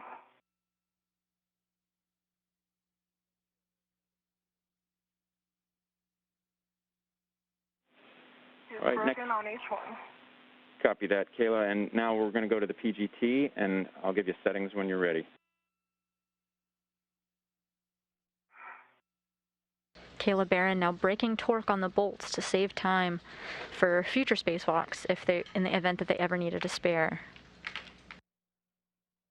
Loosening these bolts, connecting the DC to DC converter unit to the battery charge and discharge units on the P4 truss of the space station. Thanks for flying Canada Arm Airlines today. Make sure to tip your pilots if you enjoyed the ride. Certainly did. Great words from Rajachari there, who assisted with the flying of the robotic arm containing passenger Tom Marshburn. Cautions, I'm going to read you. Okay. I've got Alpha 7 counterclockwise 2 set, and I'm listening. Okay, those are good settings. First of all, we want to just make sure that you ensure that the socket's fully engaged before you turn the bolt to prevent bolt damage. And torque is broken when you feel motion on the bolt head.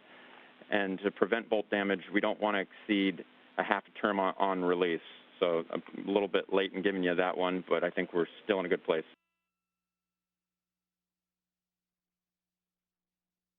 And you got a little broken up there at the end, Drew. I would say I've turned about a half turn with the ratchet wrench. And so you want me to drive the PGT? Kayla, you have a good understanding. That's correct. Okay. And only one half turn. that correct, Drew? So, sorry, apologize for that, Kayla. So this one's on this H1 with the PGT, you're in the correct settings, Alpha 7 counterclockwise 2, and we're going to do 7 turns on this H1. It's going to be a full release of this H1. While Kayla Barron gets to work loosening those bolts, we're getting a view of Tom Marshburn taking a look at the portable foot restraint in his hands. This was attached to the robotic arm that connected his feet for the majority of the EVA. Now the depressible. Okay, copy, Tom, and if we could just confirm the settings. Work. Actually ended up a little off from what I expected. It's at a setting of 7 right now. Papa and the Fox 6 are the same.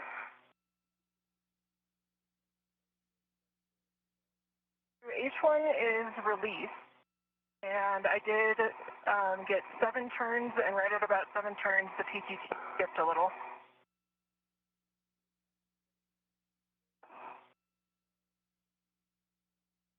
Tom, just for your awareness, we're going to be moving the arm here. It should be behind you, that factor. Okay, copy, Kayla, and we're going to reset your PGT to Alpha 7 clockwise 2. And this will be for bolt 2. H2 correction? Verification?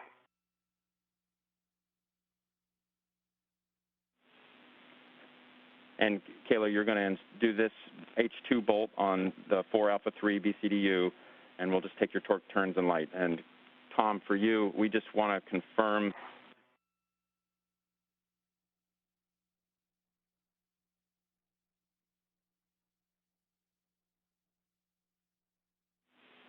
And Tom, unfortunately, we would like to get the APFR in a 12 o'clock clocking, if able. 12 o'clock clocking. I'll be that.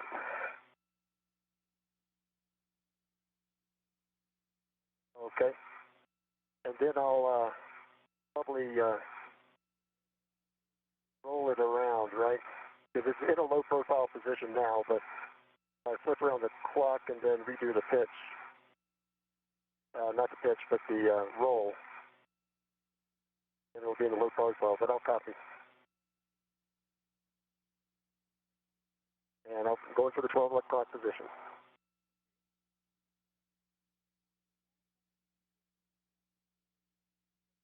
I was looking at the low profile situation rather than the number.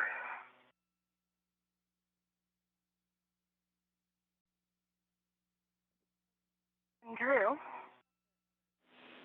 We're with I you, got Kayla. Alpha 7 clockwise 2 set. H2 torqued out pretty much immediately at about half a turn. And green light, 9.1 foot-pounds.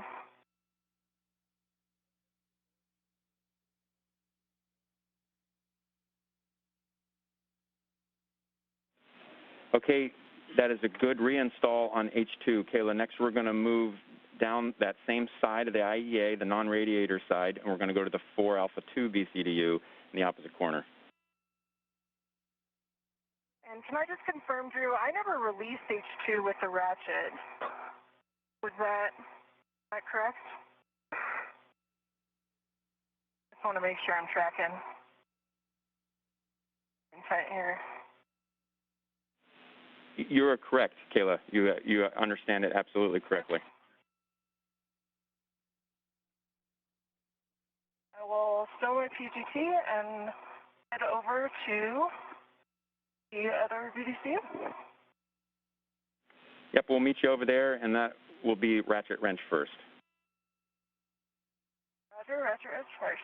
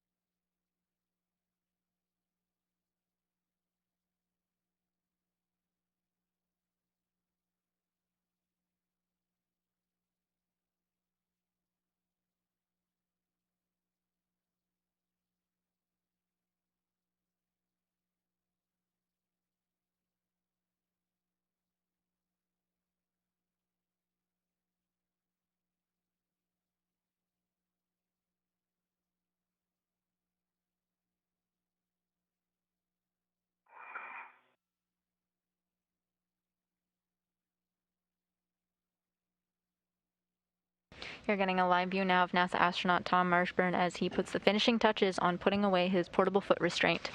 This connected him to the robotic arm conducted by Matthias Maurer and Rajachari. This means that cleanup of their work site is pretty much all complete. Now that Tom is out of his robotic arm, Kayla has stowed the bags and did an inventory on her tools. The crew is reporting that they're feeling quite well, and a couple of the get-ahead tasks are well underway. Ready. I'm looking at H1. And I am on the BDCU that is on the most outboard aft corner of the IEA.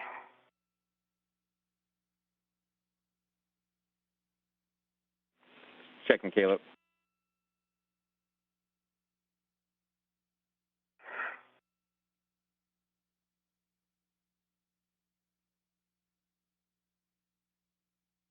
While we're talking about tools, we did get a question from YouTube, kind of calling out some of the pistol grip tools that the ground IV communicated with the crew. For instance, you might hear Alpha 5 CW2. Well, Alpha and Beta are different torque settings. Bravo is the more powerful of the two. B7 is the highest torque value. Kayla, we're just checking a couple things here. The first thing, if you wouldn't mind moving your mini workstation end effector to a handrail rather than... The second number indicates speed, being 1 through 3, 3 being really fast. So for instance, if you call out Alpha 5 CW2, it means moderate torque value, going in the direction clockwise, with a speed of 2, so perfectly in the middle, between 1 and 3.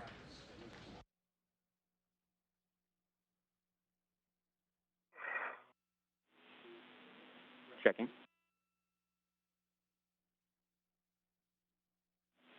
Okay, Kayla, you are go to brake torque on both H1 and H2. We're about a quarter to a half turn. Roger, brake torque on both H1 and H2, quarter to a half turn. Good reback.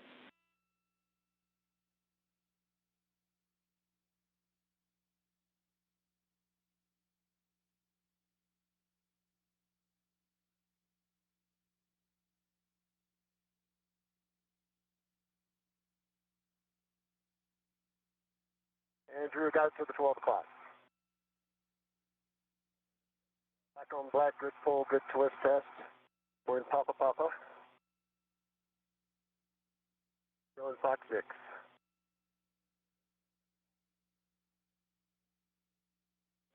Okay, Tom, take that Fox to an Alpha on roll, and we are in a good config. Copy.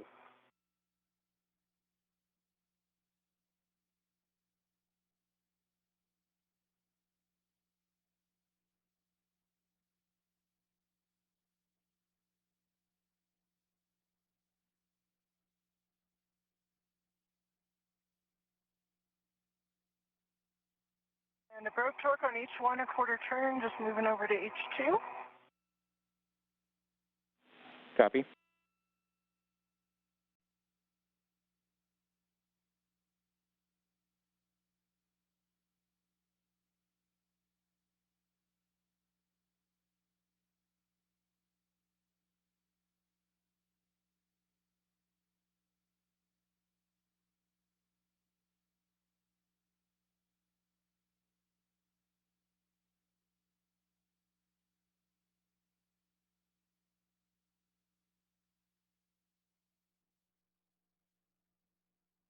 Drew, the roll was at Alpha. All right, copy that, Tom. Great job. So we're not going to have you do anything additional from here, so this is going to be camera and video time. Are you in procedure, Kayla? I just broke torque on H2. I'm just finishing up the second BDCU, and then I have the stop restraint tie back. This is out. Could head over that way towards you. Is that up to you? And for Drew, H2 broken, a quarter turn. Going from a PGT. Yep, next we're going to do H1 Alpha 7 counterclockwise 2. Roger, moving back over to H1.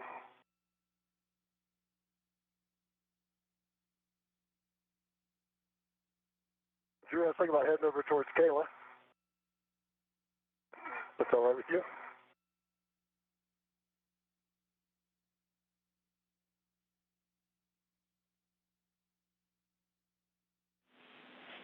Hey, Tom, it's up to you and Kayla if you're going to head all the way out there, but she's going to be done here pretty quickly. In the end, we want Kayla to translate back in ahead of you.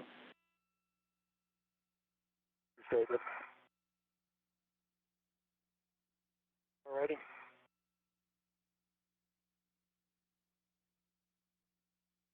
Kayla, I'll get some snaps here. Roger. And for Drew, I've got Alpha 7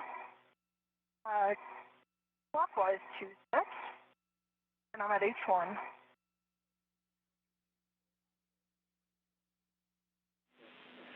Kayla, the settings are going to be Alpha 7 counterclockwise 2.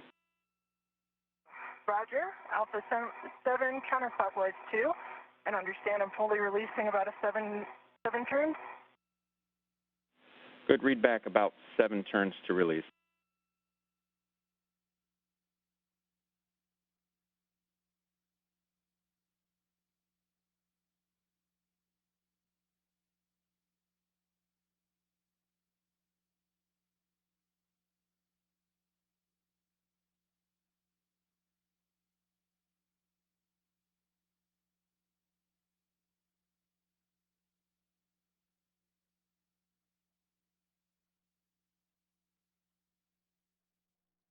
Drew, I will go ahead and get my crew lock bag on me. And Drew, sounds good. That was 8 turns on H1. The PGT did not skip this time, but I believe it's fully released. I'm not sure what indications I have of that, though. I did notice the lock-unlock indicator is indicating it was kind of like bouncing, I guess, clicking back and forth near the lock indicator.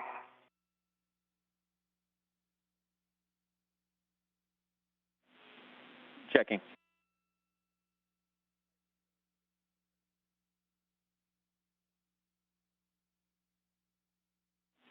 Okay, let's give it 2 more turns on H1.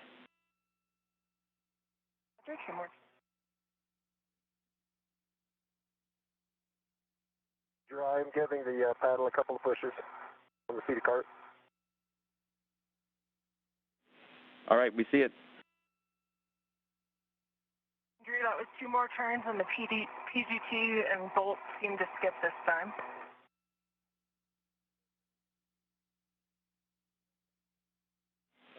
Okay, copy, Kayla. We're ready for you to reset your PGT, Alpha 7, and this one will be clockwise 2 for bolt H2. Right, Alpha 7 clockwise 2 set, and I'll just adjust my body position, and then let you know when I'm going to start turns. Copy.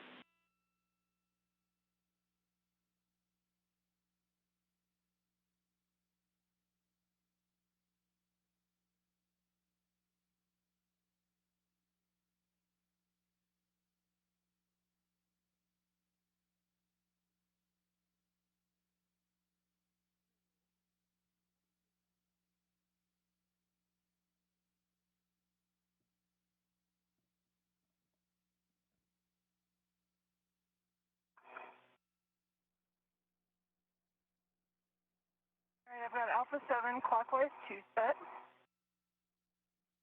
and I'll be driving to torque, about a quarter turn. Copy that. That sounds like good setting. In my 9.2 foot-pounds, and that was about a quarter turn.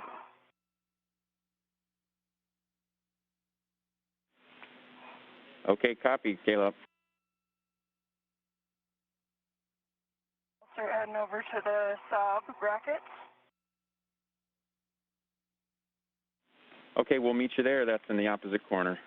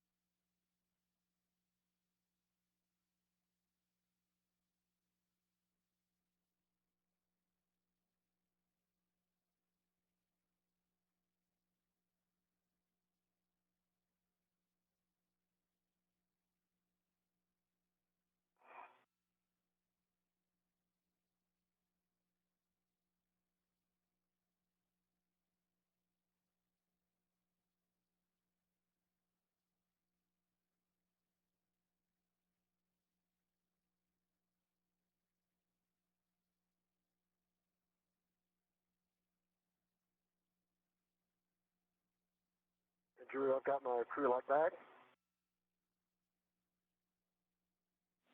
Copy, Tom.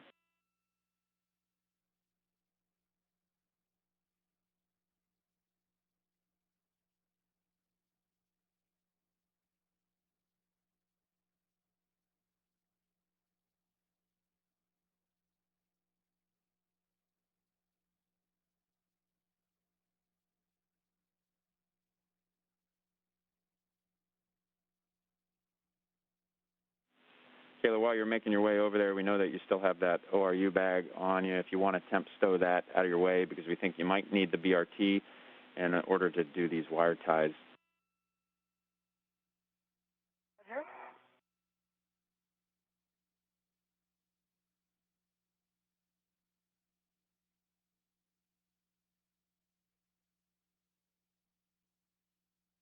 I'll assess that in a second here, Drew.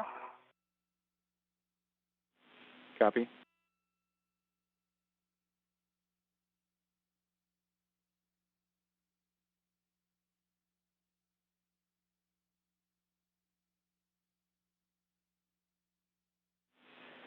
And Kayla, a couple more words for you. Those micro fixtures there on that lithium-ion battery by the sob that we're going to restrain, those are, unfortunately, are not able to translate on those. Roger.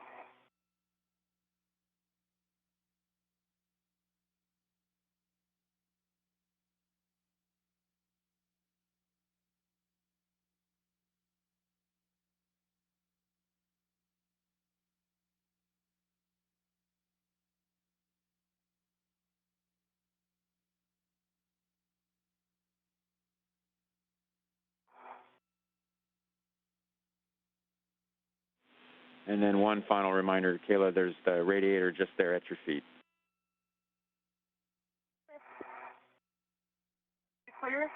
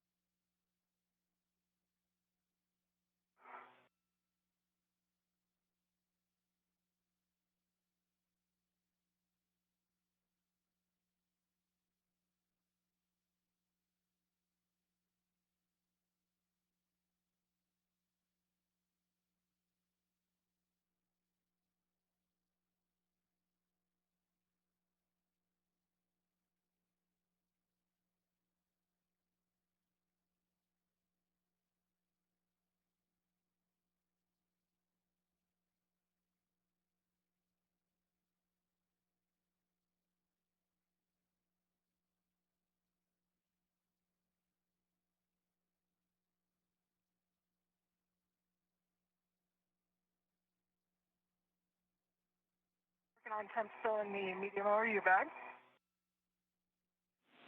Copy. And I have a recommended handrail for you to BRT when you're actually working the wire ties. Roger, I'm ready for it. It's 5124. Okay, I see that just to my right.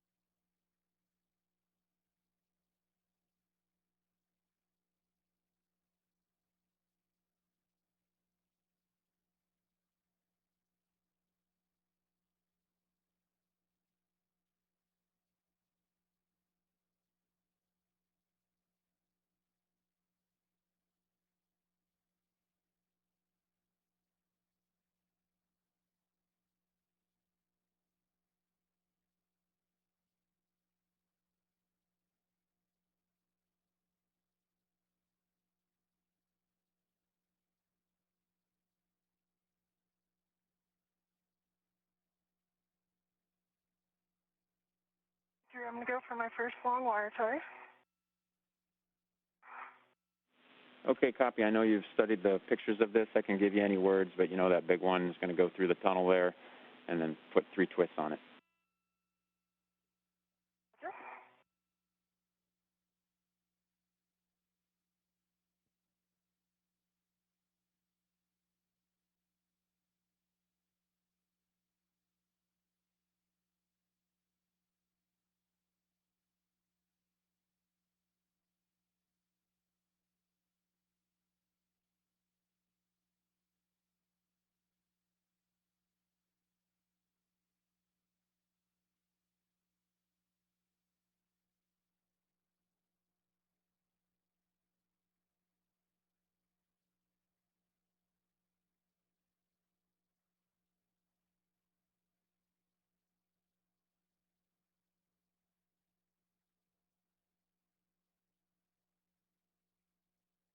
Switching now to live views from astronaut Kayla Barron as she works on a couple of get-ahead tasks before the conclusion of this spacewalk.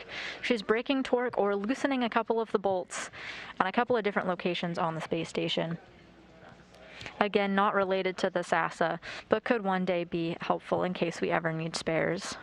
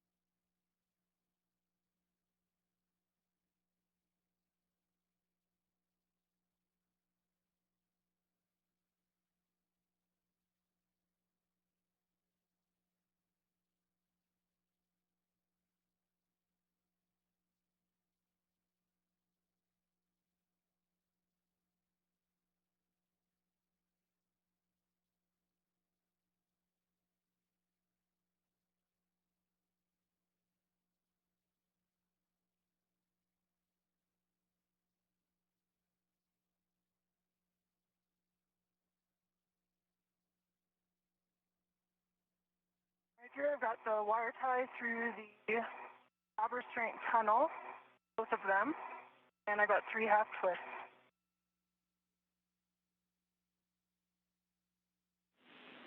Okay, Kayla, that looks good. And you know the second wire tie goes on that micro fixture there adjacent. Okay, that's going to work.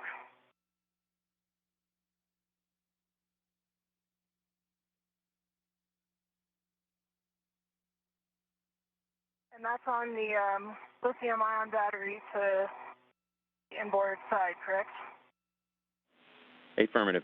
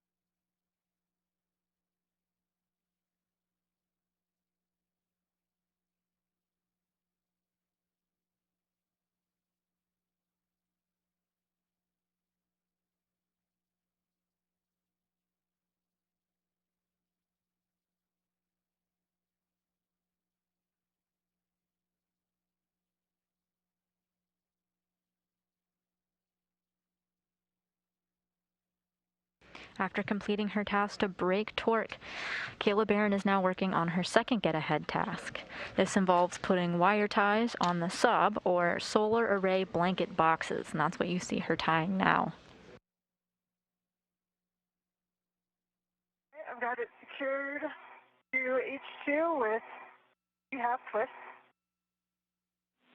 Copy, Kayla. And so now we're going to take that wire tie that you just placed, and we want it to go across that cable connection there. So it's kind of capturing it, depressing it down, and then use that wire to then grab the lasso that you just did on the sob itself. Exactly. Stand, and it's going to work.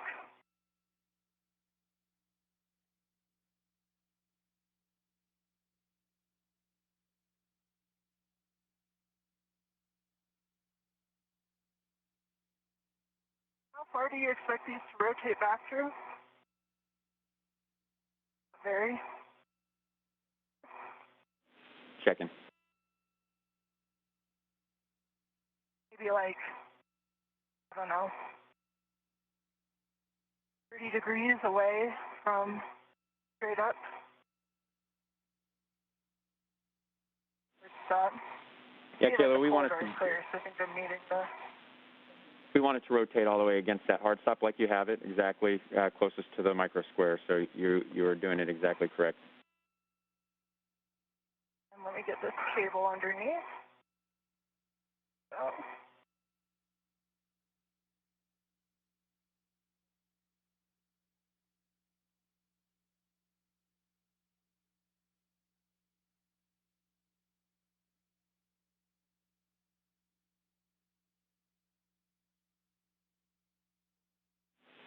Yeah, Kayla, and so that ORU just off to your right is the PFCS, and we want to be able to get at that robotically, and so your tieback is going to give us clear access to it. I'm going to reposition where I have the attachment point here, if I can, just because I realize that's not super tight.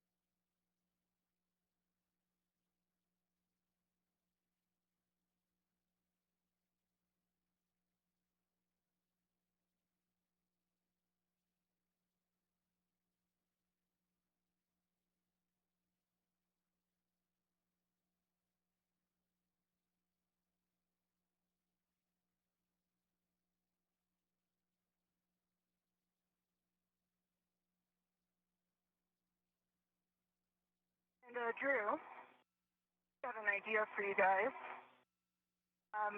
Would it be okay to thread the H2 wire tie under the looped wire tie and then tighten it back that way?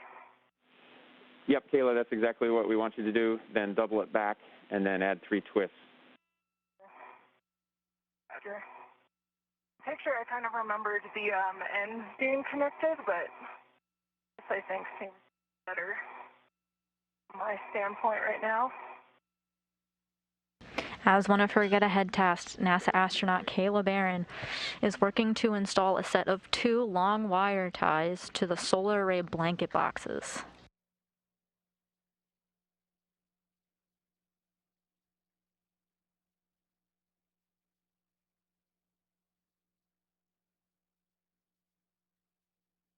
All right, Drew, I've got it restrained back, and I will try to, tell me if you can see it in my WVS, I'll show you how much play remains.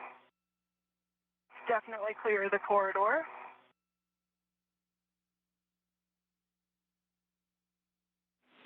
Kayla, it looks great. We are very satisfied with that. We're going to call that task complete. Okay. I will work on getting my medium ORU bag back on my BRT, and then head inboard to join Tom. Copy. All right, that sounds good, Kayla, and we'll meet you at your green hook.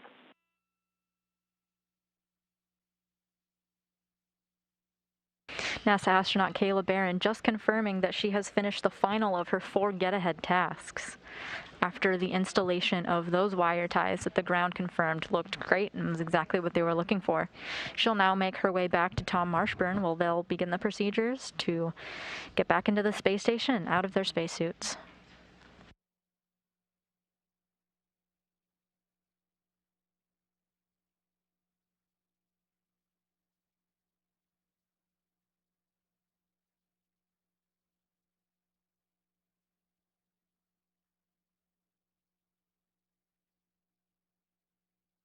How are you doing?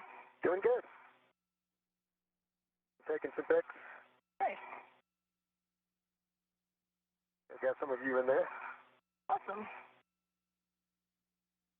A few little cleanup steps here, and then I'll start my translation back to you. Copy.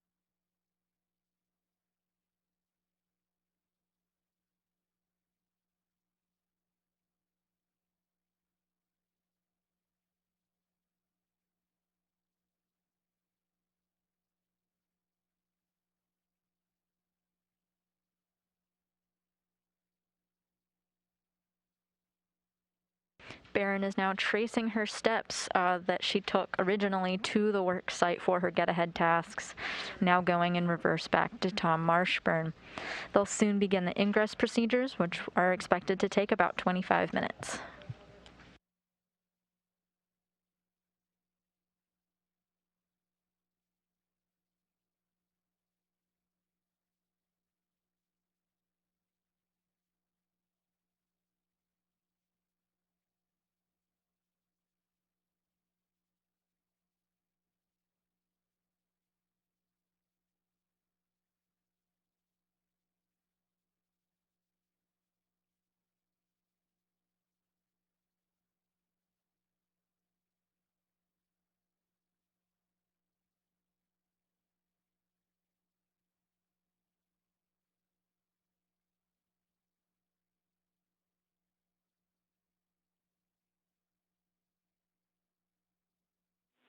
And Tom and Kayla, for both of you, if we could get one final glove and hat check from you as Kayla starts to make her way back.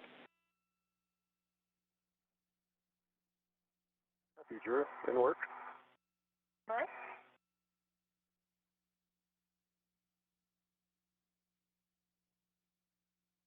And Drew, I've got some smudging on the middle finger, on my right hand.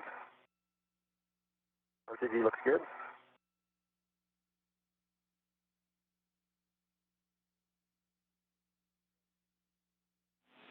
Okay, that's a good check on you, Tom.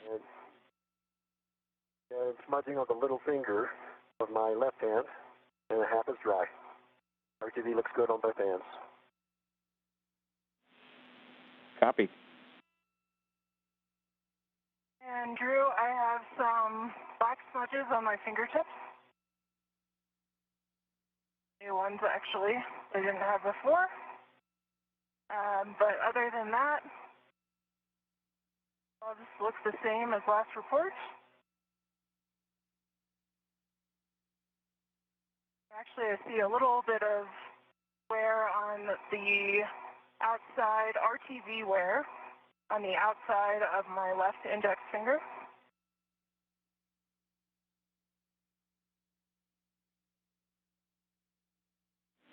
Okay, Kayla, that's a good glove check, and we're ready for you to start translating back towards your green hook. As you make your way back near the SASA antenna. We do have one warning for you. If we're going to ask that you stay at least about 4 feet away from the P1 SASA high gain antenna, but if you stay on the translation path and you stay off the SASA stanchion, you'll be fine.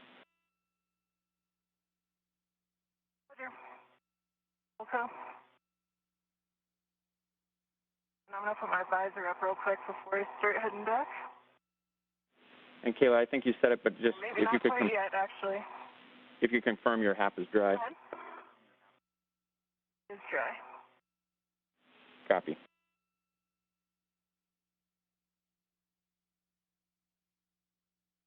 I'm going to wait like 30 seconds for the sun to go down. I'm going to put my visor up, and then I will head back to Tom. We copy.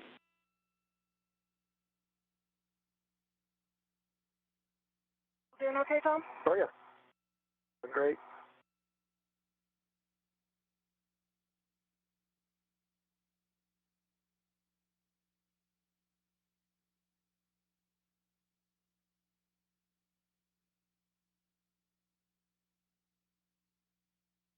I'm back at the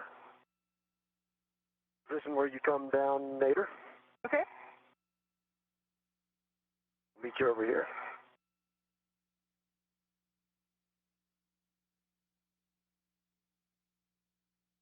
Just came in board of the Sarge. Copy. And the neat handholds there, aren't they?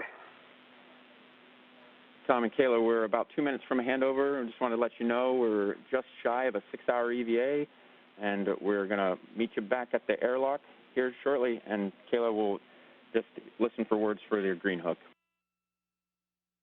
Roger.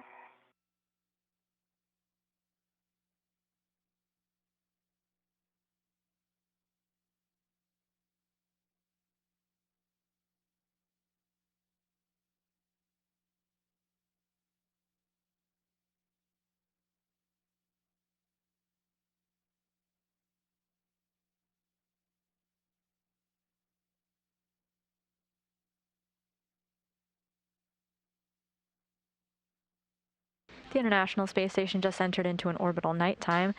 And we have some views of NASA astronaut Kayla Barron from her helmet camera as she makes her way back to the Quest airlock. On her journey, she will be passing by the SASA unit and will now keep a distance from it because it is powered on and moving.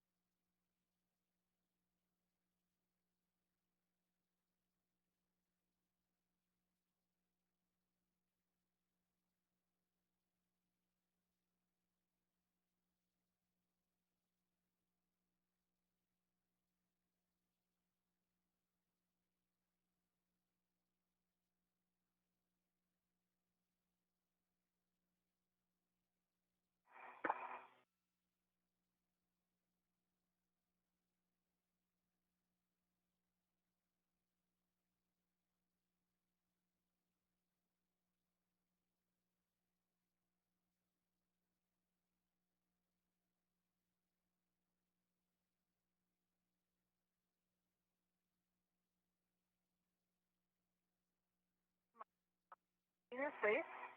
I'm just taking my time here to make sure my safety tether is tended. Lots Good. of places for it to hang up. Absolutely. Yeah, take your time.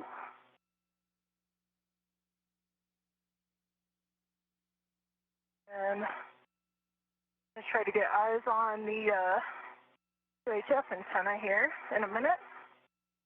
Got my medium L U-bag off to my left, so I just want to make sure I've got good clearance to the base of the UHF antenna.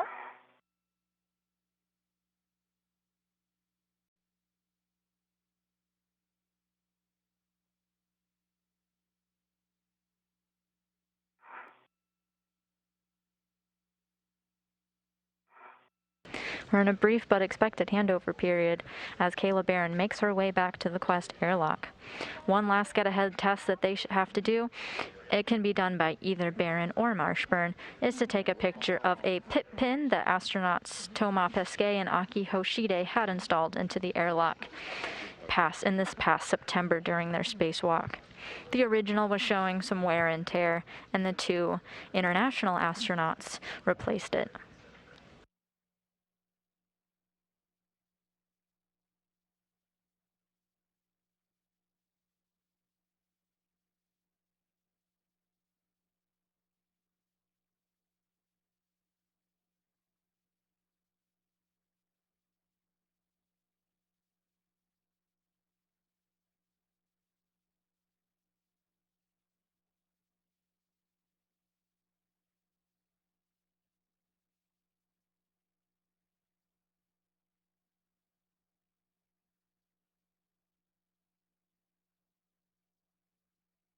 My green hook is on my red reel. We copy.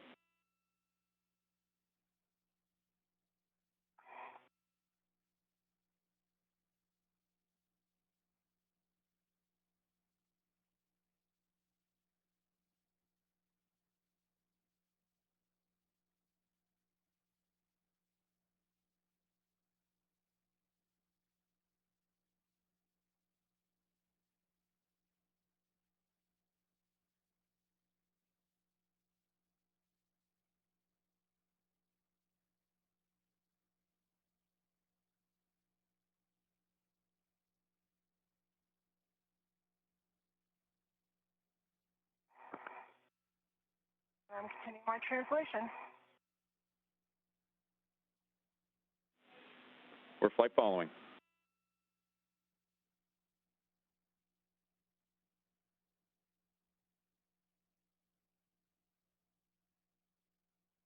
Passing the SASA.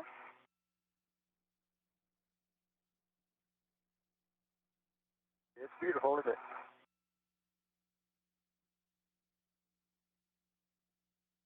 Passing FPMU.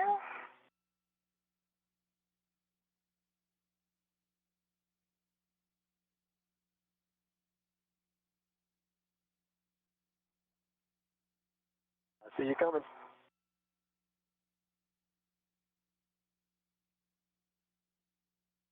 I'm going to take this part a little slow. The tricky part of the translation.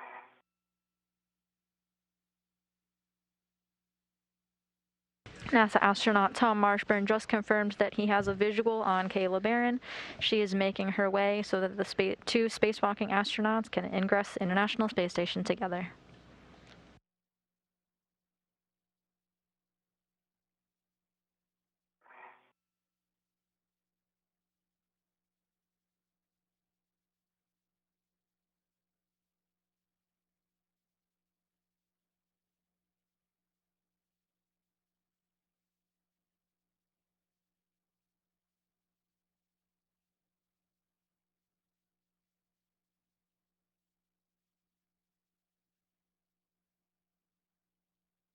Tom, could you please move further outboard? Absolutely. You're right below where I need to come down. Ah. You see? Didn't work. I was following your safety tether. Mm-hmm. I was just tracking your safety tether as to where you'd come down. Okay. But doing that now.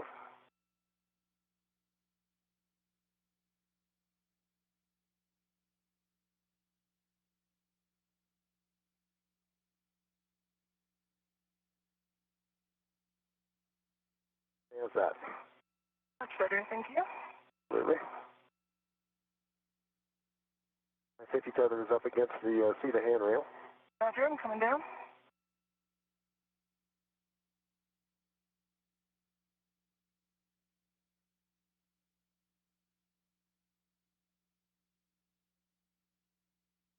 I see your safety tether, Tom.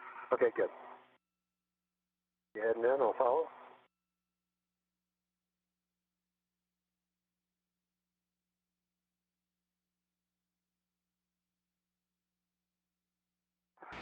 The two astronauts are now headed towards the airlock. As was her first task of the day, Kayla Barron had removed the thermal hatch cover, and now she'll be the one to open it back up again. They'll get to work stowing their bags and equipment that they brought out with them before entering. So there's just starting to get Free? between your feet. And I think as you continue on, we'll just talk again when you get to the turnaround point. is it clear, Tom? There it is. Clear. Didn't think it was going to, but...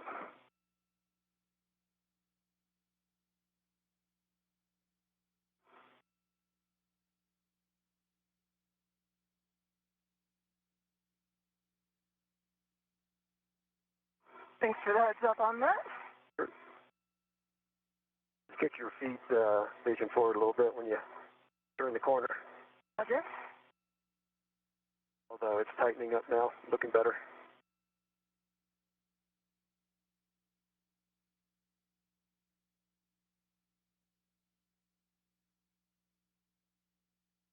I see it. Just for your awareness, Tom, it's caught up on the corner of this MLI. It'll be easy for you to clear on your way by. Copy. I want to move it because it was keeping it tight. Okay, thanks for the heads up. I'm on the Cetus first.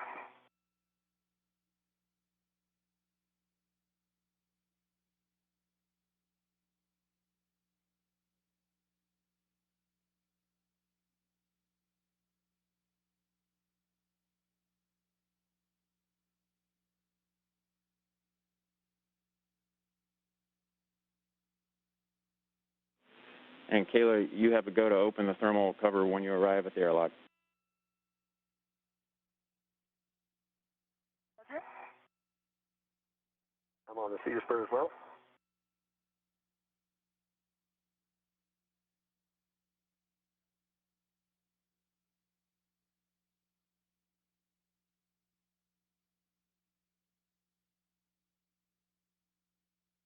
Like I'm clear of that MLI.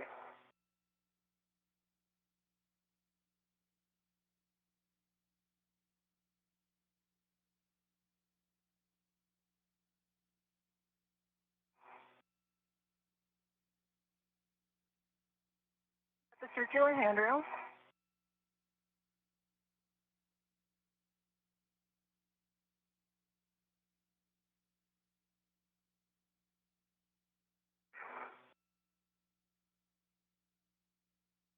Down a local.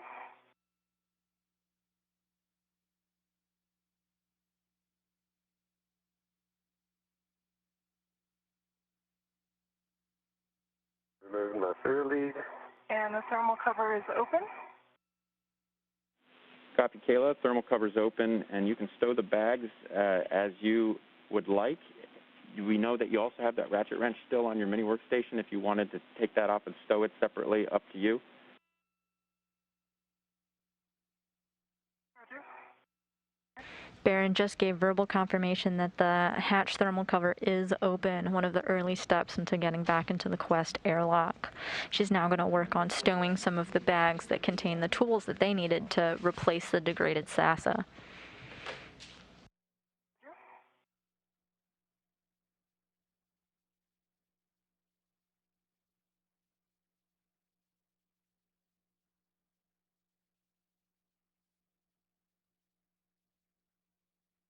Now approaching 6 hours into the spacewalk with NASA astronaut Tom Marshburn and Kayla Barron, Barron's first and Marshburn's fifth spacewalk of his career. The Quest airlock is now in view on your screen.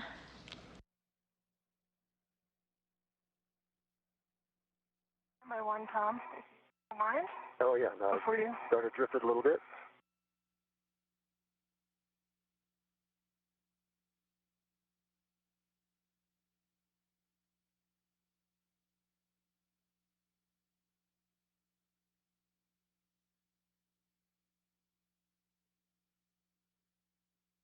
Try to get a little more right here. Arrow. There you go. And when you're ready, Kayla, you can attach your right waist tether to the airlock D-ring extender and lock it. It's in work right now.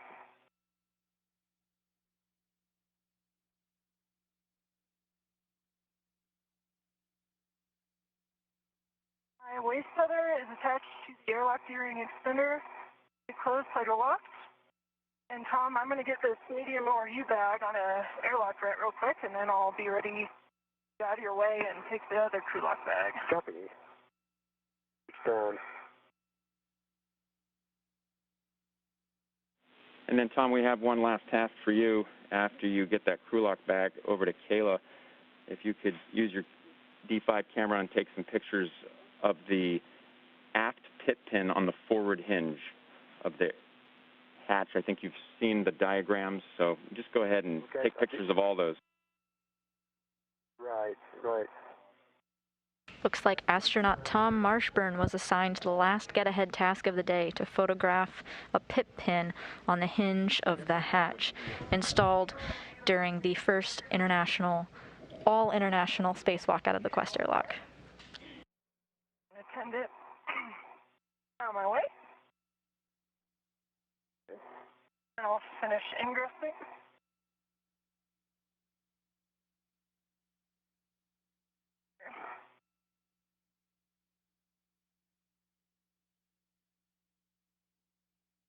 While Marshburn grabs that photo, Barron is disappearing from view as she enters into the Quest airlock, her feet now visible as she's almost completely inside. Okay, I'm looking.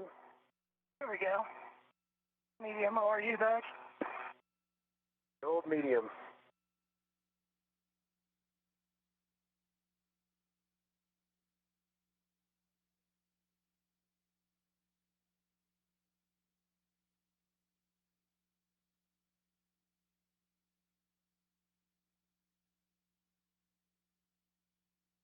All right, Tom.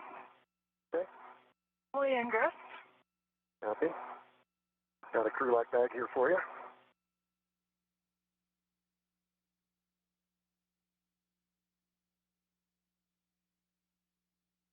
Got a hand on it. Copy.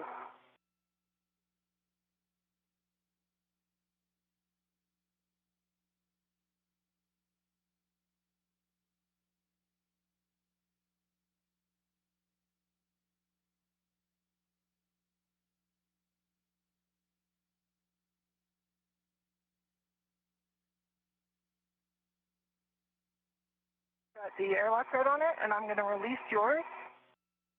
You ready for it? Let's see. I am ready. Okay, it's coming to you.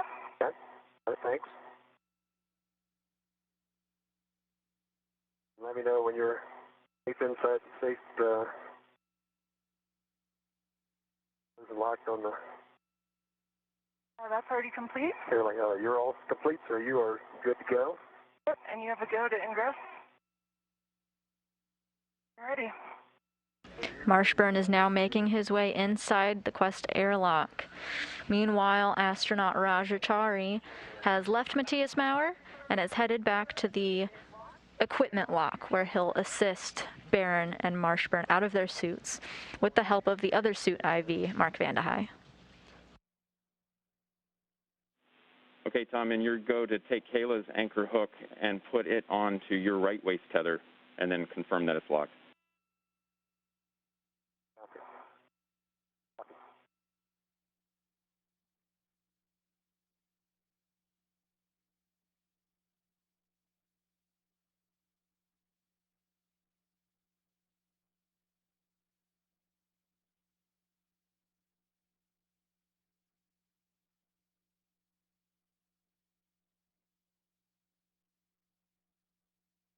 Vandehei and Chari now snapping a couple of photos as Marshburn makes his way back towards the crew lock. Once he gets in and the doors closed, repressurization can begin, bringing the PSI down from vacuum back to a PSI of about 14.7, at which point the hatch can be opened and Rajachari and Mark Vandehei will move the astronauts back into the equipment lock to help get their suits off.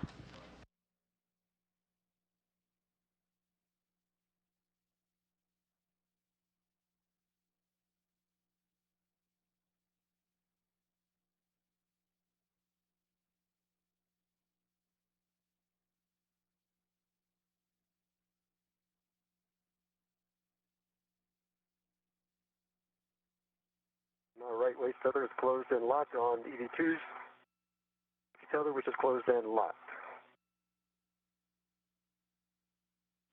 Copy, Tom, and you can retrieve your anchor hook. Work.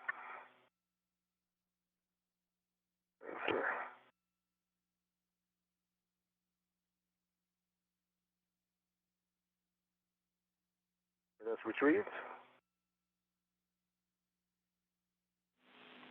And I think that's it. I'm heading in, and I'll get those fixed. And Tom, if you could just turn your heck off for us, and you'll go to Ingress. Okay, copy that and work. And punch the button. How's that?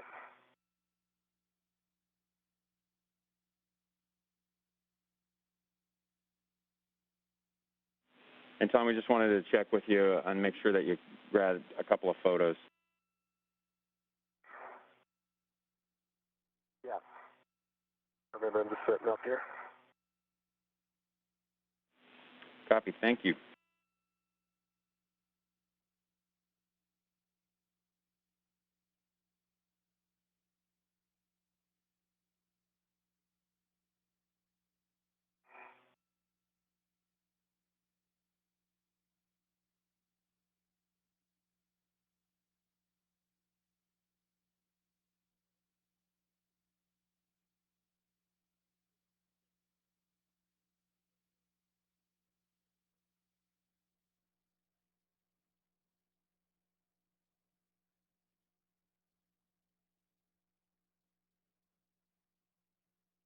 I'm going to get up into position here, Kayla, and get that.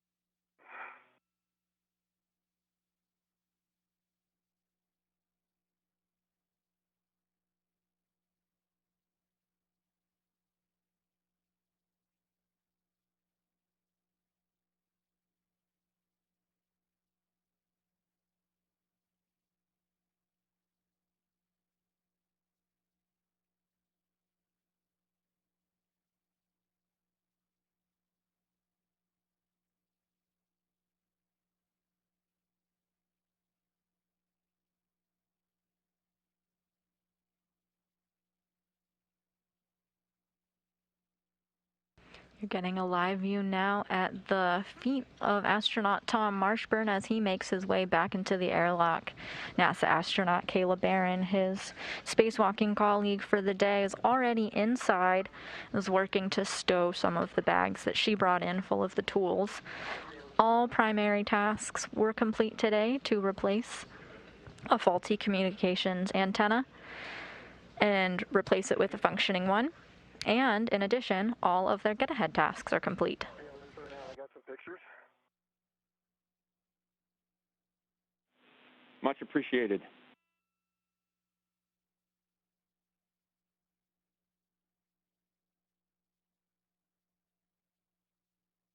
Coming in? And Tom, that's all we needed. You can head on in. Okay, good work. Yeah, I'm up against something there. That might be you, Kayla. Oh?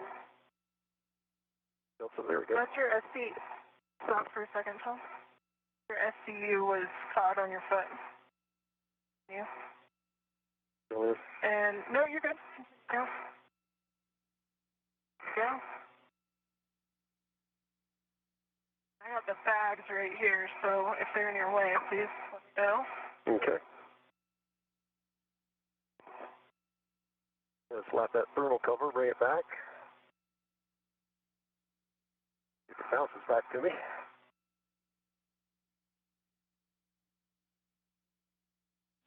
Barron and Marshburn now working together to configure both their bodies and their equipment into the airlock so that repressurization can begin. Yeah, and work. Thermal cover is slowly coming back.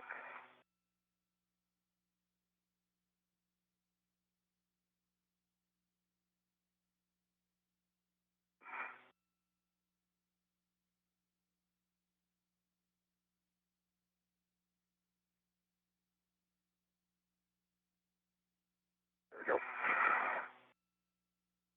Thermal cover is closed. The person you see on screen now is NASA astronaut Mark Vandehei, and sometimes we'll see astronaut Rajachari floating into view as well. They're the suit IVs for today's operation, helping Barron and Marshburn get in and out of their spacesuits. And if you can verify for us that the magnet actually engaged. Okay. Will do.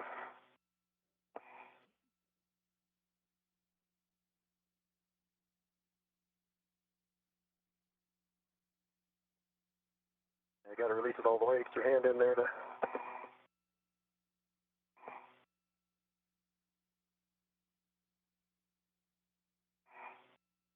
Release the hook.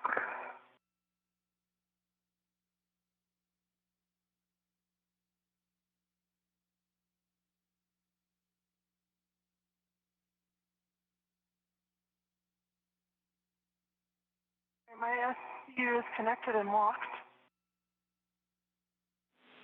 Copy, Caleb.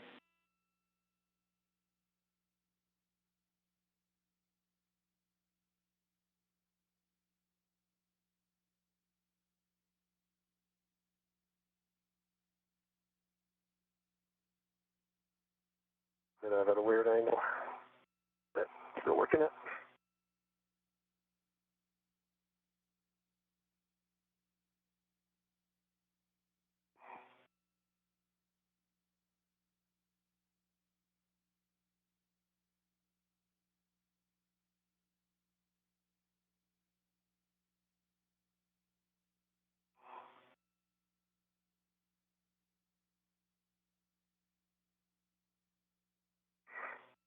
You're seeing the suited up gloves of NASA astronaut Tom Marshburn as designated by the number 22 in the corner.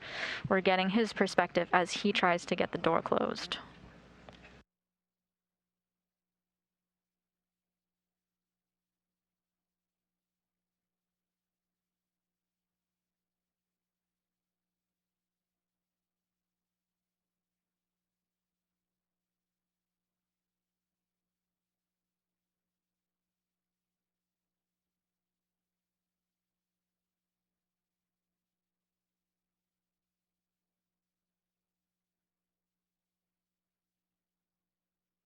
Put it down.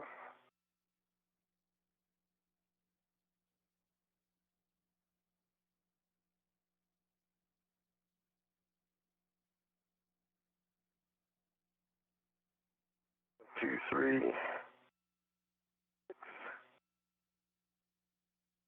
The view you're looking at is the thermal cover of the Quest airlock. Once Tom Marshburn gets that closed, then they could work to close the hatch. That thermal cover, just an extra layer of protection for the hatch door from the elements of space. The EVA does not conclude once the door is closed, but when the spacesuits are back off of internal battery power. Just not a strong enough magnet, doesn't seem like.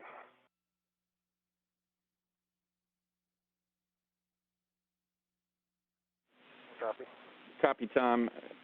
And we'll just ask that you make sure, give your best effort in getting the magnet engaged and then cinch it up to 6 black lines on that tail. I've got 6. There's still a bit of a gap.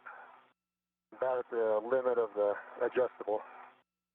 And, yeah, that magnet's not engaging. Until it sticks on it for just a second, then pops right off. Checking. Looks pretty close to me, however. Yeah, I'm looking at about 5-inch gap. 4-inch gap.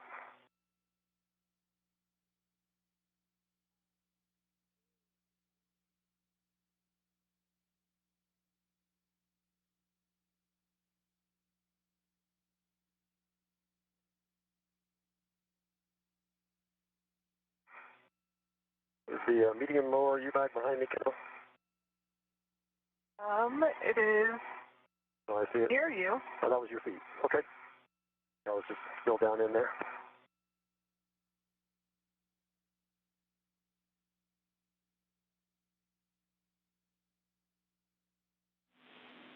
Tom, we were wondering if you could try to manipulate it a little bit because we think that it's flexing away so the magnet doesn't quite engage.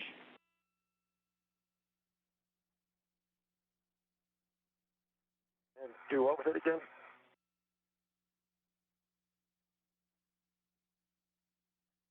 The Because it's sort of pulled almost all the way tight.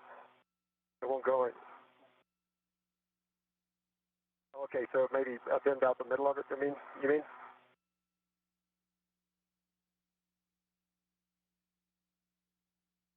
So the adjustable is as tight as it'll go, and I'm pulling it all the way up, the thermal cover up. Tom, if you hold with your left hand as you are and then push on the middle with your right hand. Yeah, I did that.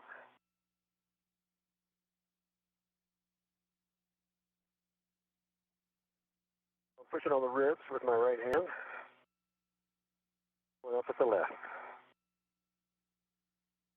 And when letting go, it's just simply not enough magnetic force. I do see a bend in the rib again.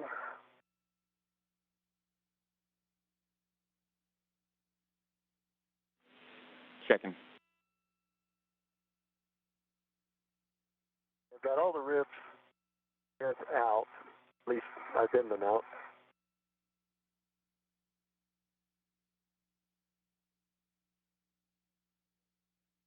Okay, it's staying intact now. Just had to barely release it. So it's all the way up now. All right, Tom, we like it. It'll be a very light touch to pop it off. Yep, we're going to go with it. It looks good. And we're going to go ahead and have you remove your SCU from its pouch, open your DCM cover, and then connect and verify that we are connected and locked. Okay.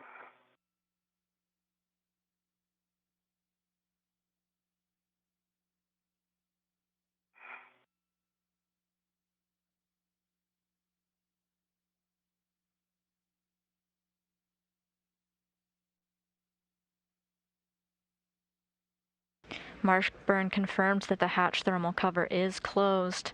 He worked with the ground to make sure that it laid flush and stayed closed. See the pouch. I think my list is a little bit against yours. Look, turn it around the other way.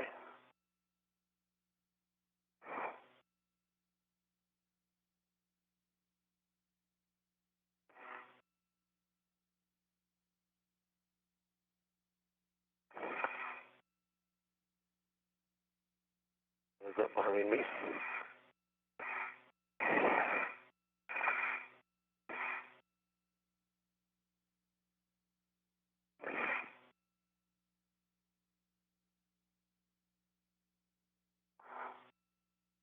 I got it.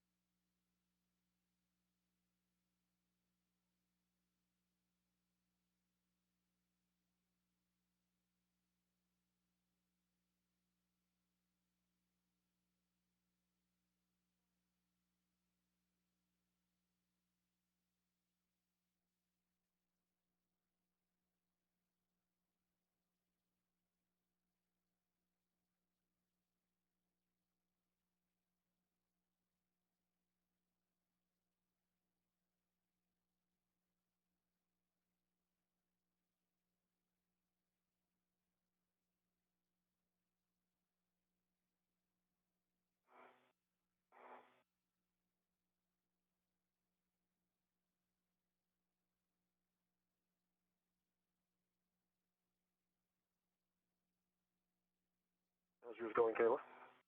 I'm connected. I'm connected as well. Drew, both SCUs are connected. Okay, copy. You're both connected to your SCUs and they're locked in place. I have a note for you here. We'd recommend a TCV setting between 8 and max cold. This is dialed toward your feet when we go to our next couple of steps. Copy. Roger, I am in 8. Copy, Kayla. Working it. Okay, guys, it's time to go. Water switch is off. You can expect an H2 off message. I'm at 8 and going for my water switch. My water switch is off. I have the H2O is off message. Mine is off, and I got the water is off message. Okay, that starts our 2-minute timer.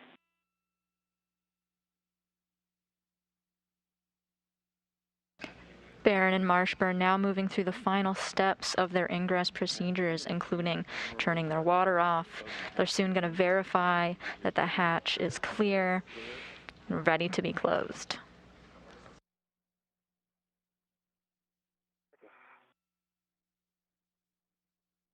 And the hatchway is clear. Okay, and then you can verify also that the handle position is per decal.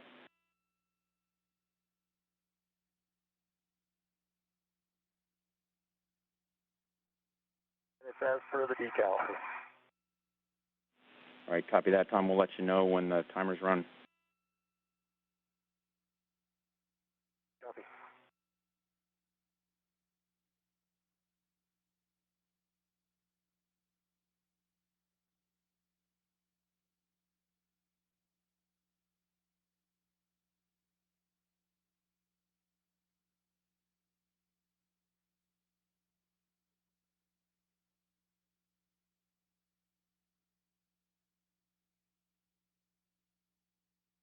Turning off the water in their extravehicular mobility units, also known as their spacesuits, is a process that's expected to take about 2 minutes.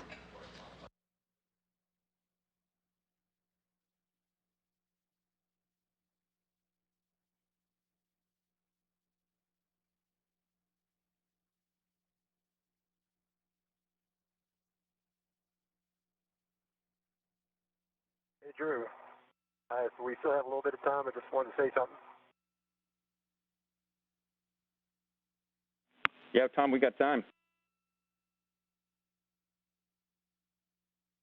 Hey, copy. Just wanted to make sure we had good comms still. And pretty unbelievable that the team, everyone was able to pull this together in just a few weeks and get Kayla and I trained up, and Raja and Matthias. The capability to do something that quickly is just fantastic. Vincent McCourt at the team in just an outstanding manner. Art Thomason and Greer Wilt gave us all the tools we needed and provided just perfect instruction for us, gave us all the information in an understandable manner, and we were just executing their suggestions of what they told us. Thanks to Michael Dino and Stephen Bolano for getting us into suits out safely. Drew, of course, fantastic job as always.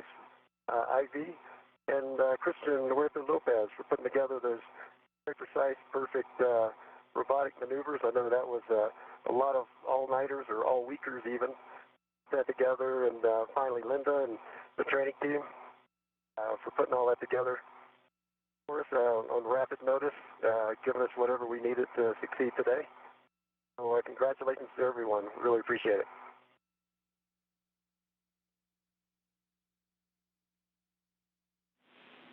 Hey, guys, we really appreciate the kind words, and on behalf of the entire EVA 78 EVA team, it was a real pleasure to develop this and execute it with you guys. Did a fantastic job. Thank you for restoring S-band to the ISS. This was just a great morning. Tom, Kayla, a couple of pros out there, and Mark, Raja, Matthias, thank you very much for getting us through this. Great job. We're about 1.5 minutes from handover, and you are go for hatch closure. Happy go for hatch closure. One final shot.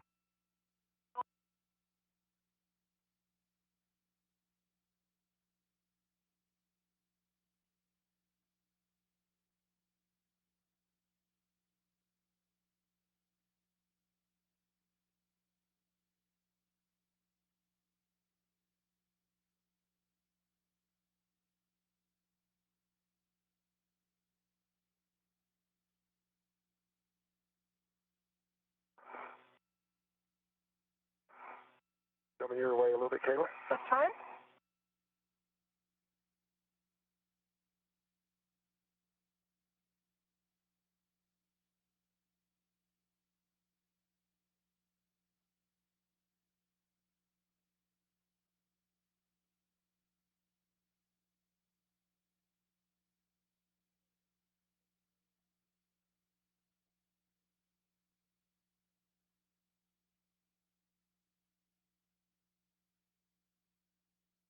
The hatch is closed and latched.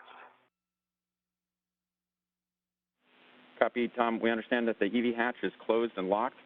Kayla, for you, on the UIA, check that oxygen for EMU 1 and 2 valves are open. EMU 1 and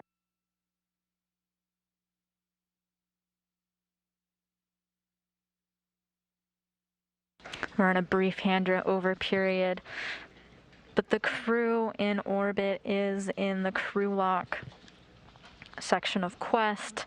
They're undergoing some checks right now before repressurization can begin. Great job today, Kayla. yeah, you too. You had the bulk of the work. You have to play with everything that's out there just about. All the tools. Yeah. And Kayla, I think we clipped there in a handover. We just wanted to verify that the oxygen for EMU 1 and 2 valves are both open. EMU 1 and 2 are both open.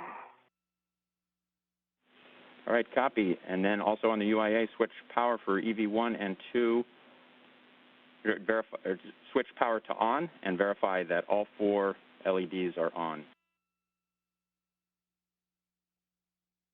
Let's see. So power EV1 and 2 are on, and the EMU LEDs are on. The Orlon LEDs are off. We've got 2 LEDs. Yeah, Kayla, that's a good check. My mistake. And then we'll also take a check of the voltage for EV1 and EV2. 18.6 for both.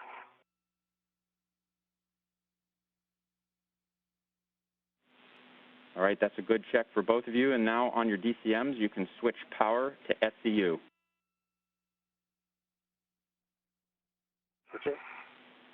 And you can expect a warning tone. Power is in SCU for EV2.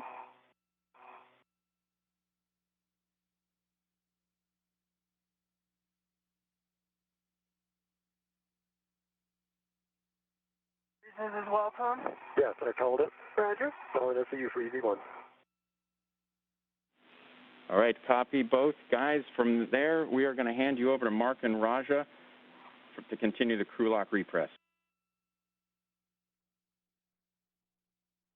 Drew and Johnny and the rest of the team, thanks for taking such great care of these folks and accomplishing the mission so well.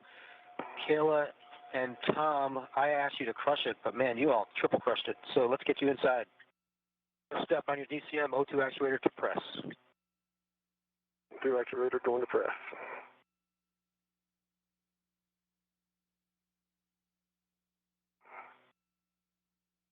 My O2 actuator is in press. EV2's O2 actuator is press. Yeah. Be sticky. 6 hours and 30 minutes into the EVA, NASA astronaut Mark Vande Hei on the right of the screen is walking the 2 spacewalking astronauts through the repressurization procedures.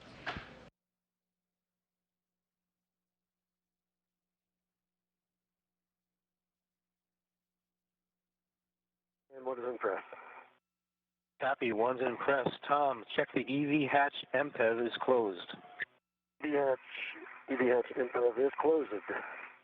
Okay, I'm going to start repressing the crew lock, so I'm going to go to halfway between off and normal for a couple of minutes. Let me know if you want me to speed it up or slow it down, or just stop it. Here we go. Roger, you ready? Ready.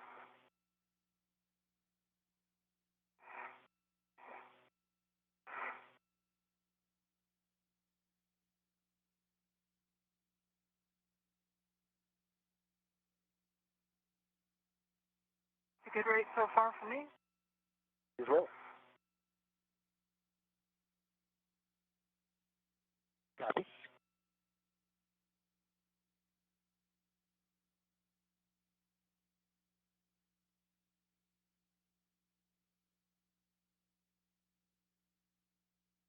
When the crew lock gets to 4 psi, you can expect an alert tone. Copy.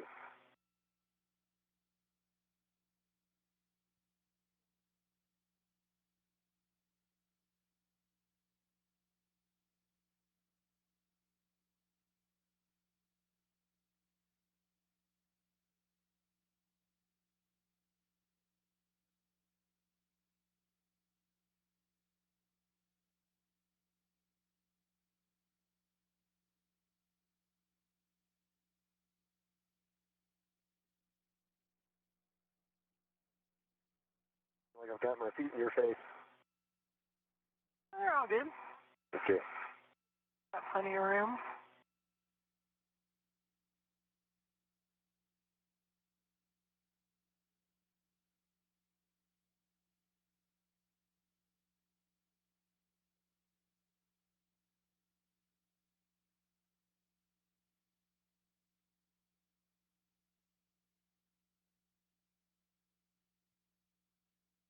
What would you both think about me speeding this up a little bit?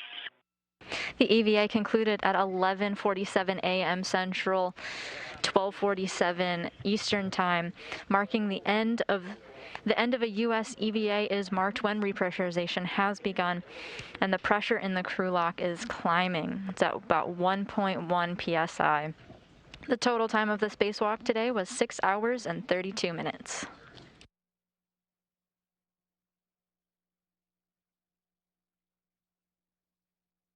Still good, Kayla. How about you? I'm good. Can we bump it up a little bit more? I'll do a little more. Yep, I'm ready for a little bit more.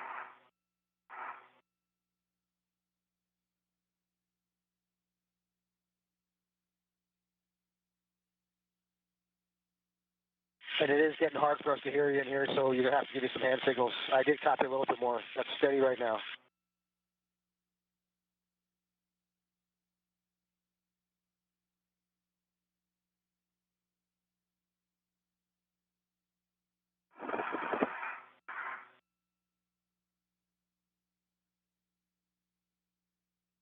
How you feeling, Tom?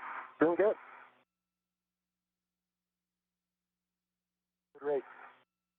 Yeah, I'd say potentially go a little bit higher, but maybe just leave it here. Yeah. I think I could if you wanted to just bump it up a tad bit more. I'm happy with this as well. I'm clicking my ears. Up a little bit. Or just give me a thumbs up. Speed up a little bit more. Here we go.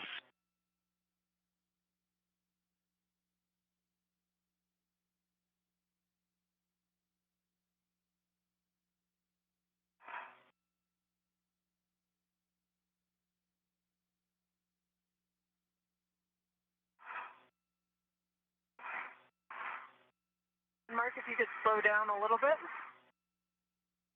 Copy. Slow down a little bit.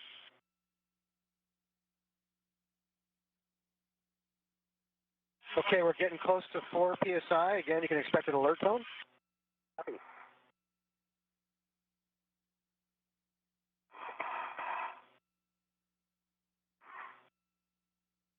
Okay, our next step when we get to 5 psi, I'm going to move the IV hatch equalization valve to off. We're waiting for that. You can expect another alert tone for that. Roger.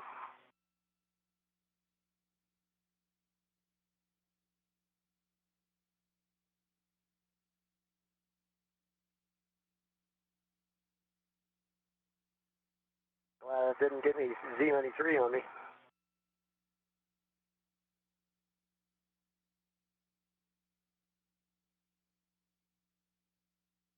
Copy, no Z93. My knowledge, I did not either. Copy, Kayla as well.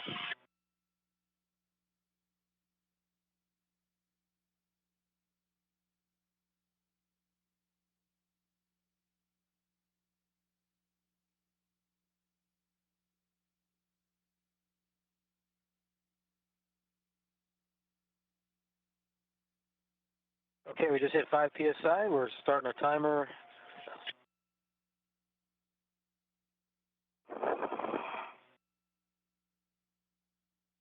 What's going on now is we're waiting 2 minutes for the crew lock pressure to stabilize, and then we'll see what difference we get over the next minute after that. Roger.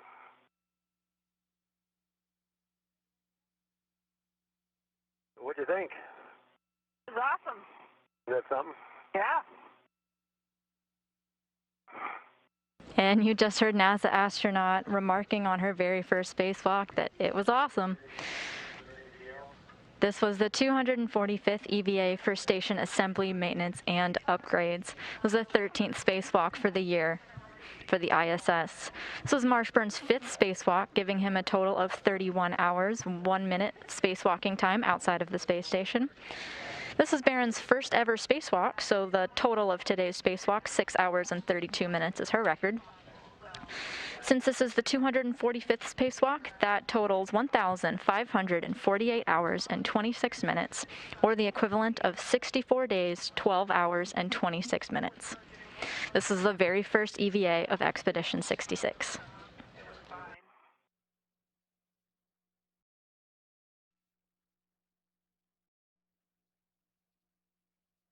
That was the mass bolt. It looked like a bit of a beast. The stanchion mount bolt? Yeah. Yeah, it was. I think it was just, the bolt goes so deep into that fitting. It's really hard to get good visibility on if you're like really seated and if it's really driving.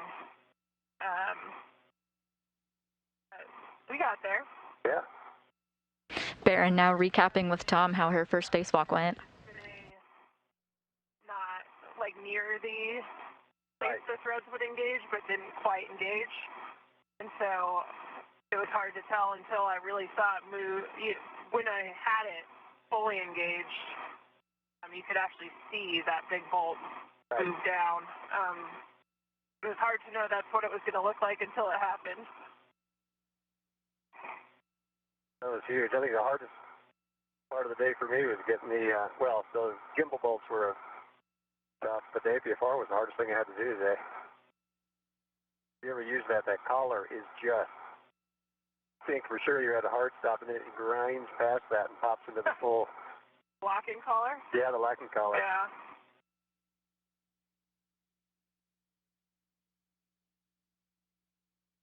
The spacewalk began at 5:15 a.m. Central Time, 6:15 a.m. Eastern, nearly an hour ahead of schedule. It concluded at 11:47 a.m. Central, giving us a total of 6 hours and 32 minutes. To get good DRT body positioning over those bolts because they're so far inboard from the handrails. Right. Right. And you have to get pretty high too because it's up on the fram. Kayla and Tom, we had a good leak check, so we're going to continue on with the crew lock repress. Copy. Can you switch your glove heaters to off, OFF? My glove heaters are off. Glove heaters going to off. All right, Tom, let me know when your glove heaters are off, and then we'll press. They're off. Okay, got them. They're off. Now check your gloves for contamination. Let us know if we've got any. Negative for one. Negative, I have the dark smudges I reported earlier, but given that they're black in color, I think we can confidently say that's not D93 paint. I would say no contamination. Same for Copy. In Houston, do you copy?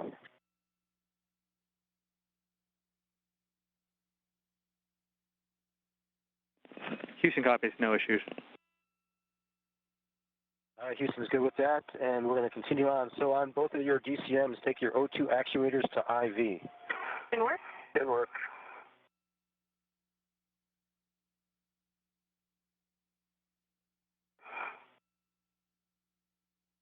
EV2, O2 actuators, and IV. And the EV1 O2 actuator is getting there. Is in IV.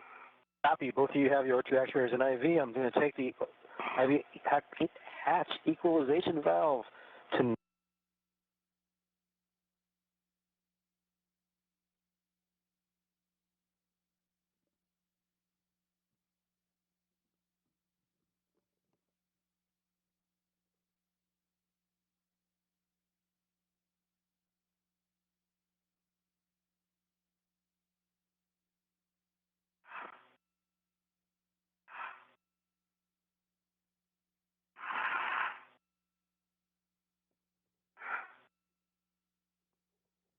I think one of the reasons why it was hard to get the degraded facet down is when I tried to push it down to get it flush, the arm would bounce back a little bit.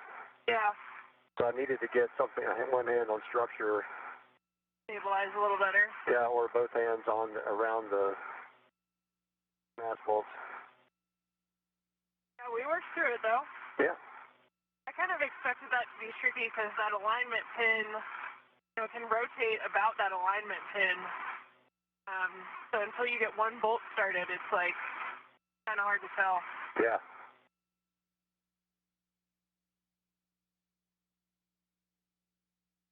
The PSI in the crew lock is steadily rising, now reaching about 9 PSI. Your directions for the remove and the install, the top of the truss were perfect. Yeah, that worked out surprisingly well, I think. Yeah. I was surprised it was like popping off that soft dock, but we got there. Yeah.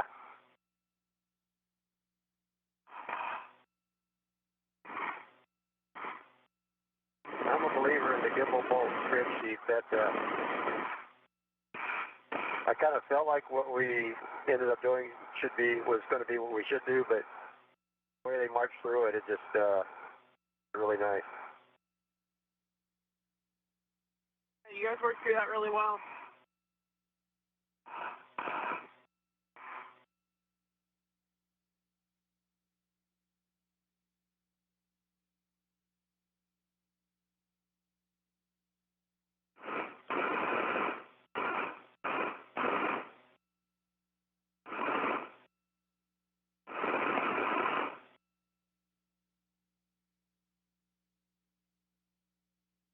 NASA astronauts Kayla Barron and Tom Marshburn began their day by removing the degraded S-band subassembly. It's facing nadir.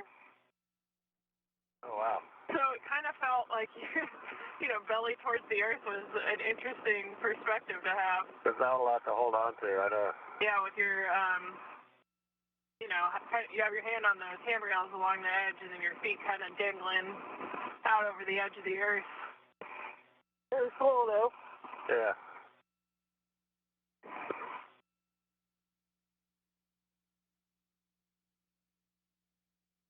All right, Tom and Kayla, we're getting close to getting a DPDT of about 0. When that happens, you can expect an alert tone. Roger. Copy, Mark.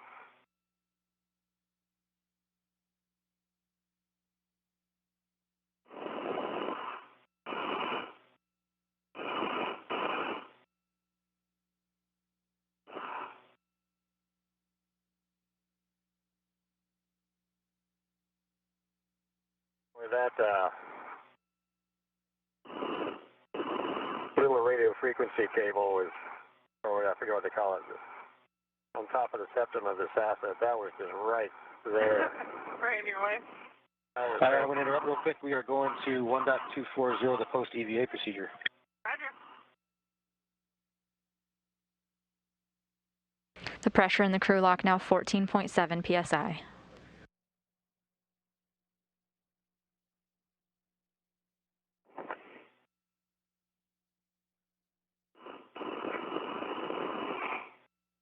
Opening the hatch. See our buddy. NASA astronaut Mark Vande Hei working to open the hatch so that Barron and Marshburn can come through.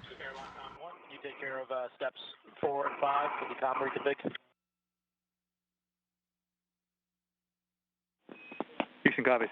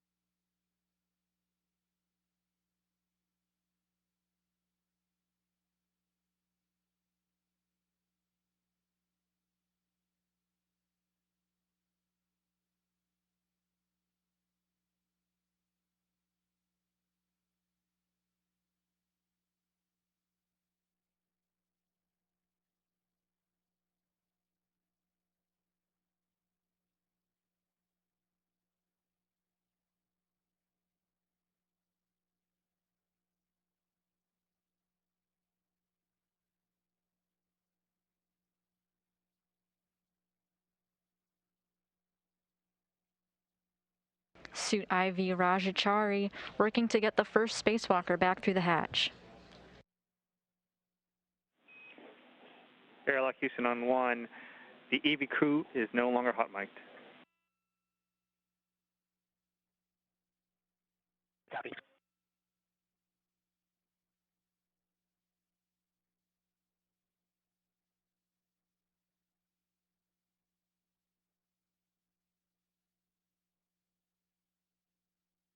And it looks like Kayla Barron, having just completed her very first spacewalk, is the first one back.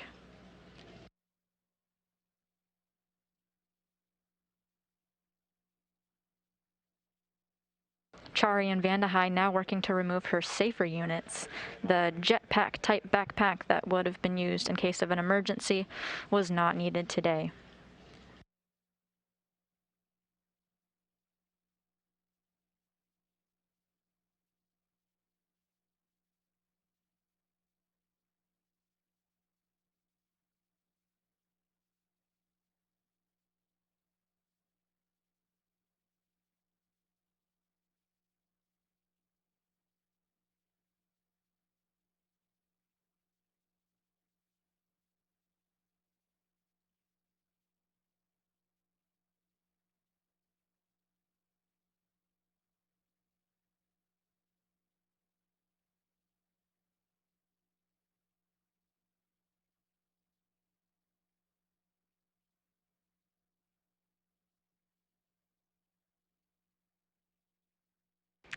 Barron's safer unit is now removed.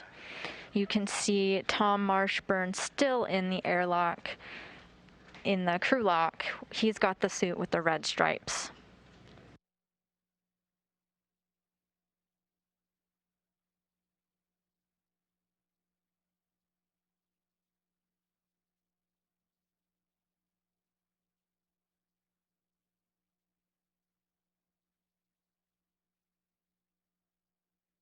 Astronauts Kayla Barron and Tom Marshburn began their day by removing a degraded S-band subassembly, just one of many communications antennae aboard the space station. It had lost partial functionality a few months ago, but thanks to several redundancies built in, the crew saw very minimal impact to their operations. They brought a spare SASA already on board, connected to the Express Logistics Carrier number 3, and put it in the degraded SASA's place on the P1 truss of the International Space Station. They got the spare installed, hooked up, turned on, and they did a communications check to verify that it worked. The team here in Mission Control confirmed that they saw the communications antenna online and that they heard the voice check.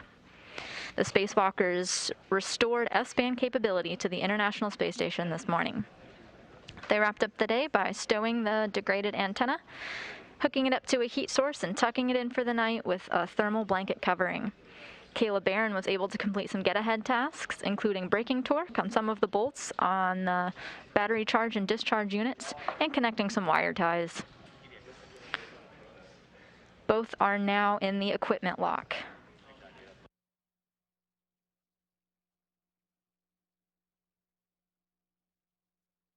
They completed all of their tasks for today, including the get-ahead tasks.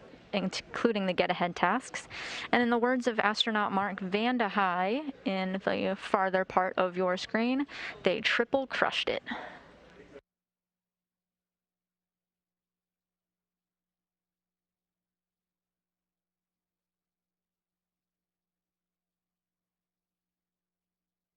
Marshburn wrapped up his 5th EVA with his career with some kind words, noting that it was unbelievable that everyone was able to pull this together in just a few weeks, and gave a nod to his support team, including EVA officer Art Thomason, our flight director Vincent Lacourt, and all the folks here on the ground, including those monitoring the spacesuits and robotics.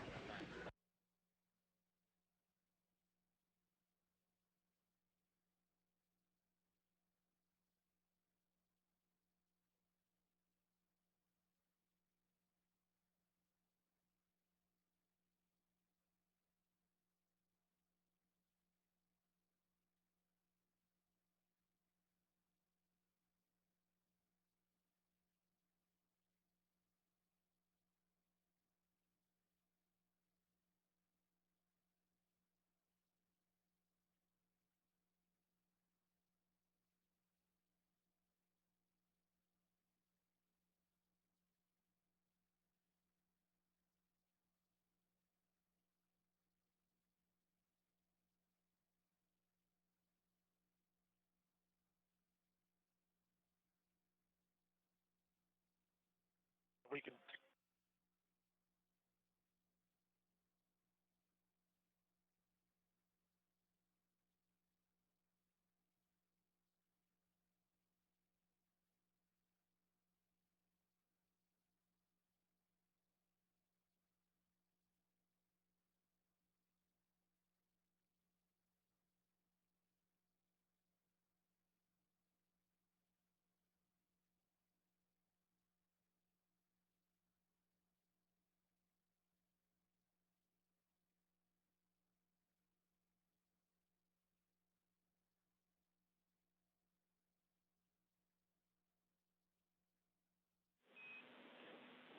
Airlock Houston on 1, friendly reminder to perform step 17.1 for the helmet Velcro straps.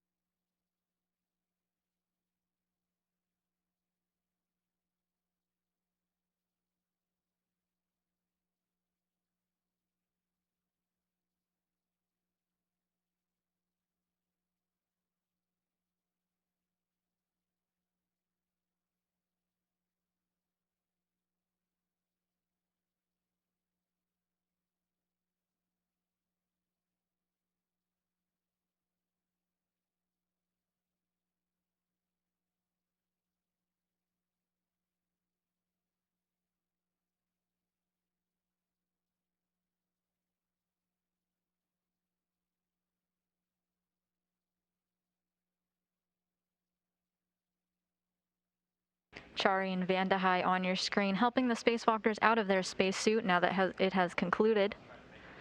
Following this, they'll take their gloves and helmet off, get the rest of their spacesuits off, and head to a well-deserved rest.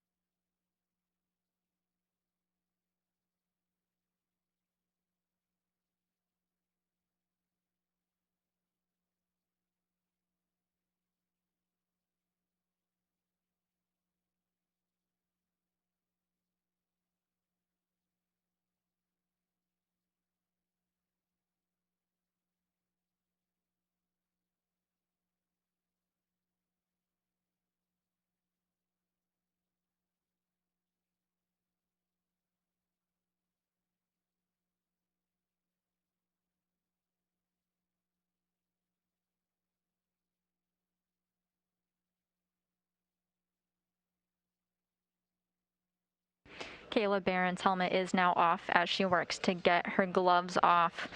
Next up, we're about to see Rajachari as he helps Tom Marshburn take his helmet off.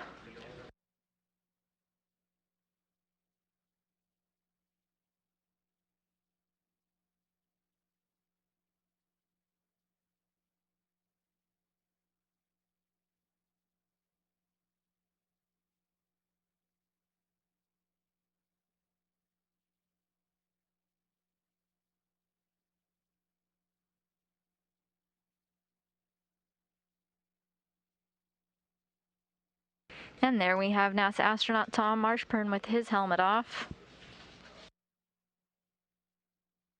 This concludes the spacewalk for these two NASA astronauts now that they've accomplished their goal of restoring S-band capability to the International Space Station in 6 hours and 32 hours of spacewalking time, replacing a degraded SASA unit with a spare on board.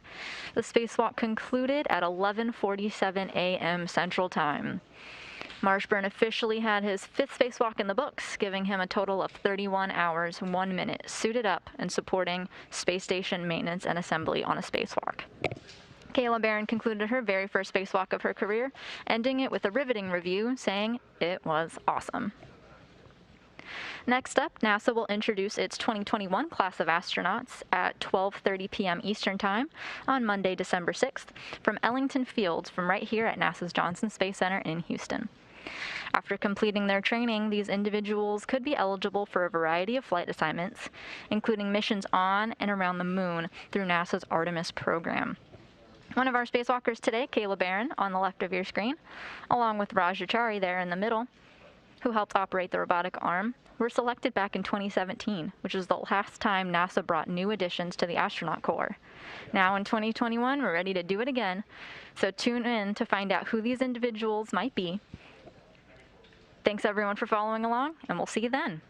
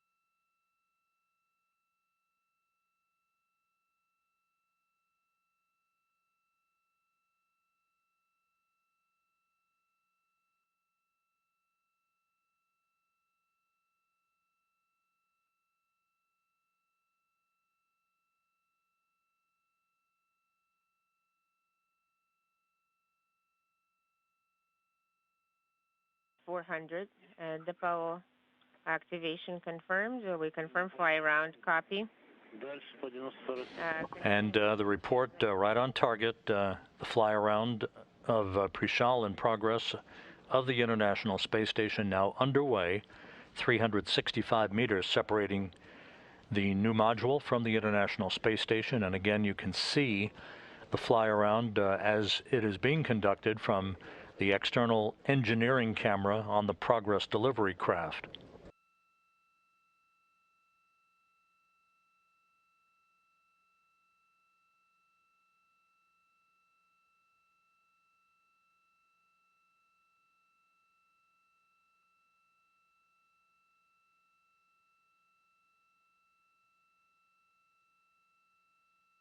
Then the space name is close. Range is 300 meters. Range rate 1.38.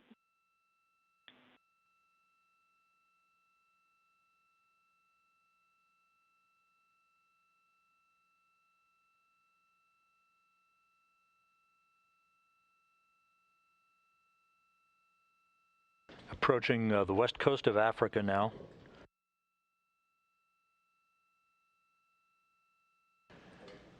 ...240 meters separating Prishal in progress from the International Space Station's Naoka module, closing at a rate of 0.2 of a meter per second.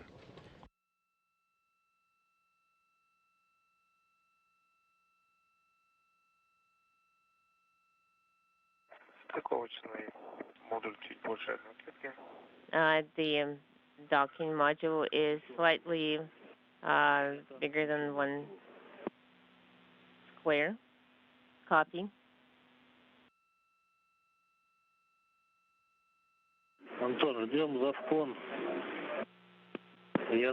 Okay, go ahead on SAFCON.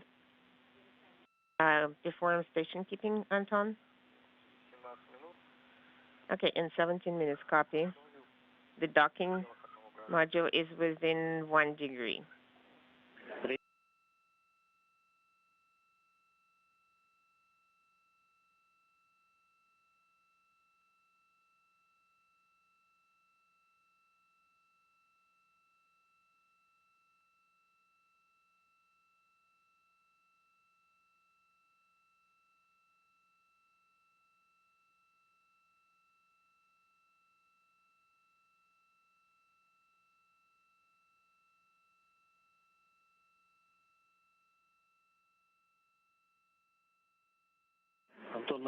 Anton, north of Rome and soon to enter an orbital sunset. The node module now just 30 meters away from its final port of call. AGC mode.